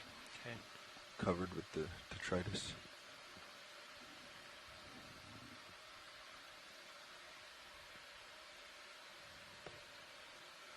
Okay, I'm gonna call in the next move if you guys are ready. Ready? Okay. Bridge, there's now. Let's keep going. Same move, 20-meter range. Do you see bearing this 200 long snake-like degrees, thing, speed pilot? 0.2. Yes, Caitlin. That's coming center. I'm going to try to look at that. That's interesting. Yeah, it has a trail across the... I can't hear you very well. Good. It has a trail across the sediment, doesn't it? Yeah, but this, like, right in front of me looks different. Looks interesting. Want to go for zoom? Yeah. What Can just is that thing? zoom really quick I don't know. on this long thing that's to our right. Yeah, I'm going to clock it around to the right.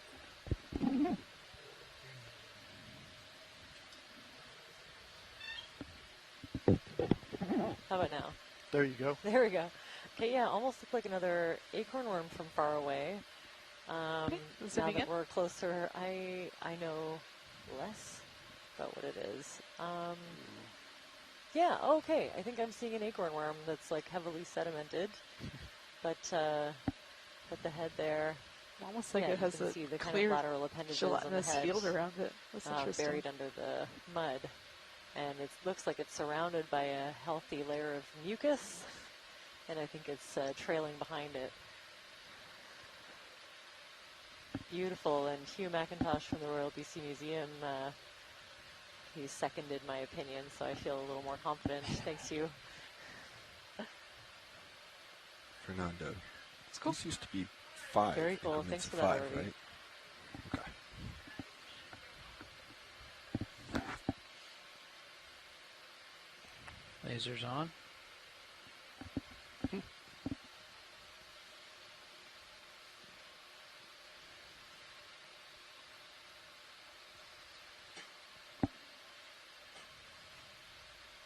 So for everyone else, I'm going to repeat myself, but if you're just tuning in and Coming you haven't full wide? seen us before, those little marks in the middle That's full wide? were Okay, lasers lifting off slowly. at a 10 centimeter distance apart, so we can use that to get an idea of the scale of some of the creatures that we're seeing down here.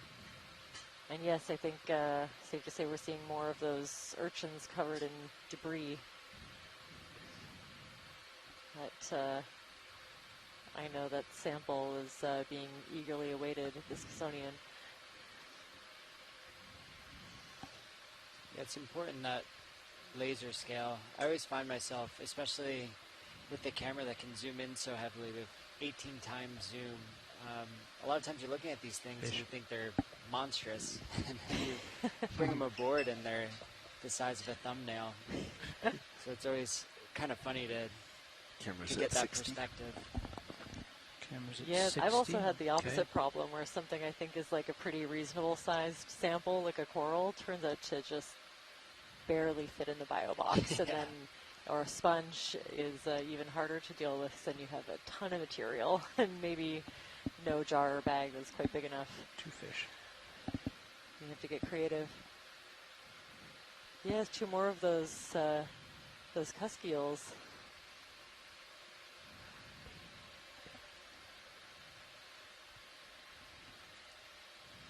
Oh, and I don't know what these darker colored branches are coming up. I'd almost think they might be another branch, like from a tree branch. From a tree. Mm-hmm. Yeah, which Wow.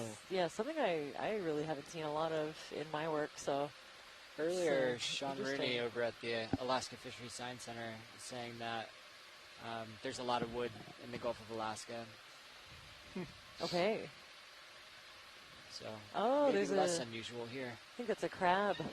ROV, if we could zoom in on that Or a squat white. lobster. Climbing in the tree? Yes, yeah. Yeah, you're right. I think squat lobster is a better guess. Stand by video. I'm going to clock around so we can see it better. Copy. And also these small white blobs on the seafloor. I'd be interested to know what those are. Maybe we can kind of see both. Doing all right, co-pilot. Doing great. Plenty of time. Yep, lots of time.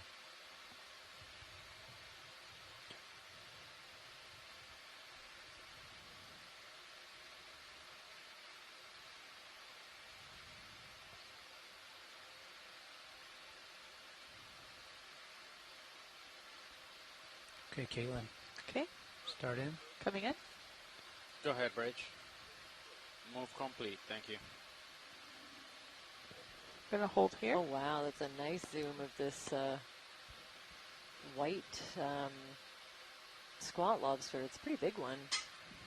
I wonder if we have Okay, I any have more to tentative zoom. IDs on this from the science Okay, chat. take it if you want it. Okay, coming in.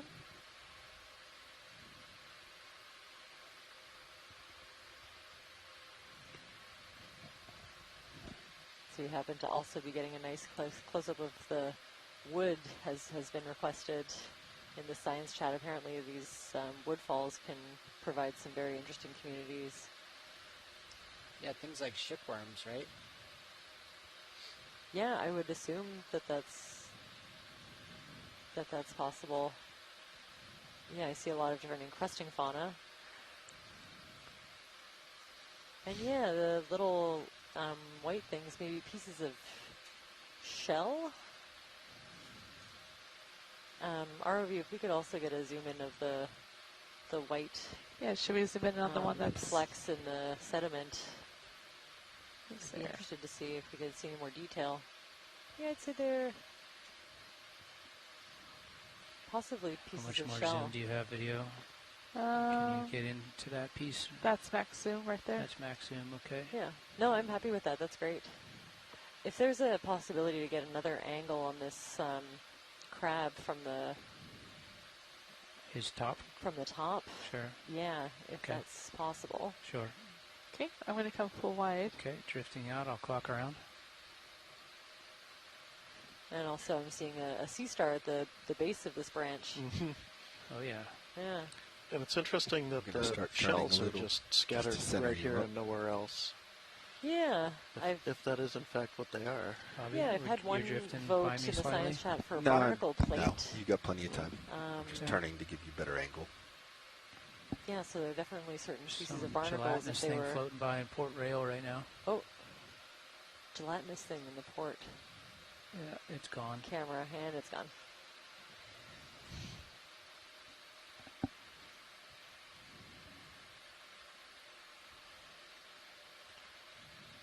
So we have a Okay, I'm genus getting from settled Tina in, Caitlin. suggesting Okay. I'm wondering if a little Unidopsis. fog might help. Let's zoom in really quick because Okay, like go it's white, so it's kind of hard to bring the exposure down on it Okay. with the overhead lights. All right.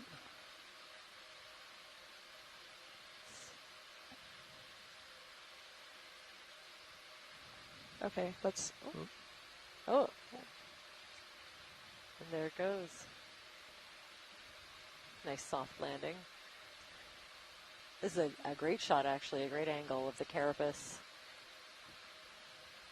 I think that should help narrow down the ID with this kind We of can try information. fog, That's really like helpful. fog lights, see if it makes the lighting more even. Almost as if we There's planned it that 20%. way. Okay. There's 40.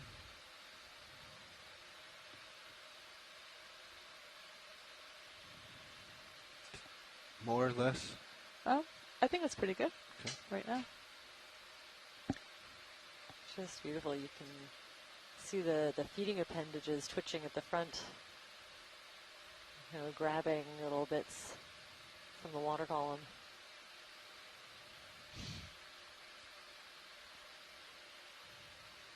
That's a beautiful shot. Thank you. Okay, I think video is clear. Pilot's clear.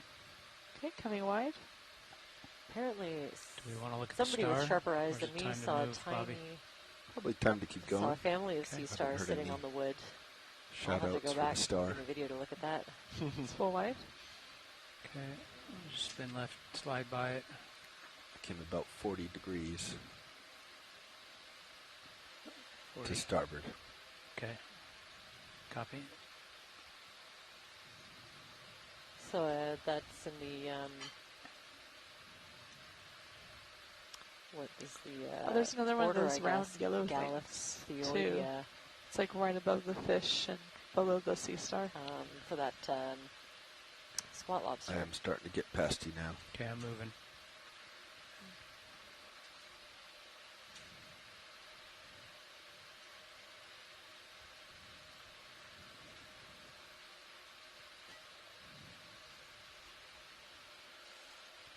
So I need to come to port some.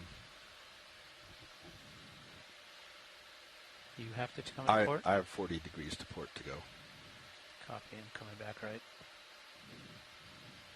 Oh. To port. To port. Yeah. We're on this shoulder now, so I think we're Yeah. getting slope off to our starboard side. Yeah, just walk this way then.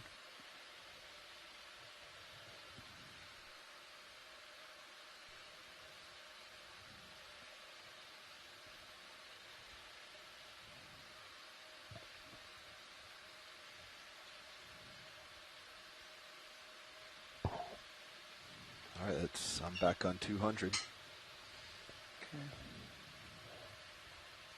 Want to dial another move in? Sure. I'm ready. Let's do it. Copy.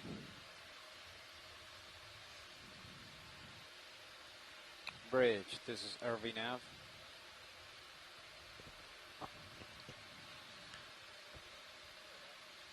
Same move as before, please. Range 20 meters, bearing 200 degrees, speed 0.2.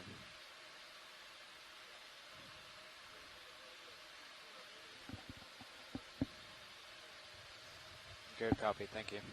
So I'm going to kind of split it. Todd, I'm at 240 now. Mm-hmm. Not quite pointing the way forward, but Yeah. pointing towards you in slope. Copy. 200 starts to go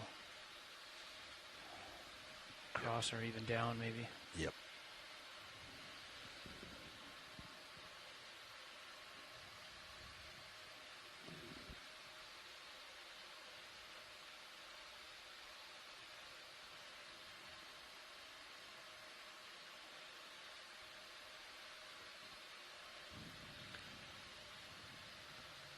Suddenly it looks very steep. Yeah, I was just going to say that's quite a ridge kind of past where we're looking. With a couple of ribs that look like they are maybe kind of intact beds or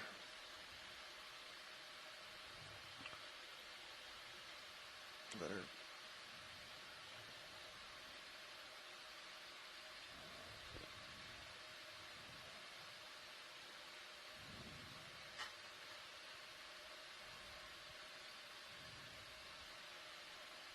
I think those are more feather stars, more of those crinoids in the front, and that yellow hyocrinus.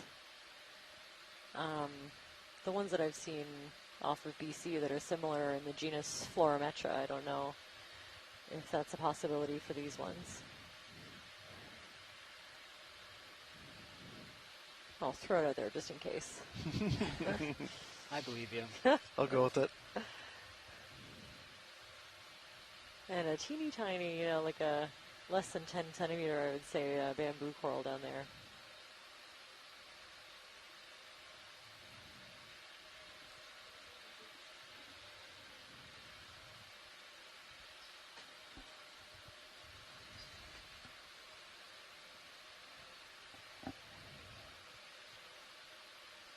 Definitely going back downhill.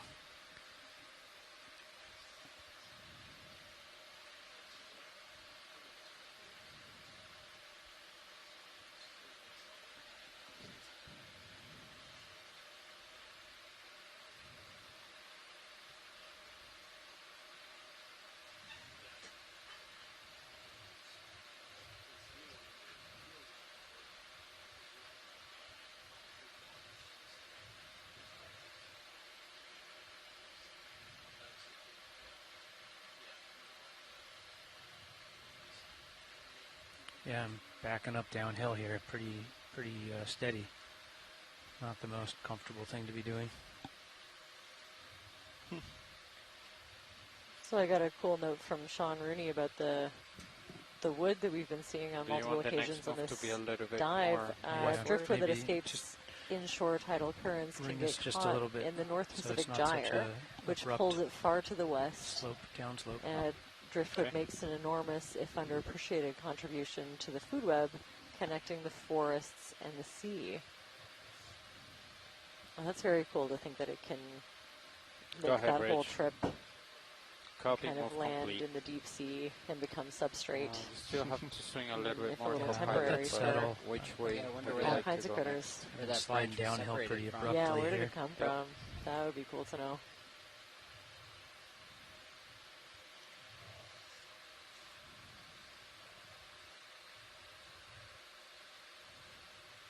So you see a lot of different creatures here employing the method of growing a long stalk to sort of elevate it off of the sea floor, I think in hopes of getting a little bit higher up in the current and getting a little more access to the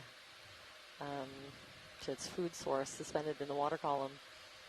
Because there's a stalked crinoid, the hyocrinus in yellow, and then I think I see one of those, maybe a little stalked, yeah, a couple of the lollipop sponges, the carnivorous sponges, that are also looking for access to zooplankton.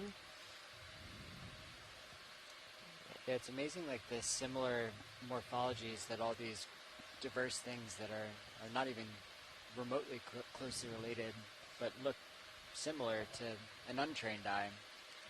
They kind of have the same adaptations for mostly the same goal. Yeah, they must, it must be a pretty successful adaptation if it's been recreated so many times by so many different Can we animals. snap on that Yeah, that was my clear? Yeah. It's like center. It's on a rock. Stand by. Hopefully I didn't just...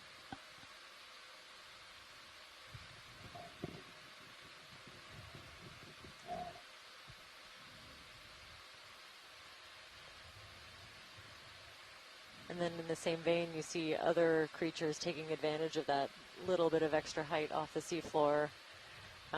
Sean Rooney just pointed out the brittle stars, by Okay, climbing up we'll on let those that corals, settle. they can also get better access Go in when you need to. those drifting Okay. When you can. particles. And Sounds good. also Coming in. potentially feeding on debris on the coral. Anemone? Oh yeah, that looks like an anemone. Mm-hmm. Yeah. Oh, the little white tip at So I the think end of the maybe tentacles. 225, Fernando. I think is a Quick, diagnostic 20 feature meters. that I've seen Get us used. to where he is right now. Okay, so you want to call it right now to get there? I would, yeah. Copy. I need to do some catching up. Corallomorph. Corallomorph. Okay.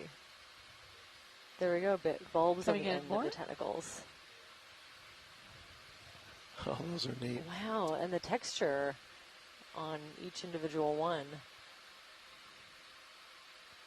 Do you think the texture is probably increasing surface area, or is that sticky bits to hold in prey? I was gonna guess sticky bits, but it is just an Feeling a little bit of educated tether guess. tug on I 19. haven't If studied you a can lot of come down, anemones, Bobby, even a though little they're bit. they're related to the corals. So yeah, we have a corallomorph. Evolutionarily closer to scleractinians than anemones, but they have no skeletons. excellent. Oh, okay, very cool.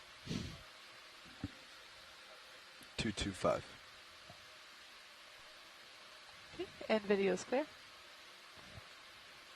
Should we get lasers on it? Lasers on, tilting down. I see another tube-dwelling anemone just above it. And of course the different kinds of feather Cool. stars that we've been Sounds seeing. good. I'm looking at that strangely shaped translucent animal to the bottom left of that rock too. Yeah, coming center. It looks like a teeny tiny... It's like a weird acorn worm. Another one of those, kind of looks like an acorn worm. Gonna come wide? Yeah, that's for the storm. It's very cool to see such a small one.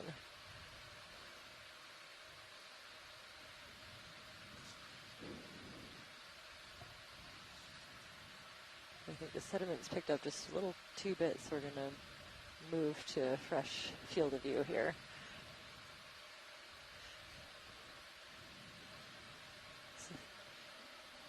Bob, you want to come left, face your 225 a little better?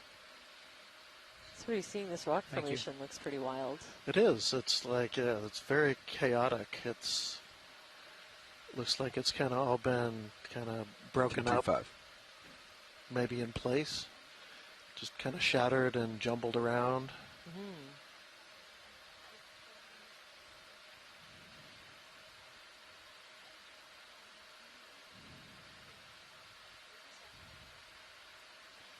Yeah, and it's interesting. It's kind of it's a pretty good exposure, and yet the it Sea Star Center kind of pilot. maintains just this little top center, That where white one. It's veil of almost straight sediment center. cover. the tiny All little thing. over it, a lot more than the stuff down on that low. rock. Okay, stand by. It's really tiny. Yeah, and I'm still seeing a lot of those like sharp edges Oh, I might have on been it, tricked. I I think it might be a base of a coral.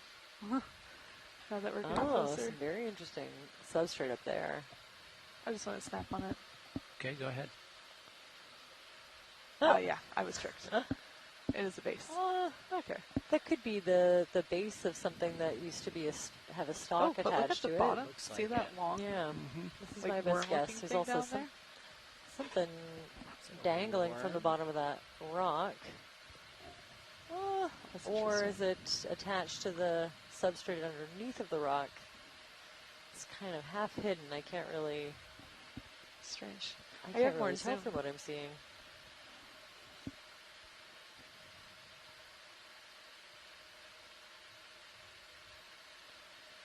There's also some weird spider-looking thing on the rock center Huh. up above it. Wish I could see the top. I probably still wouldn't know what it is. Lost my That toe. is Okay, coming teeny wide. tiny and very cool. Do you want me to come full wide? Yeah, let's Okay. move.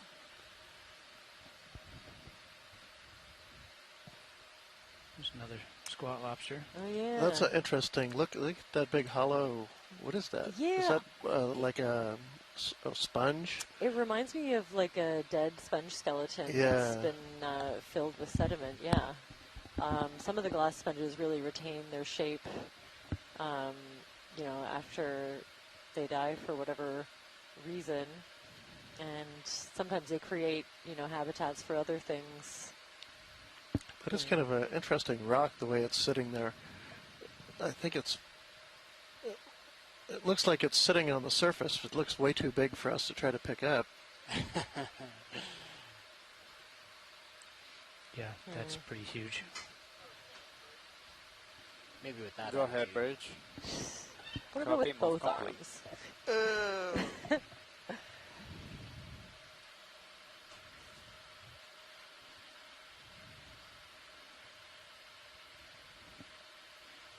Oh, so that worm we saw earlier, I have a tentative ID, preapulid, maybe. Could we zoom in on that rock a little bit, especially at the top? It has kind of a funny appearance to it. Sure. Stand by. Let me get a little more Thing steady. to the right. Stand by.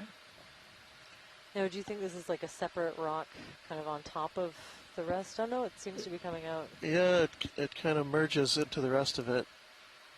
Oh, Doesn't there's it? There's also a feather star swimming away. Oh boy, he doesn't like what we've done. Stealing the show. Very cool. I love seeing those things swim. Very glamorous. Okay, Kaylin. Okay, coming in. Great. And a Gonna little hold bit here. of that spot lobster while we're at it.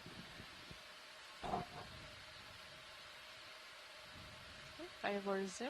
I don't know what Watch geology lead. Where means. on the rock would you like to look at closely?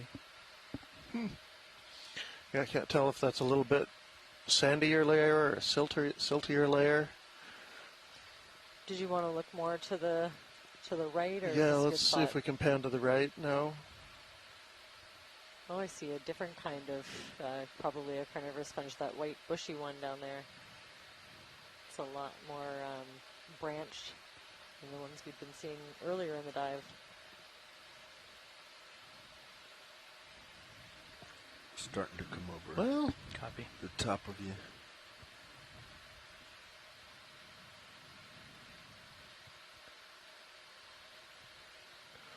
I always have such a hard time seeing what's going on with the stuff that's encrusting versus, like, is that the rock? Mm-hmm. I have more to zoom to. Only one way to find out. Pick it up with both arms. Sure. That's right. How much ballast can we drop? All right. I think I see a juvenile of one of those spiral-shaped bamboo corals, the very thin, delicate ones. Let's come wide. Okay, coming wide. It's very cool to see a little one. All right. Mm-hmm. Thank you. Some rock to the right of the big rock that looks very similar, but it looks like it's broken off maybe. We can zoom on that. Yeah, I'm just So pointing that out just in case. There's no way in the world we would pick up that huge. Are you interested in looking at this one? It's a bit broken off. There's a potential it could come out. Yeah. Well, I wonder if that's loose. Bobby, how are we doing? You okay?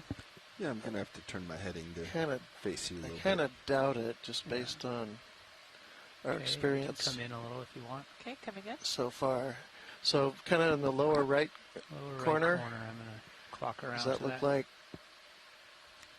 That something to we me might be looks able like to grab? more of that sponge that may have died and filled in, but I'm not sure.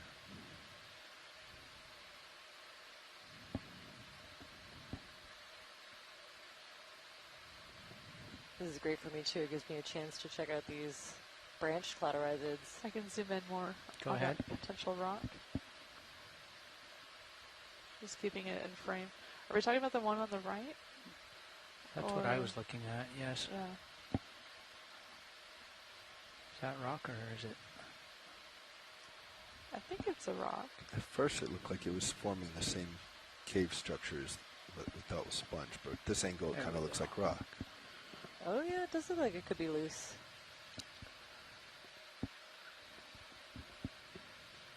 I kind of don't think it is. No? Okay. Do a toe poke with it? Well, I think it's in place. It might, you never know, they might come out, but as we saw before, it was so soft, I don't know if you can pull it loose without destroying it. Oh, okay. Do you want to try like a poke test in a collection attempt, or should we try to make some distance? Not sure. Pilot, what do you... It's your call. Watch lead. Yeah, do you want to give it a try to... Okay, come wide. See if we can get it? Wide? So I've turned about 70 degrees to look at you. That's full wide. Okay. Time to reach out and see if we can grab that. I'm gonna spin up. Spinning up. I'm going to hope for something encrusting on there that we can't see. Two samplings in at once. You can take HD2 as you wish. Okay. You can go partial video, please. Okay. HD1 partial. So we are attempting a collection What of is this our grip force? rock Do you that looks know, like Bobby? it might It was be 4, I think. a little bit loose. We'll try to keep quiet. That's so partial. I can go in. Concentrate. Very Pretty friable. It went away from me. That's me zooming out. It was loose. Yeah, stay.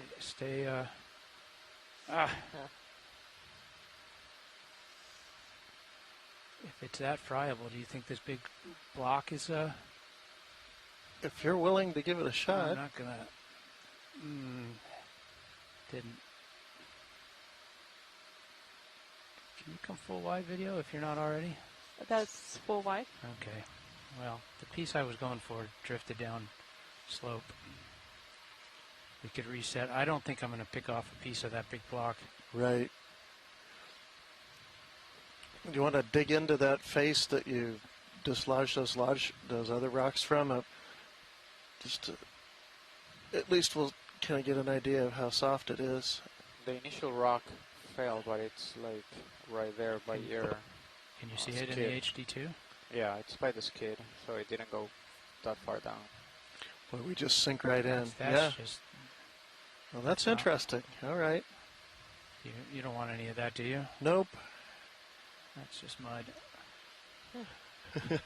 Where did you see that? Oh, yeah, it looks like a solid rock. It's next to the loop. It was kind of, yeah, I didn't think we were going to be able to keep it, though. Maybe if you turn the... Oh, this is all the way down already.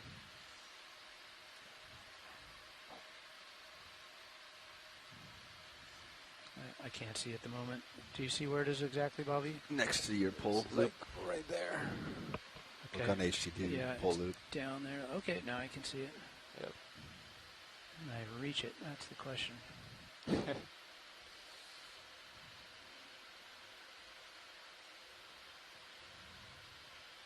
Broke. I think it broke. I think it broke, didn't it? Yeah. Yeah, I think I it's did. more I of the grabbed same. it, but it Yeah. just fell Oh apart. yeah.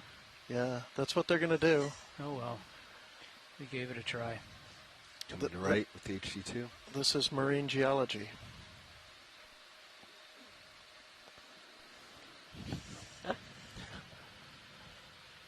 Sometimes a rock is mud. Yeah, that looked like, solid rock to me like the rest of it, so. Yeah, it's surprising.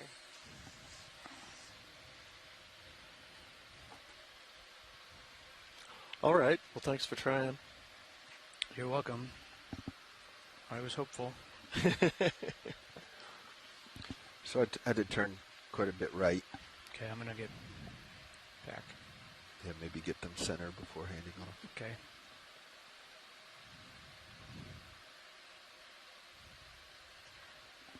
So we have a tentative ID on the white squat lobster that we saw maybe twice now, just in the past little bit, from Sean Rooney, Munidopsis barilli, potentially. Dominant species Good in depth cold there, sea come up. ecosystems, and it did remind Your me depth of is the okay white for now. spot I'm lobster. swinging my we heading see around to in kind cold of seas, which is contour. interesting. direct you. So I'm now on 250. I was Keep Now coming to port. this particular outcrop actually gives me very much a feeling that is a bunch of already shattered blocks and rocks Right, I'm on the heading last move. that might represent some sort of landslide deposit. okay, so more like what you're Yeah, expecting to see. Yeah, Push the yeah. MB multi-beam out there. Just Yep, well, yeah, I'm coming up. It's kind of amazing that you could Big fish in ROV view. different fish. tumble something like that down a slope. Mhm. Although some You're of it safe tends here. to You kind of pass ride off on top. My Okay. watch. And Great. as soft Good as ball. Get centered on the as it fish. is, Yep.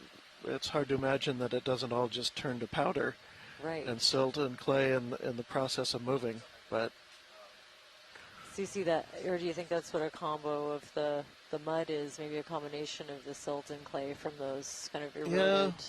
well, in part, Mud but rocks. I think a lot of this is pretty recent. I mean, I think that's a recent drape of mud and hemipelagic.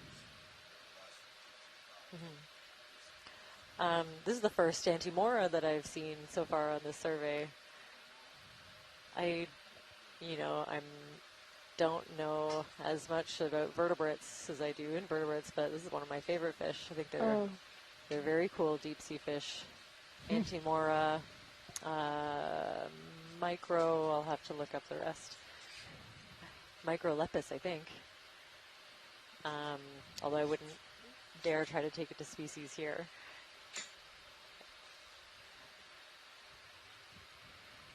Oh, and it's also interested. Look at this. Wow. This is a great shot. Now we can get There are three all the would be like diagnostic a features nice we need. picture right there. Got also Okay, a I'm couple gonna of try to really get it in long, thin frame. fins. Someone on R3, is that Arc back there? Yep. Okay, I'll try to square it on the R3. Fish butt.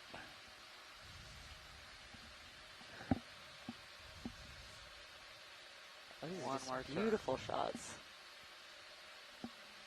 Want to do a little fog light, Chris? See if you can brighten Yeah, him it's up got the really distinct tail. just a little bit. The head Yeah, and the mouth fog's look a already little on bit different to 50%. me than the Oh. species I'm used to seeing. He just sucks the color, the light out of the water. Yeah, they're very dark. Okay. And there it goes. You want me to secure those, Caitlin? You good? Oh, phew, okay. I'm gonna I've had secure the fogs. confirmation. Antimora I can barely hear you, microlepis, Kobe, Pacific so, but yes, flatnose. we're good. Now I see why they're called I don't flatnose. know I if don't you think I've got me ever been turned way close down. enough to see that feature. Oh, round two. Hello. Sean, if you have any information about those long, thin appendages off of the fins, I think I'd be very interested to know their function, some kind of a sensory function. Almost reminds me of the tripod fish that have those fins for resting on, but of course there are 3 on the bottom.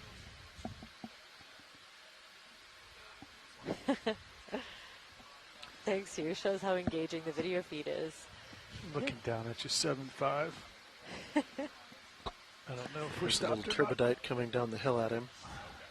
Okay, watch out. I think this one can be pretty quick when Can it I wants zoom to be. pilot? Yeah.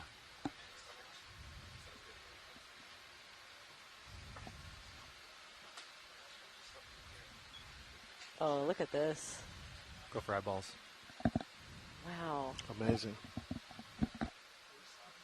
Oh, I've never seen one this close. You can see its nose flaps and all of those long, another kind of barbel or appendage under the chin. Yeah, that I would imagine is some kind of sensory function. And you can see his eye Wow. moving as Yeah. checking this thing out. Yeah. Even the texture on the fins, I've never seen anything like this.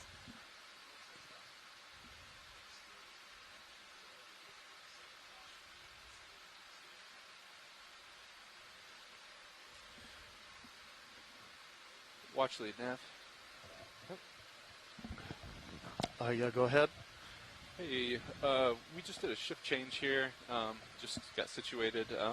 Wanted to let you know we have about 16 minutes of bottom time remaining, so not very long left in this dive. You said 1-6? 1-6 minutes, correct. Oh. Okay. Wow. Good job following Levi. Yeah. I'm still mesmerized by this fish. Stay Look at Are we this taking any detail. distance, JD, on the way up? Do you know? Stand by. Or before we leave bottom? Yeah, it doesn't look like we've taken any Niskins as of yet. Let me check with the watch lead. Yeah. He's right up inside you. Oh, and that did it. All right. Watch lead 2, Nav. That's full wide. That was fantastic. Thanks for spending the time. Oh, even this is a very cool. I've never seen this angle. Look at this fish.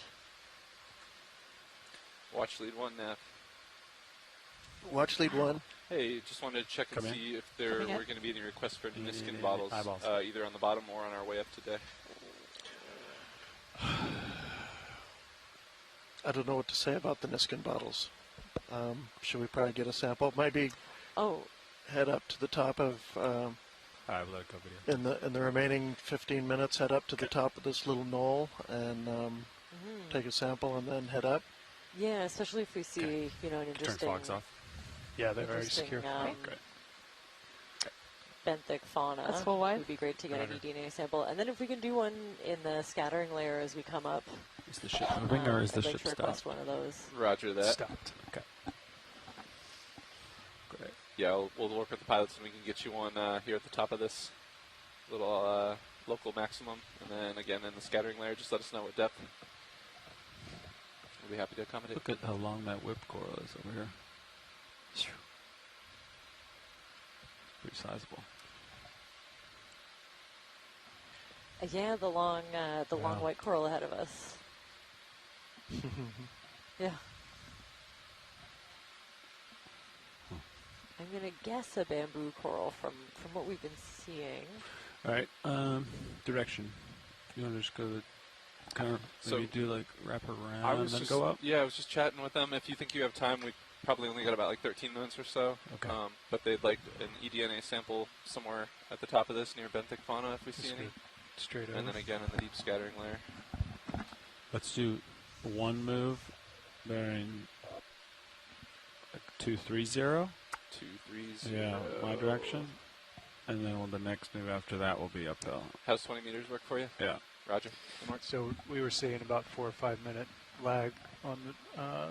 On, once the move was stopped, Cirrus is still moving. Oh, 4 to 5 minutes. Okay. Yeah. Still want that move? Yeah. Roger. Yeah. Stop. Bridge RV now. I'll look. We'd like a ship move, please. Right here. Range 20 meters, bearing You want me to head up 230 123? at decimal 2 knots, please. I'm almost there, but I'm a little. bouncy. What's the bearing on that? 230. Good copy. Thank you, Bridge. Yeah. 230. All right. Thanks. Pretty soft sediment here on the ground, huh? I barely did anything. Yeah, it was like that on the second shift at the bottom before we got the slope as well.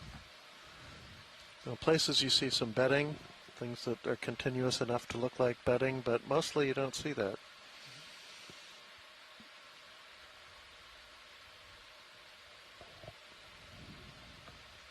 Oh. All right.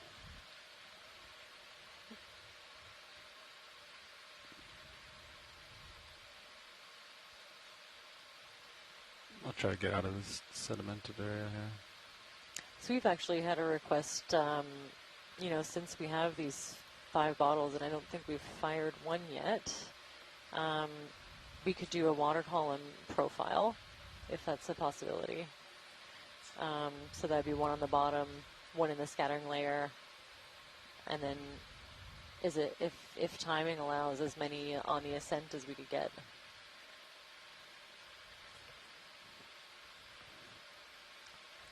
Copy. Yeah, we can do that. Watch lead 2. Just let us know.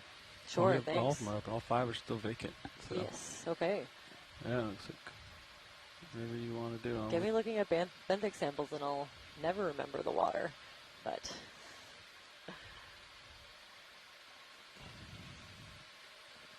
yeah, I think if we can get clear of this sediment, it might be something good. Yeah, we have a move underway, so we should kind of move out of it, hopefully. Oh, perfect. Yeah. Yeah, considering the depth that we're at and the amount of sediment that we've encountered, like, I'm thrilled at the amount of, you know, benthic diversity we've been seeing. You know, corals and echinoderms, Maybe let's zoom in on this on the seafloor while I wait for some more tether. Okay, zooming in. Yes, there's lots go ahead. to see, please.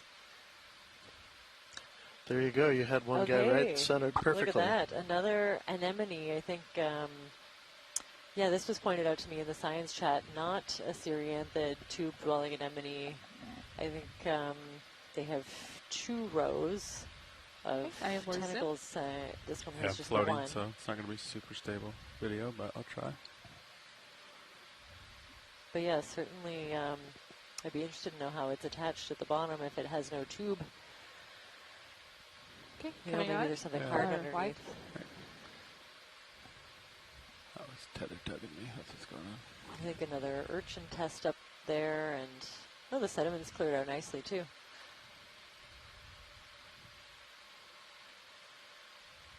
Yeah, once I get more tether, I can go over there. Should be pretty soon.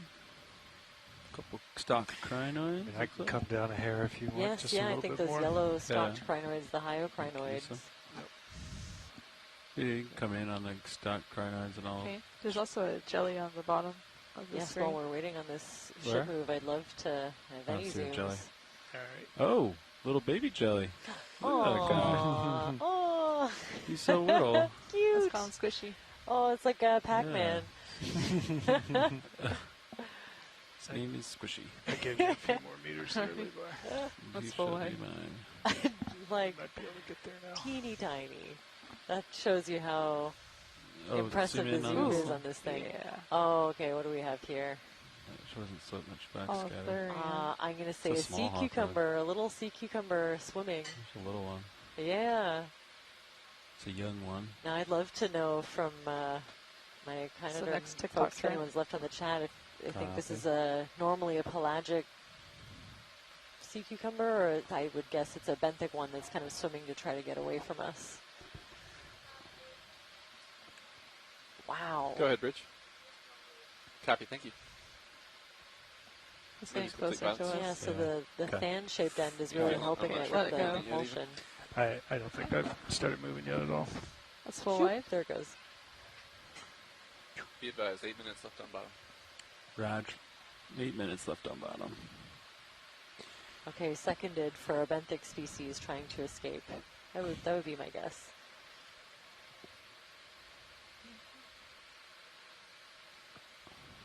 So yeah, that long one That's a right in long the middle. stalked. Yeah, can we get the lasers on it just to Yeah. kind of get a guess? All right, they're Near out. the base. Lasers are out there. Oh, are they? Where are Oh they? yeah. Maybe near the base, and then we can kind of guess. Also, pilots, that doesn't include setup time, so just keep that in mind. Copy. There they are. I see another purple slime star down there. Okay, so All right, there's lasers at the there's base. 10 centimeters, so it's Yeah. over a meter long, wouldn't you say? Oh, yeah. Yeah. 2 or 3 meters. Yeah. Okay, so that's, in the past I would have called that lepidisis, which is just kind of, I think, a general term now for any unbranched bamboo coral. There's a lot of indication that branching pattern doesn't actually help you differentiate, at least genetically they don't follow any kind of branch taxonomy based on branching patterns. So we're Survey doing 2. things like This is looking pilot. at the different features of the polyps. I'm eagerly awaiting Your headset publications on? from experts so I can find a way to identify these things. We have quite a few Hello. different species. I think so. Okay. And you can see some of the dead skeletons This is a littered good around chance the for some side. black background. ROV, do you see over to the Shots. right? Oh. There's like a translucent Oh. blob. Yeah, there's a kind of in the middle. tunicate. Now it's in the back. approaching the center. So we've got the dead I don't see it. skeleton in the Oh, no. middle, and then to the right and up a little. Like way up in the back? No, it's Center. maybe Zoom in. a foot away Center. from Right there? the skeleton. this Yes, yeah. Transparent. Love to look at this. Gelatinous? Yes. Mm-hmm. Okay. Well, this doesn't help. I don't know what it is. Okay. It's smiling at me though. So I'm going to get some pictures of this coral and then I'll go there. Maybe a Okay. yeah, sure, Okay. of All right. course. I'll do this one I'm right next to here. Get some pictures of this real Yeah. quick. And maybe considering the time, this might be the place where we collect our eDNA. Oh, look at that. Wow. okay, zooming in. 5 minutes bottom time, Sure. including setup pilots. All right. Okay, if there's only 5 I'm going to give you minutes. fog lights real quick. Yep. Fog's on 50.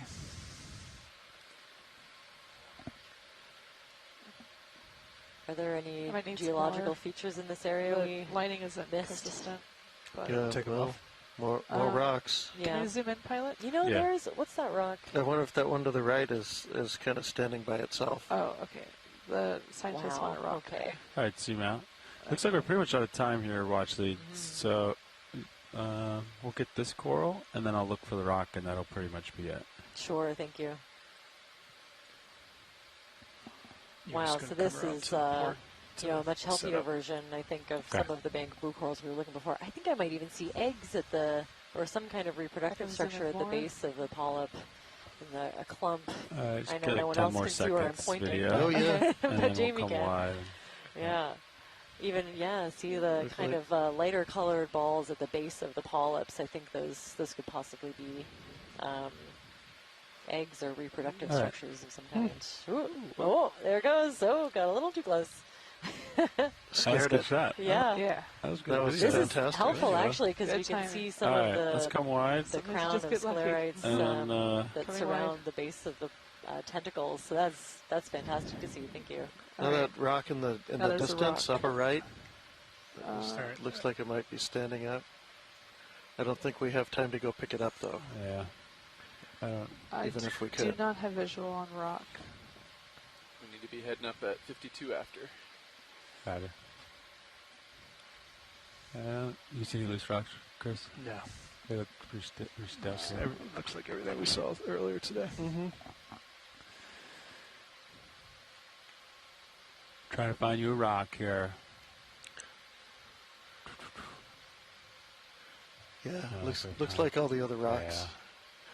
Okay. It was an illusion that was standing up. It's not. So if you have time to take a Niskin sample, Yeah, that would absolutely. be amazing. Wow, yeah, even here there's a little bit of everything. I see that pencil urchin again. Survey 2, you go for Niskin? Yes, please. All right. Video sorry, good for that's Niskin? not me. Clippers? Mhm. Copy? You ready? We'll let co-pilot count you down. All right. Everybody's ready. We'll reset now. Hydraulics are now on. Valve packs are now enabled. Tell you. Reset it. Fire in 3, 2, 1. Video, if you want to get this fish while we're here, huh? Okay, Nice. getting the fish. Confirm fire. I think we've seen this one actually, but just do a quick eyeballs. With some go nice tight bedding. on face. Max, see what you got. Oh, is it gonna, there we go. Alright. We'll let it go, video.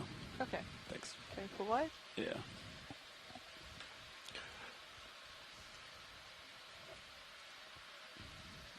And that's pretty nice look at the bedding. This is it, boys. Time's up. All right, let's get this. Here we go. You headed up? Yep. This marks the end of the dive. All So in the right. last 2 minutes, I'll get set up and we'll get going up. So thank you. And did we fire that Niskin? Sorry if I missed it. Yeah. Mm-hmm. The Yeah. Number one has number been one? fired. Yeah. Beautiful, thank you. All right, you get the swing arms in. Yeah, working on it now. Pilot, do you see in the very back to the right? I know Yeah. that we're. Snap it. I think that's an octopus. Snap it. Ah.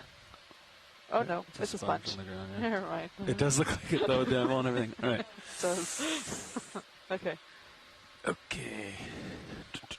He's getting my swing arm stowed.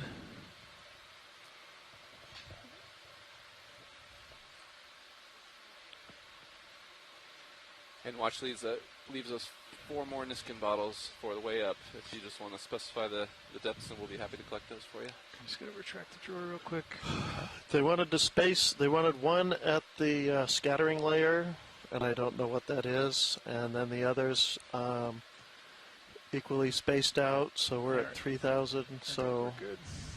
I'm gonna leave every my dogs on 750 for meters. Niskins. All right. Yeah, I'm coming up with you. Coming up. Let me find you. You backing up yet? That's Thank you that's so much 90 for doing the right math on there. that. That's a delta of 20. I'm coming up easy. Yep.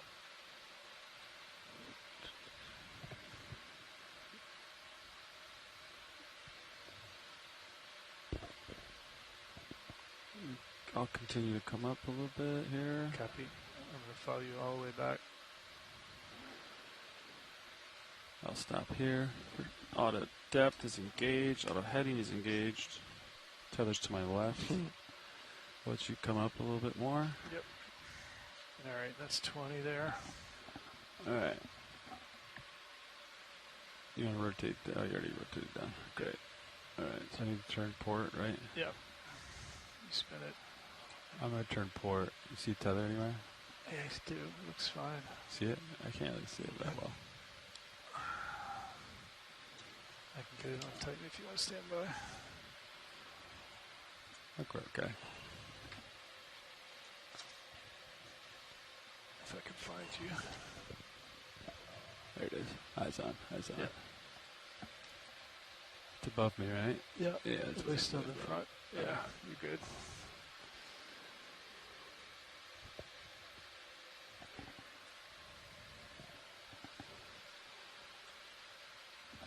I'm pushing forward. Copy.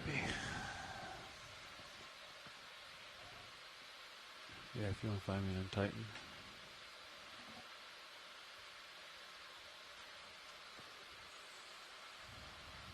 I see your light pool in my tail cam. I got you on Titan.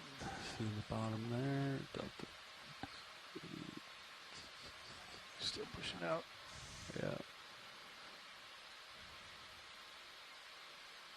Alright.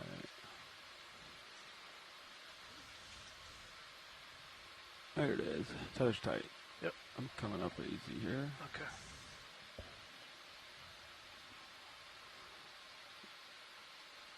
I'm going to zero out my Z-bias.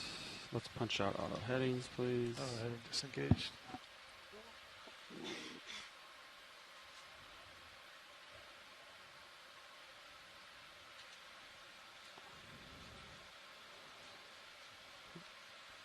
Tickle up on the winch. Copy, coming up easy.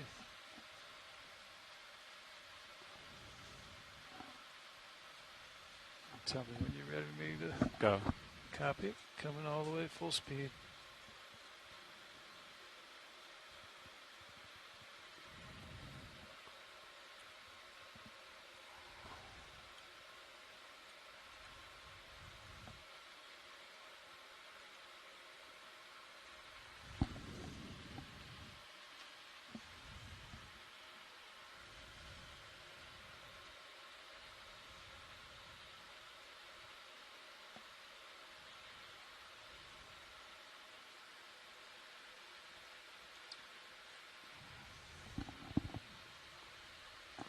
I'm 2 minutes late, aren't I, John? Yeah.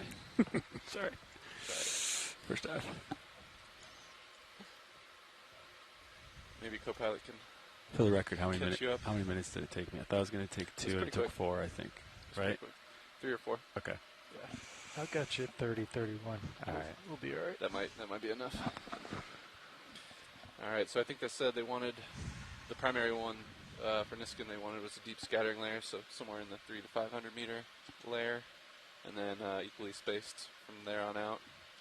300 to 500 meters is typically the deep scattering layer. Okay. But we can ask them. So if they we'll have just specific confirm depth. something like Depth. 500 and then 4, 3, 2, 1, or. No, I think on the way up to the scattering layer. So from here, yeah. Okay. Well, I'll let you do the math on how to divide. Sounds like they're going to let you decide. This is fun. Let me check in with them real quick. Hey, watch lead 2. This is your nav. So the way I understand it, we have 4 more Niskins that we can take, and you definitely wanted one in the deep scattering layer, correct? Do you want to just go ahead and make that at 500 meters depth, the deep scattering layer? Or did you have a specific depth in mind?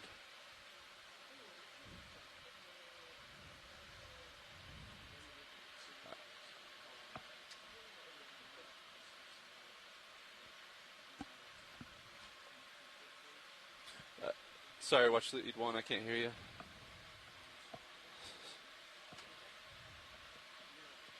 That winch looks like it's going so fast, doesn't it? The little piece of tape going by? Yeah. Like Sorry, still not hearing you, watch lead.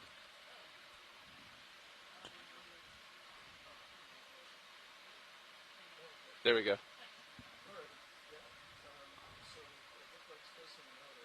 What is this one now? It's a duplicate of your Sirius cam, I think. Okay. 2250, one at 1500, one at That should 750, and then you'll have one more remaining after that. That's not how we normally have it, That's right? that's monitor, Okay, 22. monitor 6.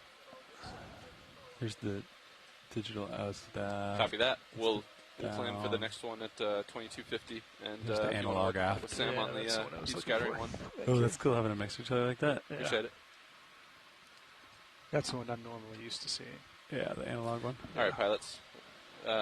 Next, Niskin will be taking a depth of 2250 meters. 2250. All right. I'll write it down. Hopefully remember.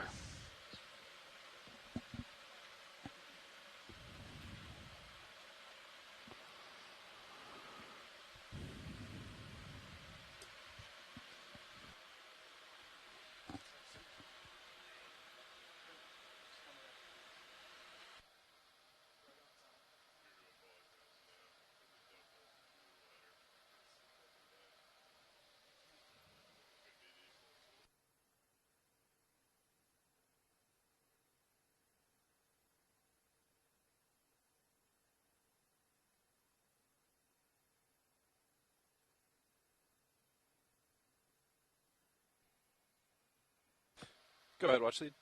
Yeah, we're going to put the deep scattering layer at about 350. 350, aye. All right, just to confirm, the next sample we'll be taking, Niskin, is 2250 meters depth, followed by 1500, then 750, and then 350 to finish it off. Sounds good. Good copy, thank you. Did I hear a winch down there? Hey. Raj, thanks.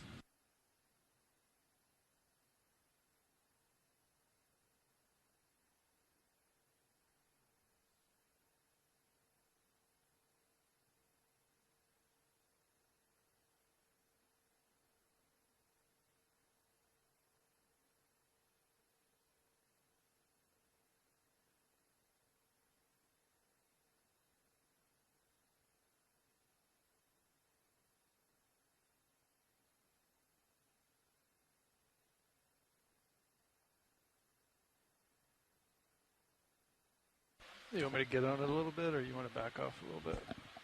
Oh, I'm going to shoot for 5. Okay. I'll reduce my thrust. Copy.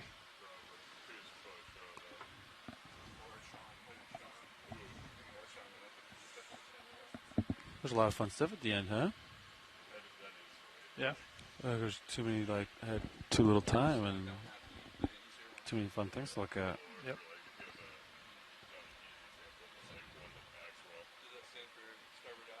Yeah, it was an interesting second shift as well. That's Lots of outcroppings, lots of life. That's good. I stirred up so much sediment. I tried to drive out of it, and then my right toe just dug, made huge. And I was like, oh, man. It was like that all day. Oh, man. When Sean first sat down, it was super soft. Really?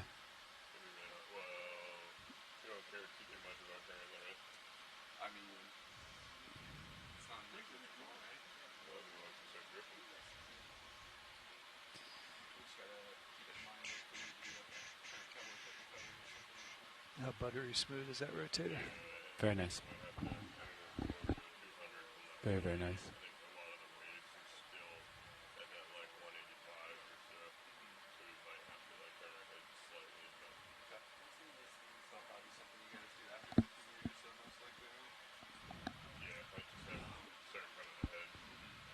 So why have they been duplicating the Sirius cam up there? The idea is if you're mini. sampling, Yeah. you pull a mini, then you have the. We can. I mean, he might probably has an old salvo, or I think they recently did all the salvos. And so This one. that's HD down. Yeah, we never use that. That's HD down. It's a test camera. Oh, we got okay. going on. Gotcha. It's sitting right next to the fisheye, so it's kind of a dupe. It's an HD version, obviously, but Yeah. the fisheye was looking at the same thing, really. So it's this one. Yeah, that's the down one. Yep. And this is the. That's the aft wide angle. Yep. The one on the left. Yeah. So we don't even do the pilot cam anymore. Pilot is a forward-faced one that we've almost never looked at, if I'm being honest. Like, if we've been doing it for 7 years, and I've never looked at it.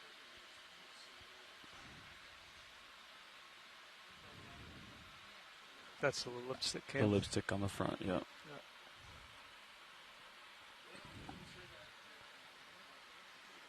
I'll shoot for a delta of like 5 or 6. Copy.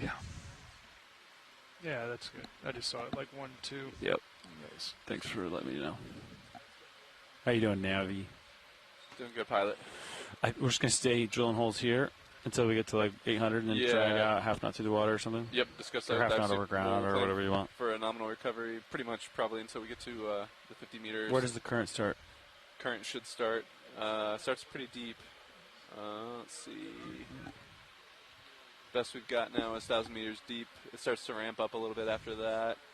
It's going which direction? Yeah, it's going to be going... Same direction as surface? Yeah, What's southwest. South. So it ramps up to west. southwest. So the current goes that way? 0.7. Yep. So maybe at 1,000 meters we start dragging out?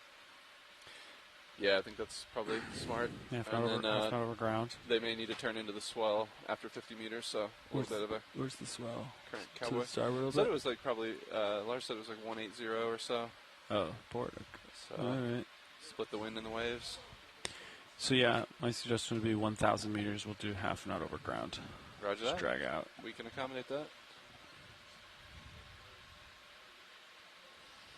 Actually, what's the current magnitude?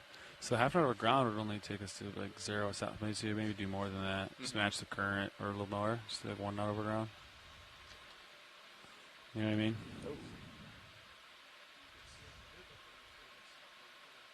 And that would put me. We got excited. Let me let the bridge know we're off the bottom. All right. Bridge, RV now.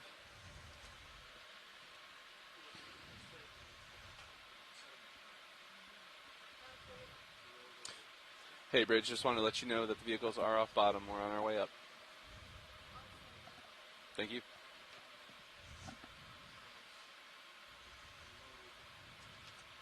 That's how we normally have it. Okay.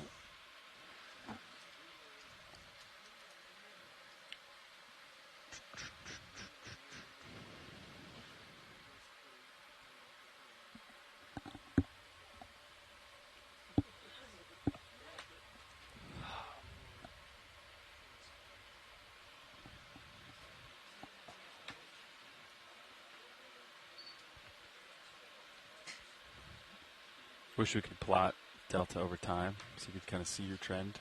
That would be nice. Yeah, be kind of fun. Delta's a little bigger, so I'm going to increase my thrust commands. I don't know where you'd stick it at, though. Well, can you make it a variable in the data view? One of these variables? Like delta? And you know what I mean? Yeah. Did you discover your temp probes? Yeah, they're there. Yeah. Andy confirmed you have to get LCM traffic before they show up. You have to turn them on. Yeah, you got the relays on, vehicles on, and then LCM has to be publishing before you see them. Okay.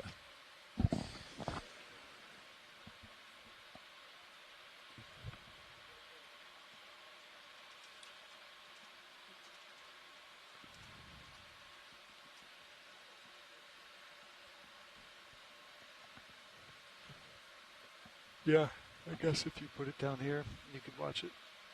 Yeah. Nice straight line.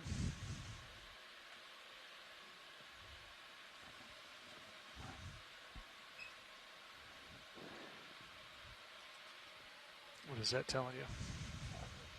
It's our nav. Say again? That's the nav page. I don't know how much of it's active. Yeah. Looks like it's at the This EX is on it. action. Yeah. Looks like we'll be at 50 meters at 16:31, 1 minute late, but if we're tickling on the winch, I think we'll make it. He's doing 31, 30. Yeah, I think we'll make it, no problem. See. We got another, what, hour of this? Hour and a half? Got 85 minutes. Yeah. 2250, is that right? That's the first one. 2250, yep. Copy. Each hour is 1,800 meters, something like that, right? 30 times 6. Yeah. 18. Yep. 1,800 meters now.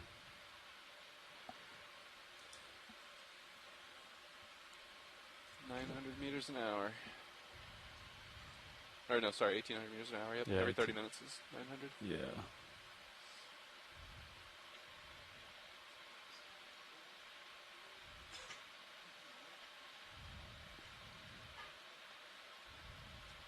First, Niskin's coming up in a couple minutes, right? Yeah. 10 minutes. 60 meters, yep, above 2250 would be 2-minute warning. 2250 is the magic. So 2310 will be our 2-minute warning. I'm going to go ahead and see, make sure we got people in stations. I think it's just make sure we got the clipper. Okay. Looks like Art's back there. And we've got Caitlin on video. Does he know that we're doing them on the way up? No. We're going to do them all the way up, so like 2250, 1500, 750, and then 350. So. Talking Niskin water samples. Yeah, it's still a few minutes. I just wanted to let you know we're going to be taking them as we come all the way up.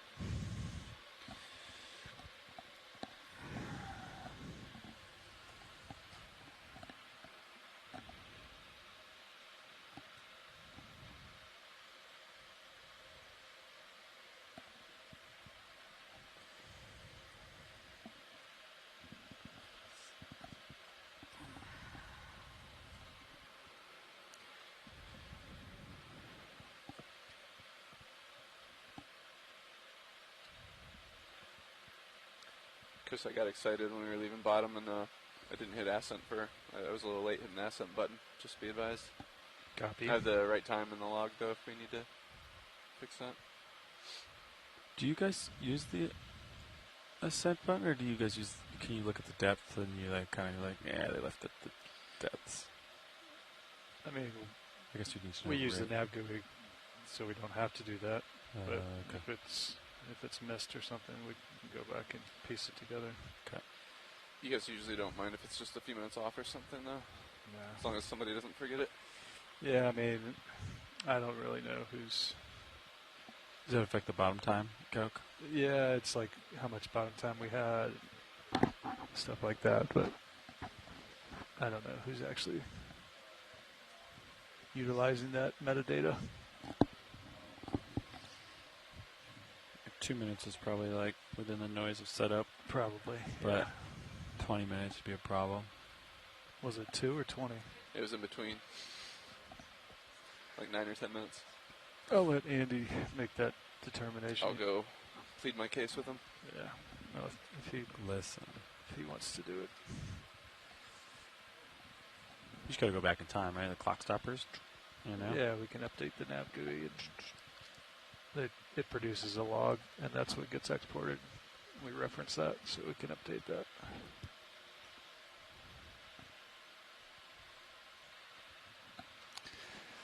Delta 10. I know. I'm trying to get it back up to chasing it single digits, but yeah.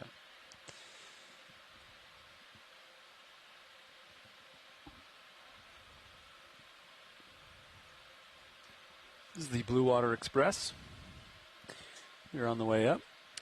I do like the analog because we know that 10 is basically the bottom of the screen, and with that wide it's angle, a reference. You use it as a reference. Yeah, that wide angle, it's not as easily visual. Yeah. Determination. Yeah. The wide angle's nice because you can see yourself more, like in more situations, just right. Yeah. On the setup. It's nice being able to see yourself. But you're right, as an aiming platform. Just keep both, man. I know. I like both, don't you? Very nice.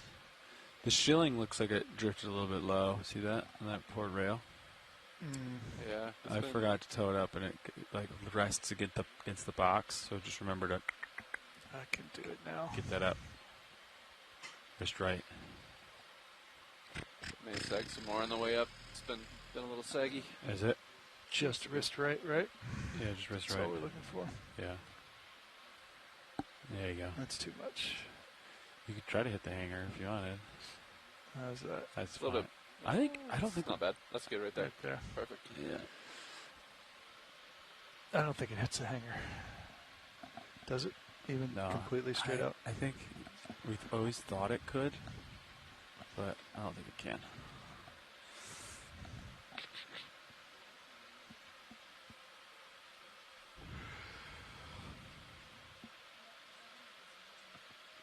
Kona back in Arkansas, or is she home?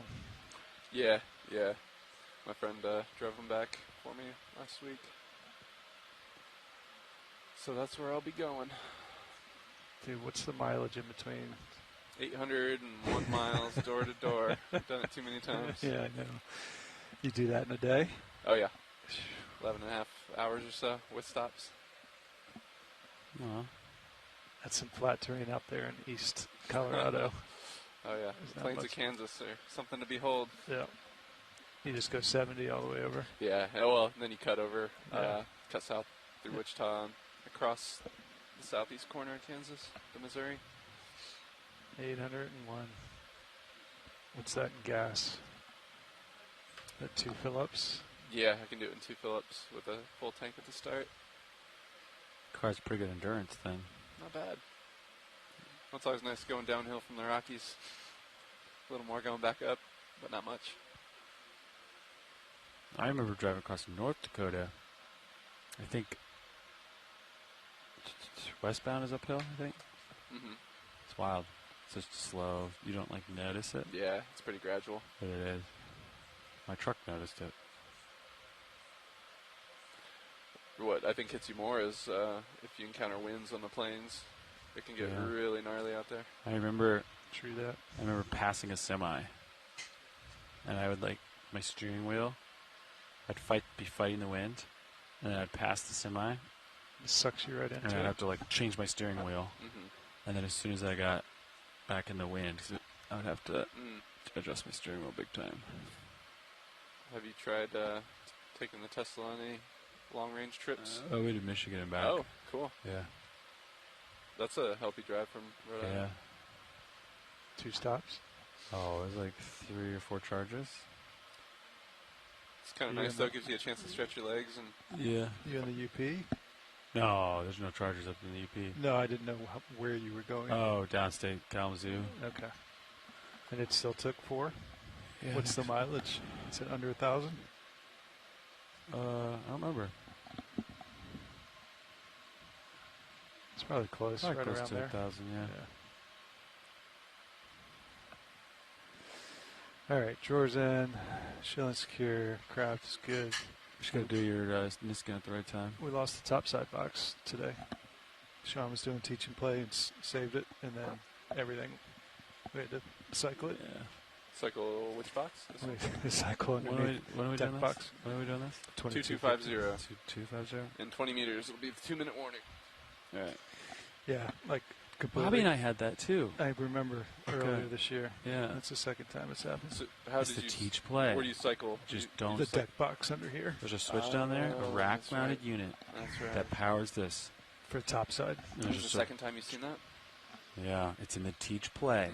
That's why I specifically just teach play. don't do the teach play. I'm not. I had hoped that would be a little more useful for us. I think it is. Sean just did a new one, so he got it set up, so it'll be pretty close for the rest of the cruise. All right. It was just when he was saving it right at the end, like it was totally fine, and then all of a sudden he had no feedback control. All stations, this is 2-minute warning to collection of Niskin number 2. 2 minutes.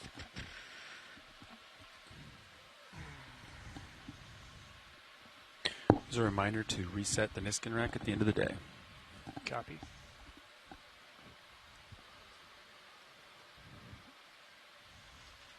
You gotta count us down, Chris.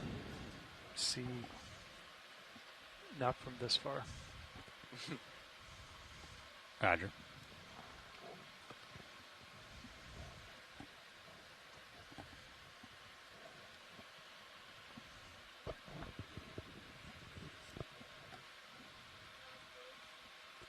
Go ahead, Bridge.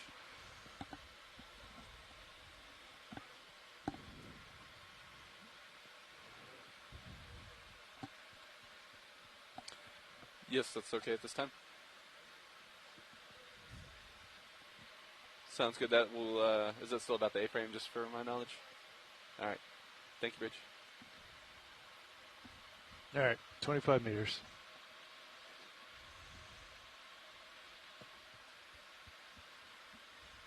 Here's what I'm thinking, John. At 1,000 meters, you do half an hour over ground. Just, ship's heading. Just to get a little movement, yep. Okay. And then a little while later, ramp it up to Yeah, 1 maybe knot. around- To 1 knot, which will end up being pretty close. Well, I mean, we could just start. And then We could just get to half knot through head the through water. water, Yeah, exactly, like yeah. around 500 meters or so. Yeah. Start ramping up. All right, 5 meters. Niskin being reset now.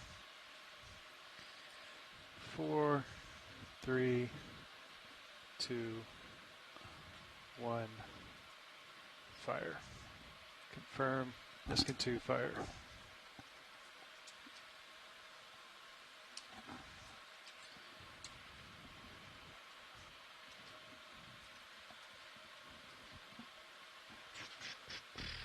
Sample 07W, water sample, bottle number 2.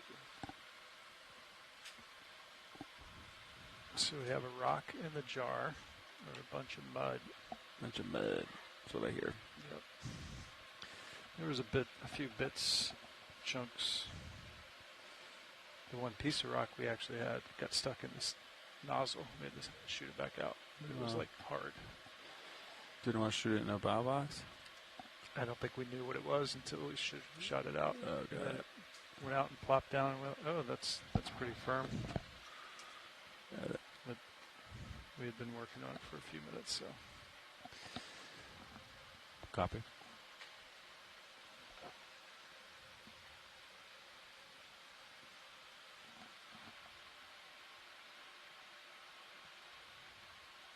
Delta 8 looks good. Okay.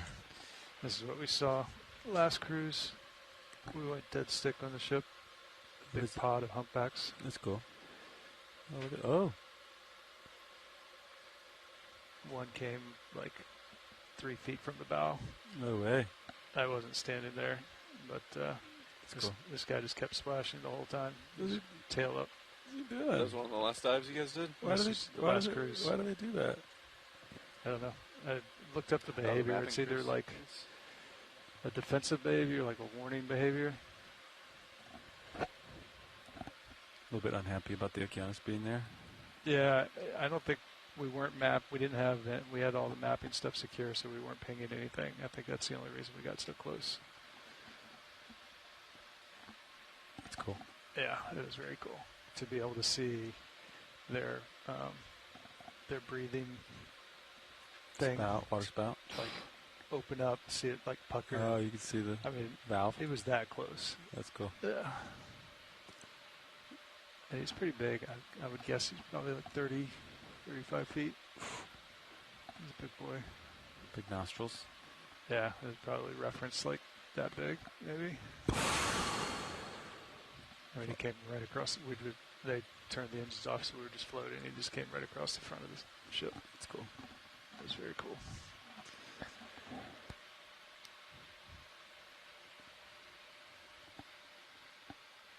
So summer, I think they're up here eating, right? And then winter, they go to Hawaii and calf for mating season. I think they calve and down there and get fat up here. Yeah. Bunch of krill up here.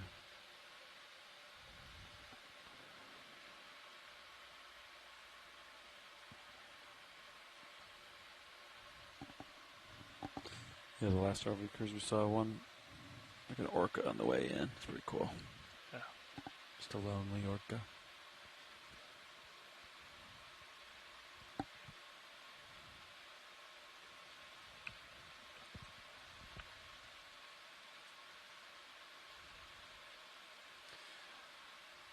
I didn't follow too much. Chris, where did you guys map at? Was it in the Gulf? Yeah, Where we're at? it was south of the Aleutians. I don't know if we came. I don't know that we went very far east of Kodiak, if we did at all. I think most of it was west of Kodiak, between Dutch and here. Oh, wow. If I remember correctly.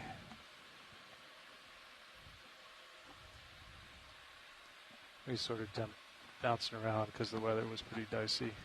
Yeah, that's what I heard. Trying to move away from most of it.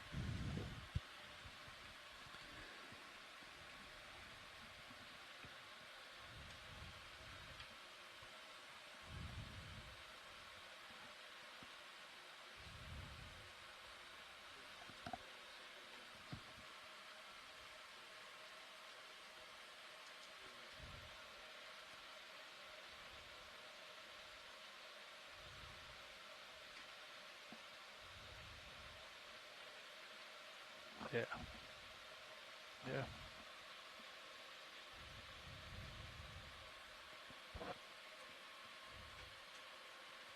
Yeah, the very first mapping leg, I think we did north of the Aleutians. And I think everything else has been south of that. Copy.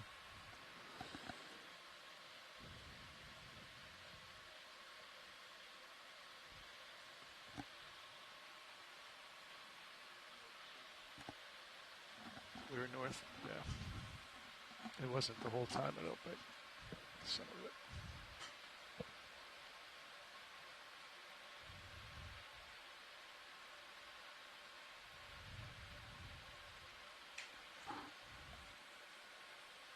So everything got squeezed and it all looks good? Yeah, I think so. Other than ground faults. Did they go away? No. Get better? Meh. Are you happy with the motor bottle bulkhead changes? So Sirius, power, that one. A lot better now. Nice. What was that down to? Hundreds. Ooh. Last cruise. And then we put the spare on, and then we fixed the normal one. So Nice. we're back in business. Great. We'll probably service the other ones this We were winter. discussing during, I think, the dunk test. Do you think the SMD level Nope, sensors... they're isolated. Okay. They have data forth modules that isolate them. Ah. Is this erroneous? Yeah. Yes, that's correct. Good catch, Chris, but yeah. Has it always been shows a leak? Yeah. Yeah. It's putting it on the winner list as the leak detects work. Because the DT ones aren't even labeled. Like, we don't break them out and display them, so. And Bobby has new leak detector to install anyway, so we'll install the new ones. Do you know what the reference is for each one of these? No. Just look at the drawing. A lot of them are just unused.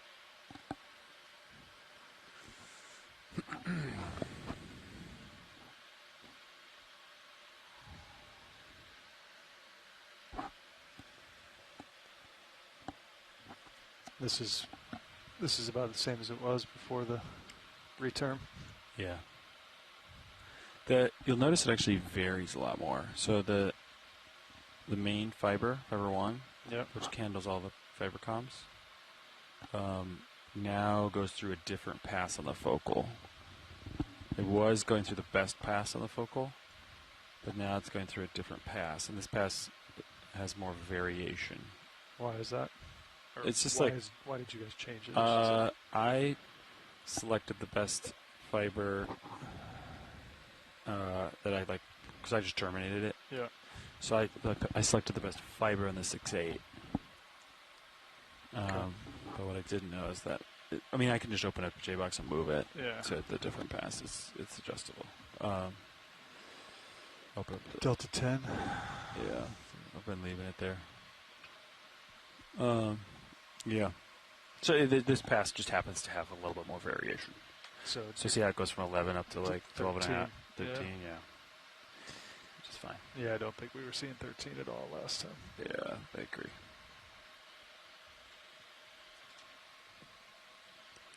Well, we're fine. I put a new, I'm testing on a new fiber termination. So I put it on the HD down.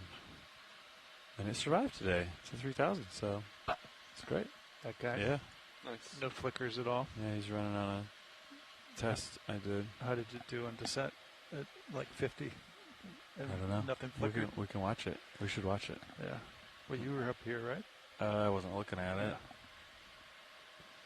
It's a good call, though, yeah. Because we've had a splice do that. As of now, we're on time, boys. Okay. Never any doubt. Nice work. It's easy to lose time. It's hard to make time.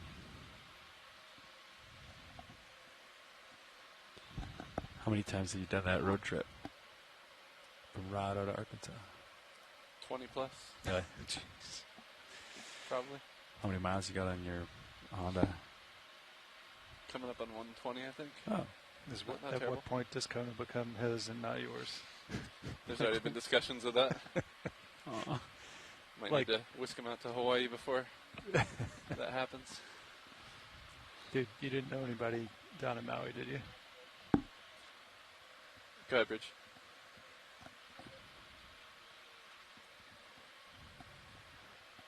It can do some midships too. Yeah, 185 works, and you can also change center of rotation and midships if you'd like.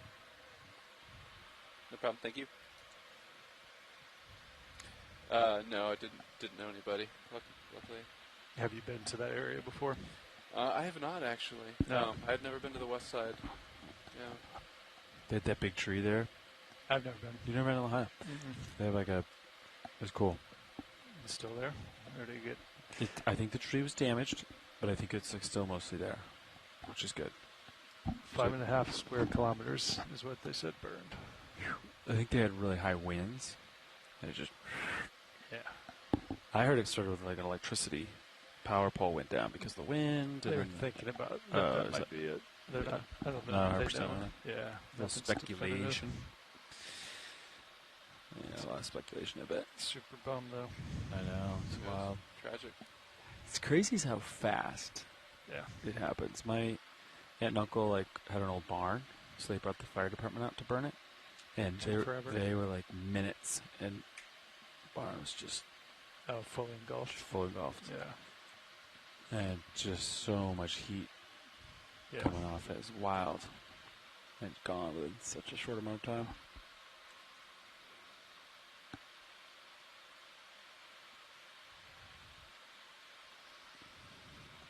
You can turn our jocks off if you're not using them. When is your next one? It's a couple minutes. Oh, okay. 1500 meters depth. In the olden days, the HPU motor didn't have enough torque to start past like 4,000. So you just leave it on? So you leave it on. And then if you turn it off, it won't turn back on. Just because it's too cold? It gets so cold. And the hydraulic fluid gets thicker, I think. I mean, that's pretty warm. Yeah. I mean, you've been leaving it on. Yeah. I think they've left it on. No. I'm sure they secured it today. Yeah. Carl likes to turn it off. puts miles on the pump. This is actually circulating at even with no RPM. So you're at 400 RPM right now? So it's not that I didn't know if that was up the top of the bar, but that's because it says 400 up there as well. Yeah. Yeah, you're doing 400. So there's constant flow. Yeah. When it's enabled. Yeah. Makes sense. Turn it on and have no flow. Have it overheat. Yeah, so it's a gear pump.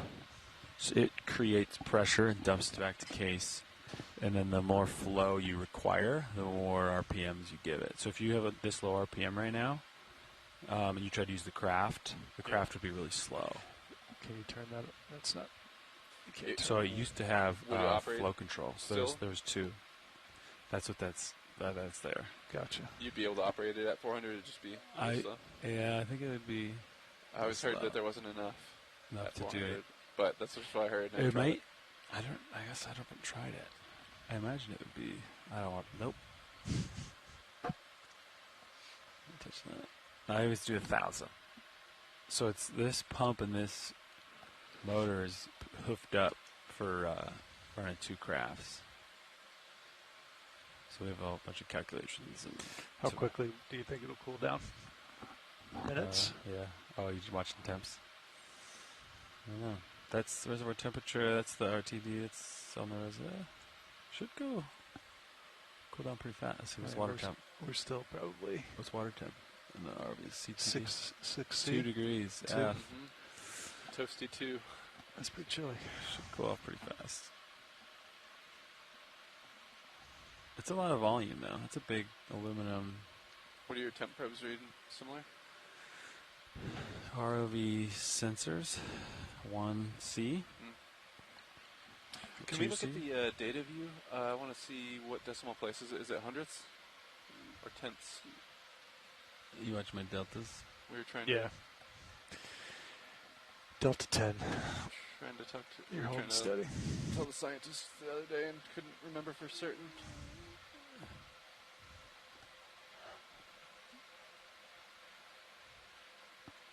Yeah, here it is, just at the bottom. I thought it was hundredths. No. Nope. Oh, one of them.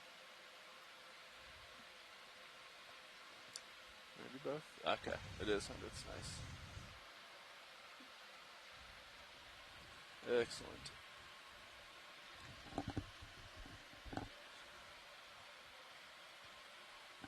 We can look at the spec sheet for them.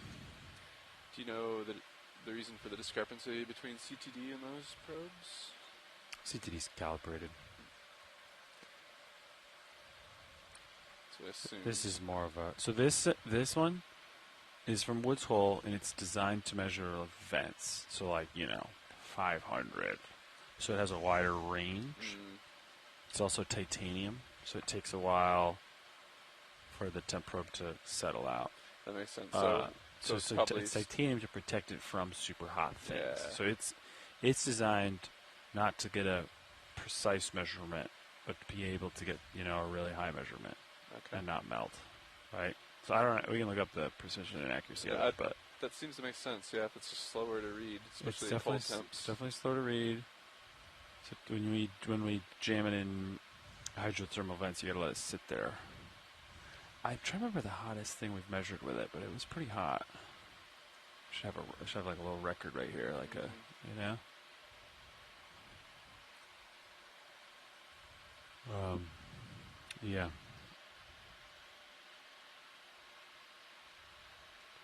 And you could even argue that the manip one changes faster, especially on ascent or descent, because it's getting all that water flow past it, whereas the other one's kind of sheltered. Yeah.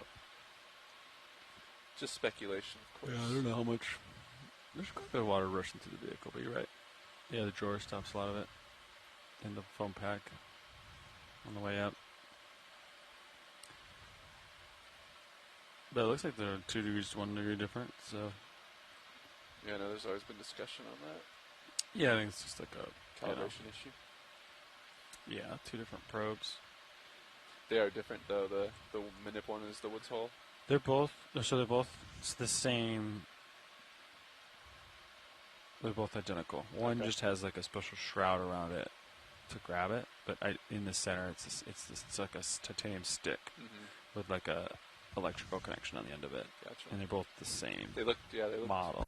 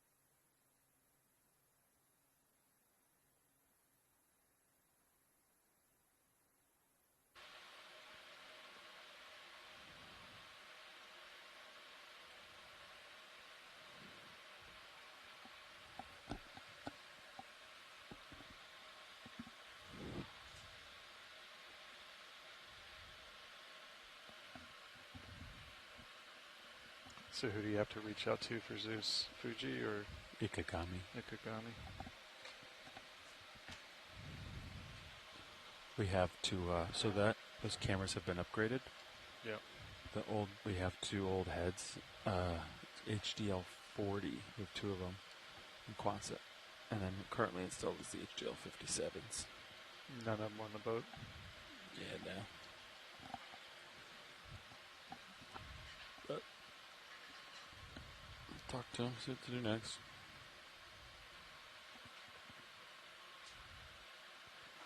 One of the guys emailed us back, which is nice. He gave us some tests to run. I think we've already run them, though, so I think we just need to communicate. What next, you know? Yeah. What's the actual camera cost? Not the lens, just the... I don't know. I couldn't really find a place to buy it. Like $5,000. I saw an older one for $5,000. Yeah. If you could find it. Yeah. Yeah, they don't manufacture those anymore, right? I don't know. I don't think so. Pretty old.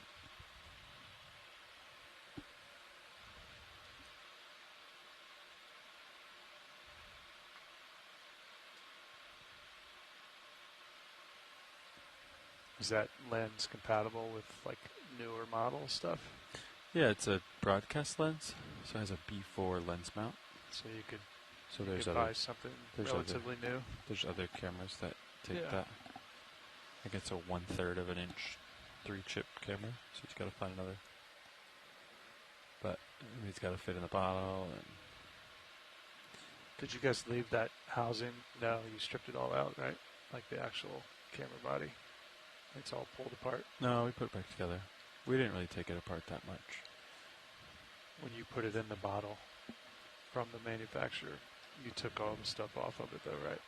The actual body of the camera. So the camera, Inside Pacific made it, the Zeus Plus. Okay. It's just a block, like a broadcast block camera. There's not really anything else. I mean, yeah, if you're a broadcaster, you mount stuff to it, but it is stripped down on the fact that to make it smaller. Yeah, they didn't know one added any. Yeah. No bits and bobs to it. Bits and bobs to it. Yep. So you could have a decent shot of finding a newer one that would still fit in the bottle. Maybe. Yeah. A lot of them are really big. You'd think they'd go the other way, right? I know. That's how it always goes. Just keep shrinking it. There's a, there's some. It's one that I want to use, but it's actually pretty cheap. The sensor's 12K. Which seems like a lot of Ks. But it's too big to fit in the bottle. But maybe if we take some sandpaper and maybe a belt sander. A couple screwdrivers. You could chip away at it. Cold chisel. Yeah. Put it in a vise. All right, big guy. You want to do half knot? It's time. Over ground. Bridge, RVNF. Yeah, so this time we'd like to request that the ship move ahead at half a knot over the ground, please.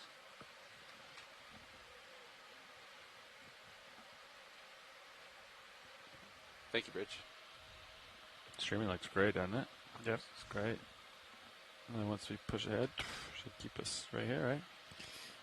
Yeah, I mean, you almost don't even need to do anything. Unless you just want to get Lars set up for success. Because what's going to happen is, as we get shallower, we're going to get into that southwest. So I'm trying to get ahead of that. I imagine we're going to continue to clock west. There's a surface current Yeah. flowing to the west. Yeah, exactly. Yeah. 0.6. Gotcha. So we're going to go south. We're going to blow west. Yeah. And then we're going to punch out surge and sway and do half knot and straighten it out. At like 500 maybe. Yep.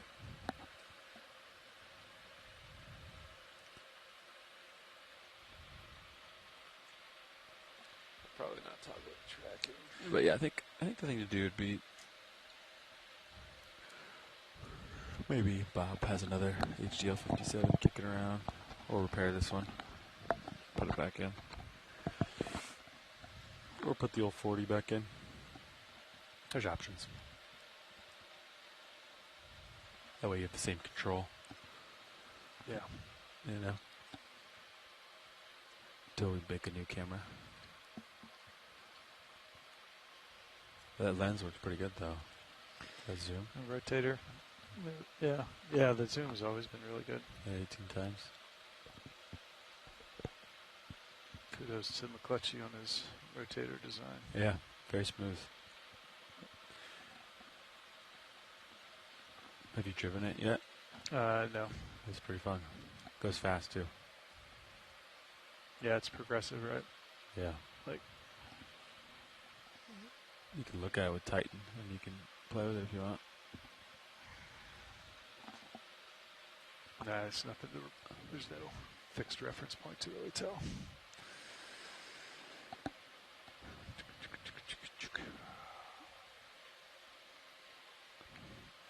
You take Titan, spin ID1, PTZ, yep, and look at it. If you want, look at his belt.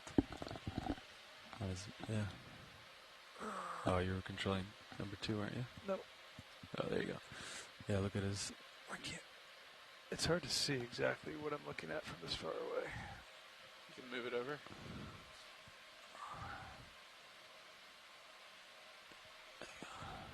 Man. See the belt? Yeah. Look how smooth it is. Full speed. So it's just a single belt drive? Yeah, 3-to-1, but roughly. He could have just added the pan to Roland that, right? really loves that new drive. That's what heading is.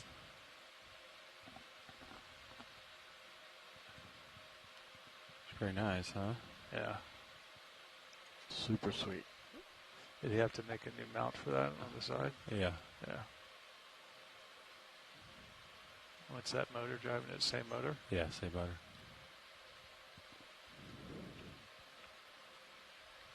Give me some progressive super slow. I mean, I can go as slow as you want. I gotta be able to see it. Move the belt. Okay. That's nice.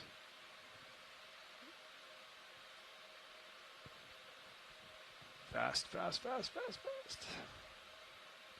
It's pretty cool to be able to look down your own lens.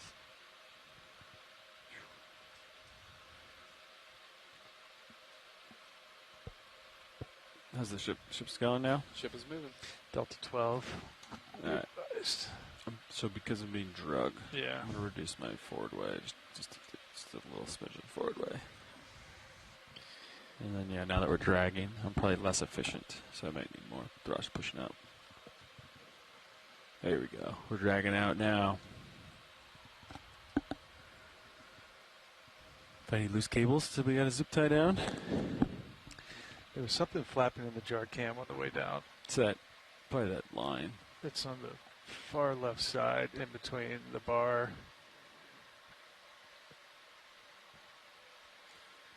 Bridge, RVNAV. I don't know if it's still there. Hey, Bridge.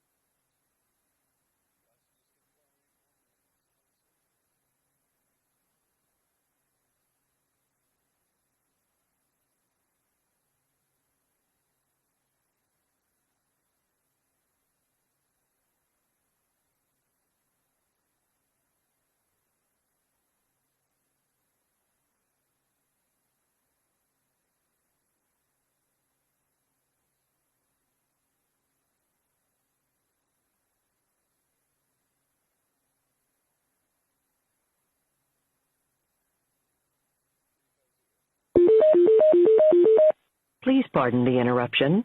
Your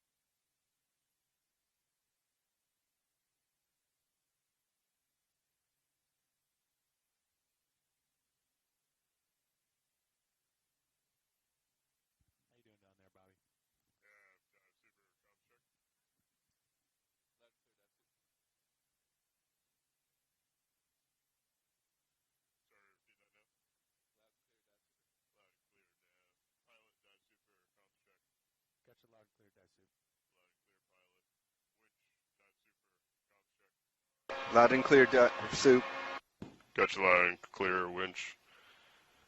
Deck boss, dive super, comms check. Loud, clear. Loud and clear, deck boss.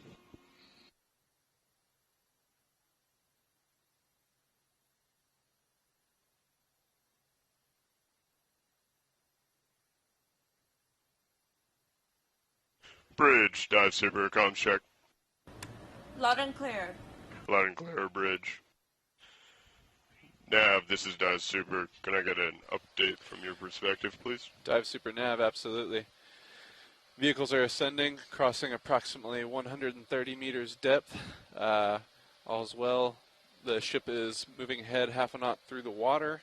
We currently are have a heading of 196 or so, almost into the wind. We have about 10 to 13 knots of wind flying off the starboard bow. 0.7 knots off the port quarter. Vehicles are streaming just slightly to port. I haven't gotten any squall updates, so I'll let you talk to Bridge about that, but all's well, and we're ready to recover once we get to 50 meters. Good copy, Nav. Just so you're aware, we're going to bring the ship's heading back, maybe 5 degrees to port. We saw a rollout here that shook the ship, so we're going to try and balance that out. Roger that. And to add, we are also out of auto surge and sway at this time. Good copy, out of surge and sway. You ready to give Nav Dive Super comms? Dive Super has comms. Dive Super has comms. Thank you. Bridge, Dive Super. Dive Super, bridge. Could I get an update from your perspective, please? Yeah, I'm just currently maintaining 0.5 ahead, 0 lateral. Lateral-wise, it's been doing pretty good. Bridge is having some trouble going between 8% and 13% on joystick, so I'm kind of just like going over a little bit and then under, just like monitoring between the two percentages. Visibility has been opening up a little bit from when you were last up here. We have no traffic in the area visually or on radar, and swells is kind of, it has increased and is probably going to be the predominant factor that we're fighting against, and there's about 0.6 knots of residual as currents from 148 degrees. Copy all, Bridge, and can I confirm center rotation is midships and port prop and rudder are secure at this time? I can confirm that center of rotation is midships and port prop and port rudder are disengaged. Good copy. I'll work with AFCON here to get control from you. I'll have them call up on the talkback. Thank you.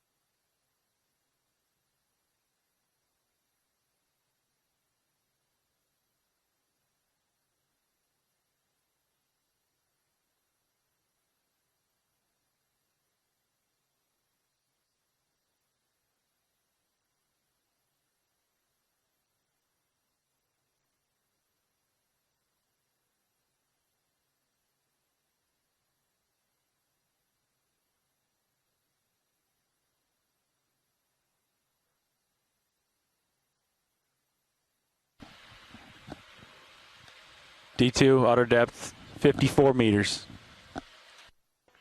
Good copy, pilot.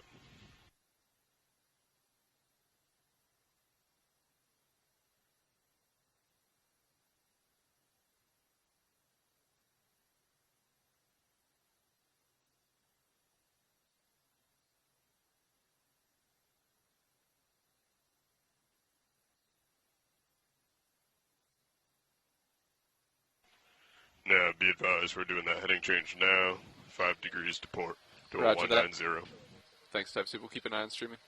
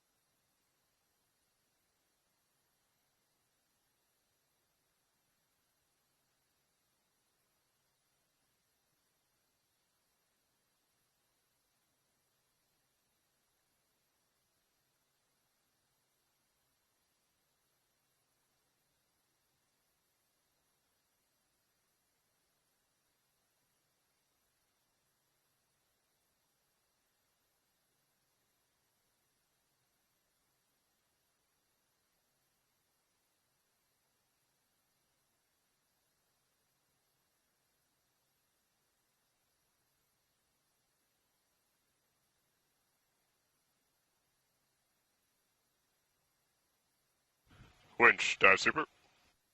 Dive super winch. Could we pass control of the aft station, please? Aft station has it.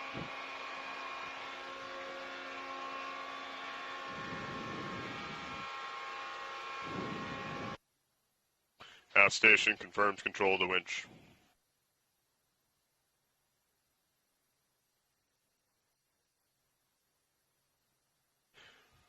Pilot, dive super. Go ahead.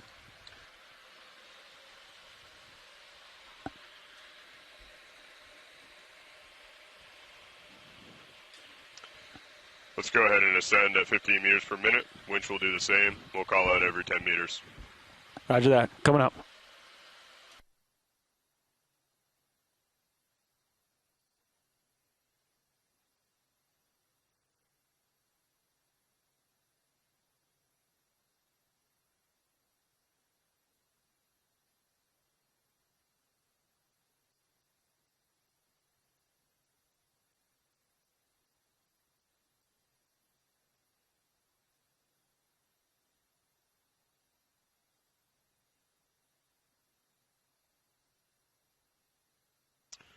Four 0 meters, wire out. D246, streaming fine to starboard, but it's straightening out.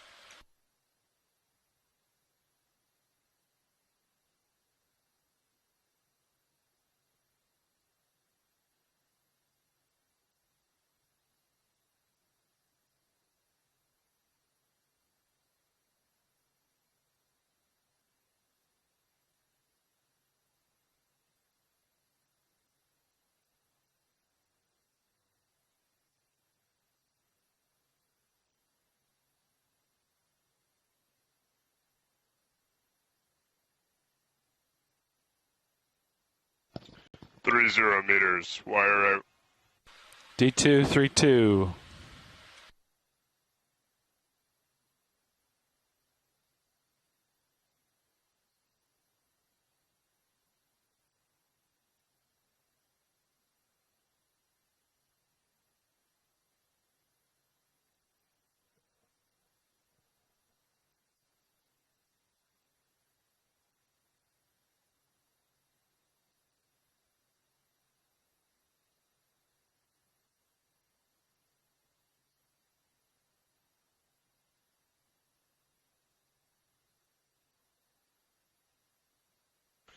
Two 0 meters, wire out. D222.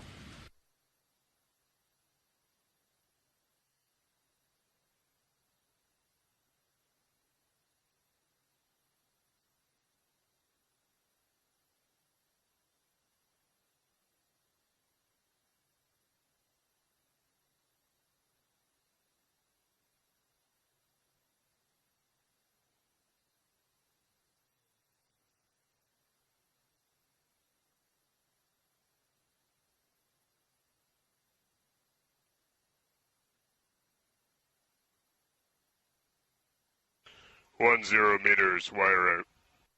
D2, 11 meters.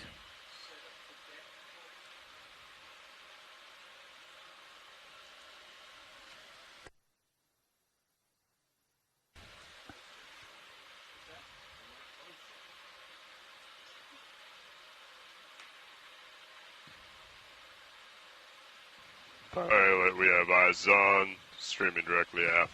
Roger. I have eyes as well. Good copy.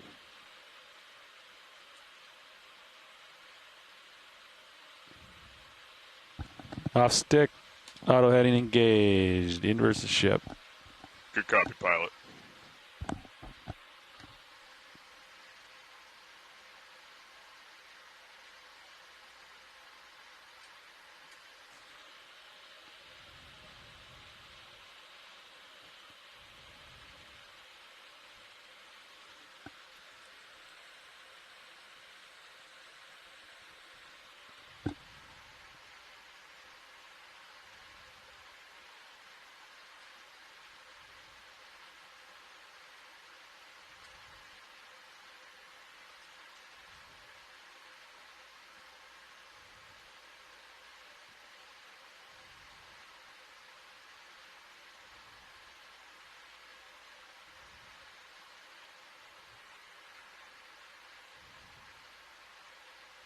Could tell. Sorry.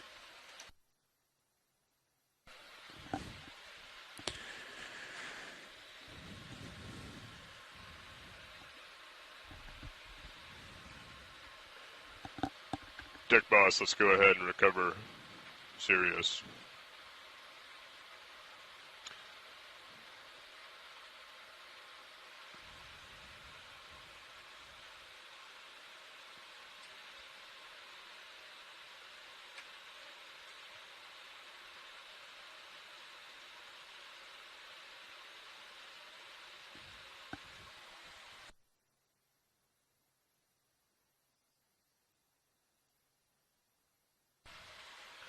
Alright, pilot, tugger lines are on. Let's go ahead and give some thrust aft to reduce the tension in the tether as Sirius comes up and over. Roger, providing slack.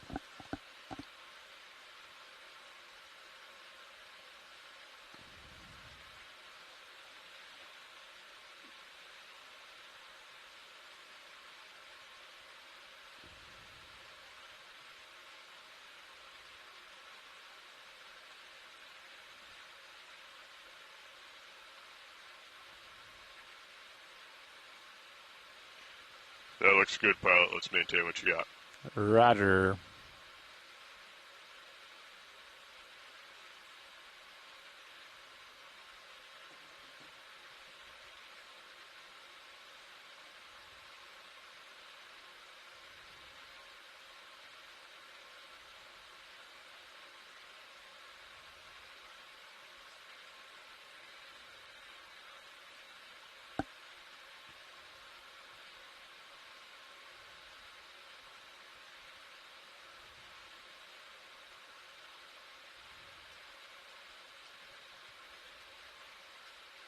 Increasing.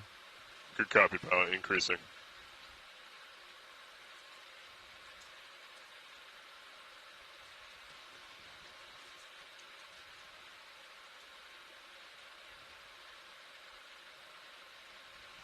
Let's go ahead and give it a little more, pilot. Increasing, yeah.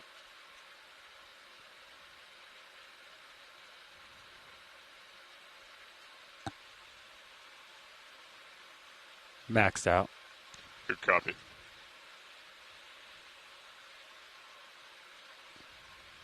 Right, pilot, bringing down our forward speed a little if you want to reduce with us. Roger.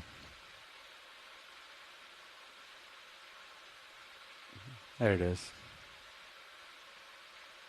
That's looking good, pilot. Let's maintain. Roger.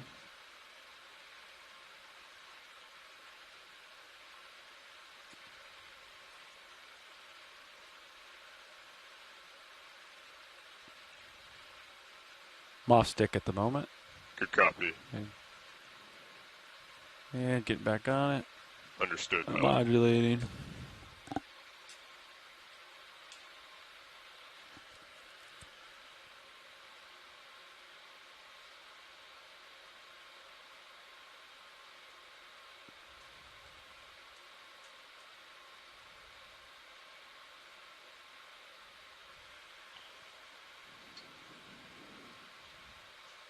That's looking really good, pilot. Let's maintain.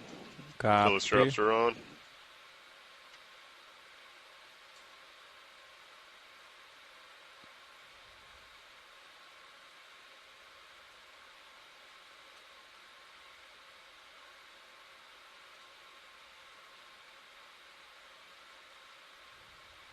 All right, winch, if you could take back local control, please. Winch is local. Good copy.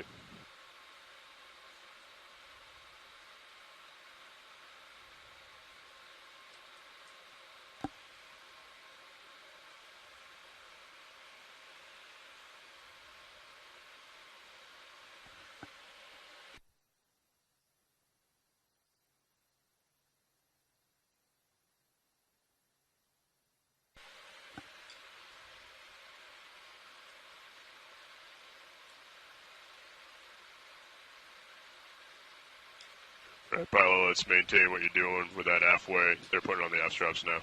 Roger.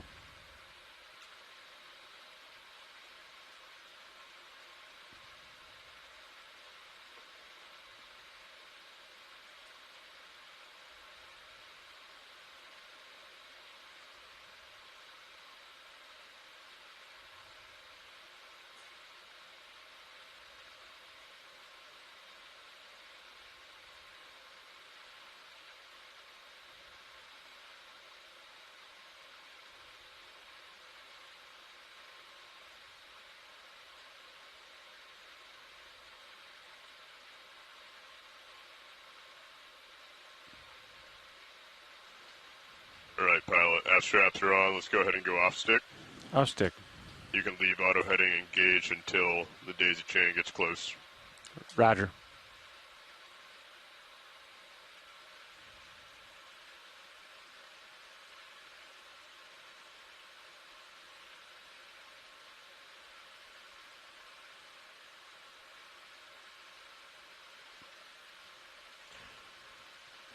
All right, pilot, go ahead and come out auto heading.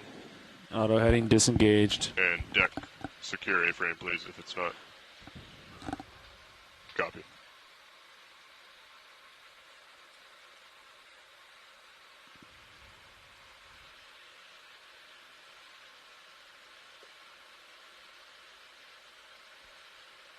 There it goes.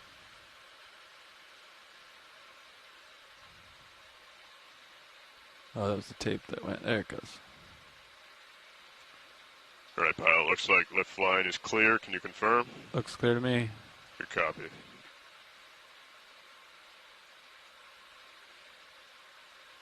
Tether's a little slack. Yeah, we're increasing forward speed now, pilot. Okay.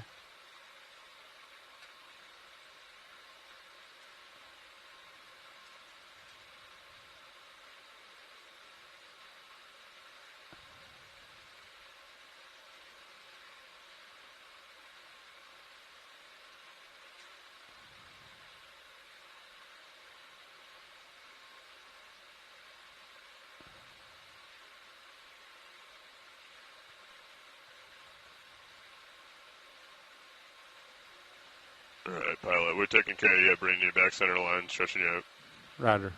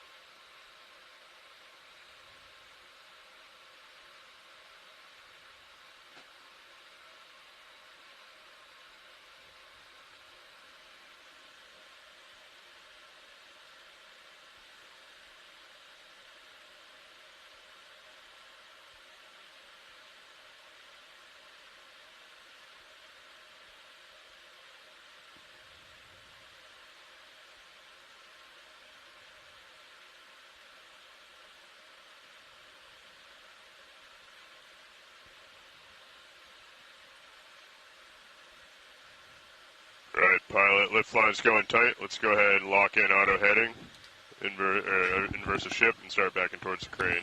Auto heading engaged. Easy back. Good copy.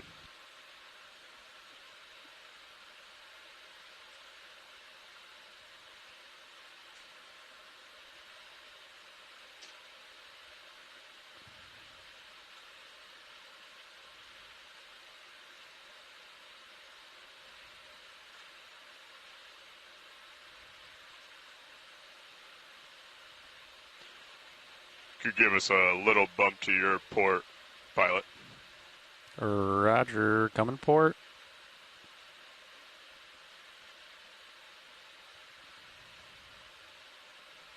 Off stick. Unless you want more. Good copy. Stay there on port and start backing towards the crane. Back. Oh, off stick. Off stick. And off stick. Looks a little slack. Understood. Lift line's going to be coming tight here in a second. As it does, go ahead and give yourself a bump to surface as well. Coming up, up, and surface, and That's good. back. Looks good to me, pilot. Roger.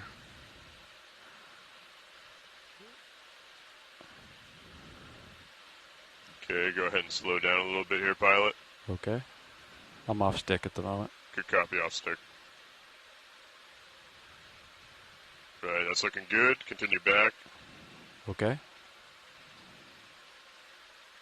And pilot off stick. Yeah. Anytime it goes slack, I've been going off stick. You're directly under the crane. Give it a second for the swell to go by. Alright, go ahead and give yourself a twist to starboard if you can. Alright. Alright, pilot off stick. Alright.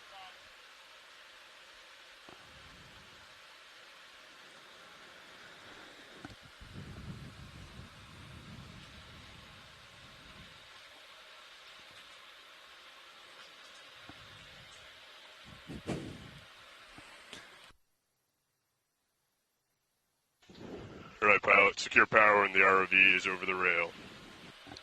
Copy. I'll let you know when.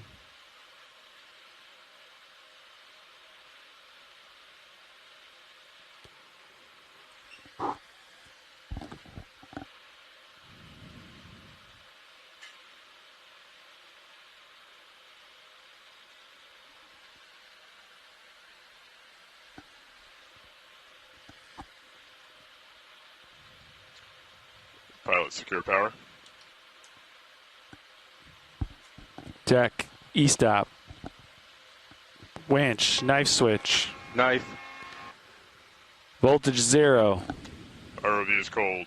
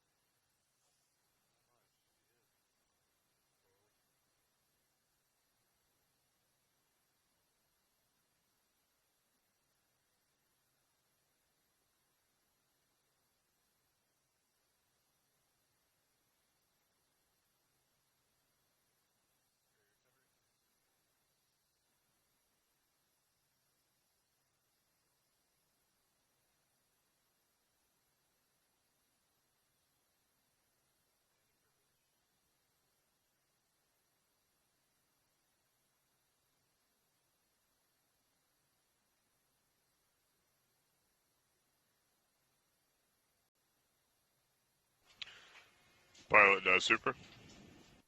Go ahead. Straps are going on the vehicle. If you all are ready, feel free to come down, help with post dives. Nice recovery. Nice job, dive soup. See you down there. Winch, dive super. Dive super winch. If you could secure the power to the HPU at this time, please leave the fans off until we're done with post dives. Roger, HPU off. Good copy.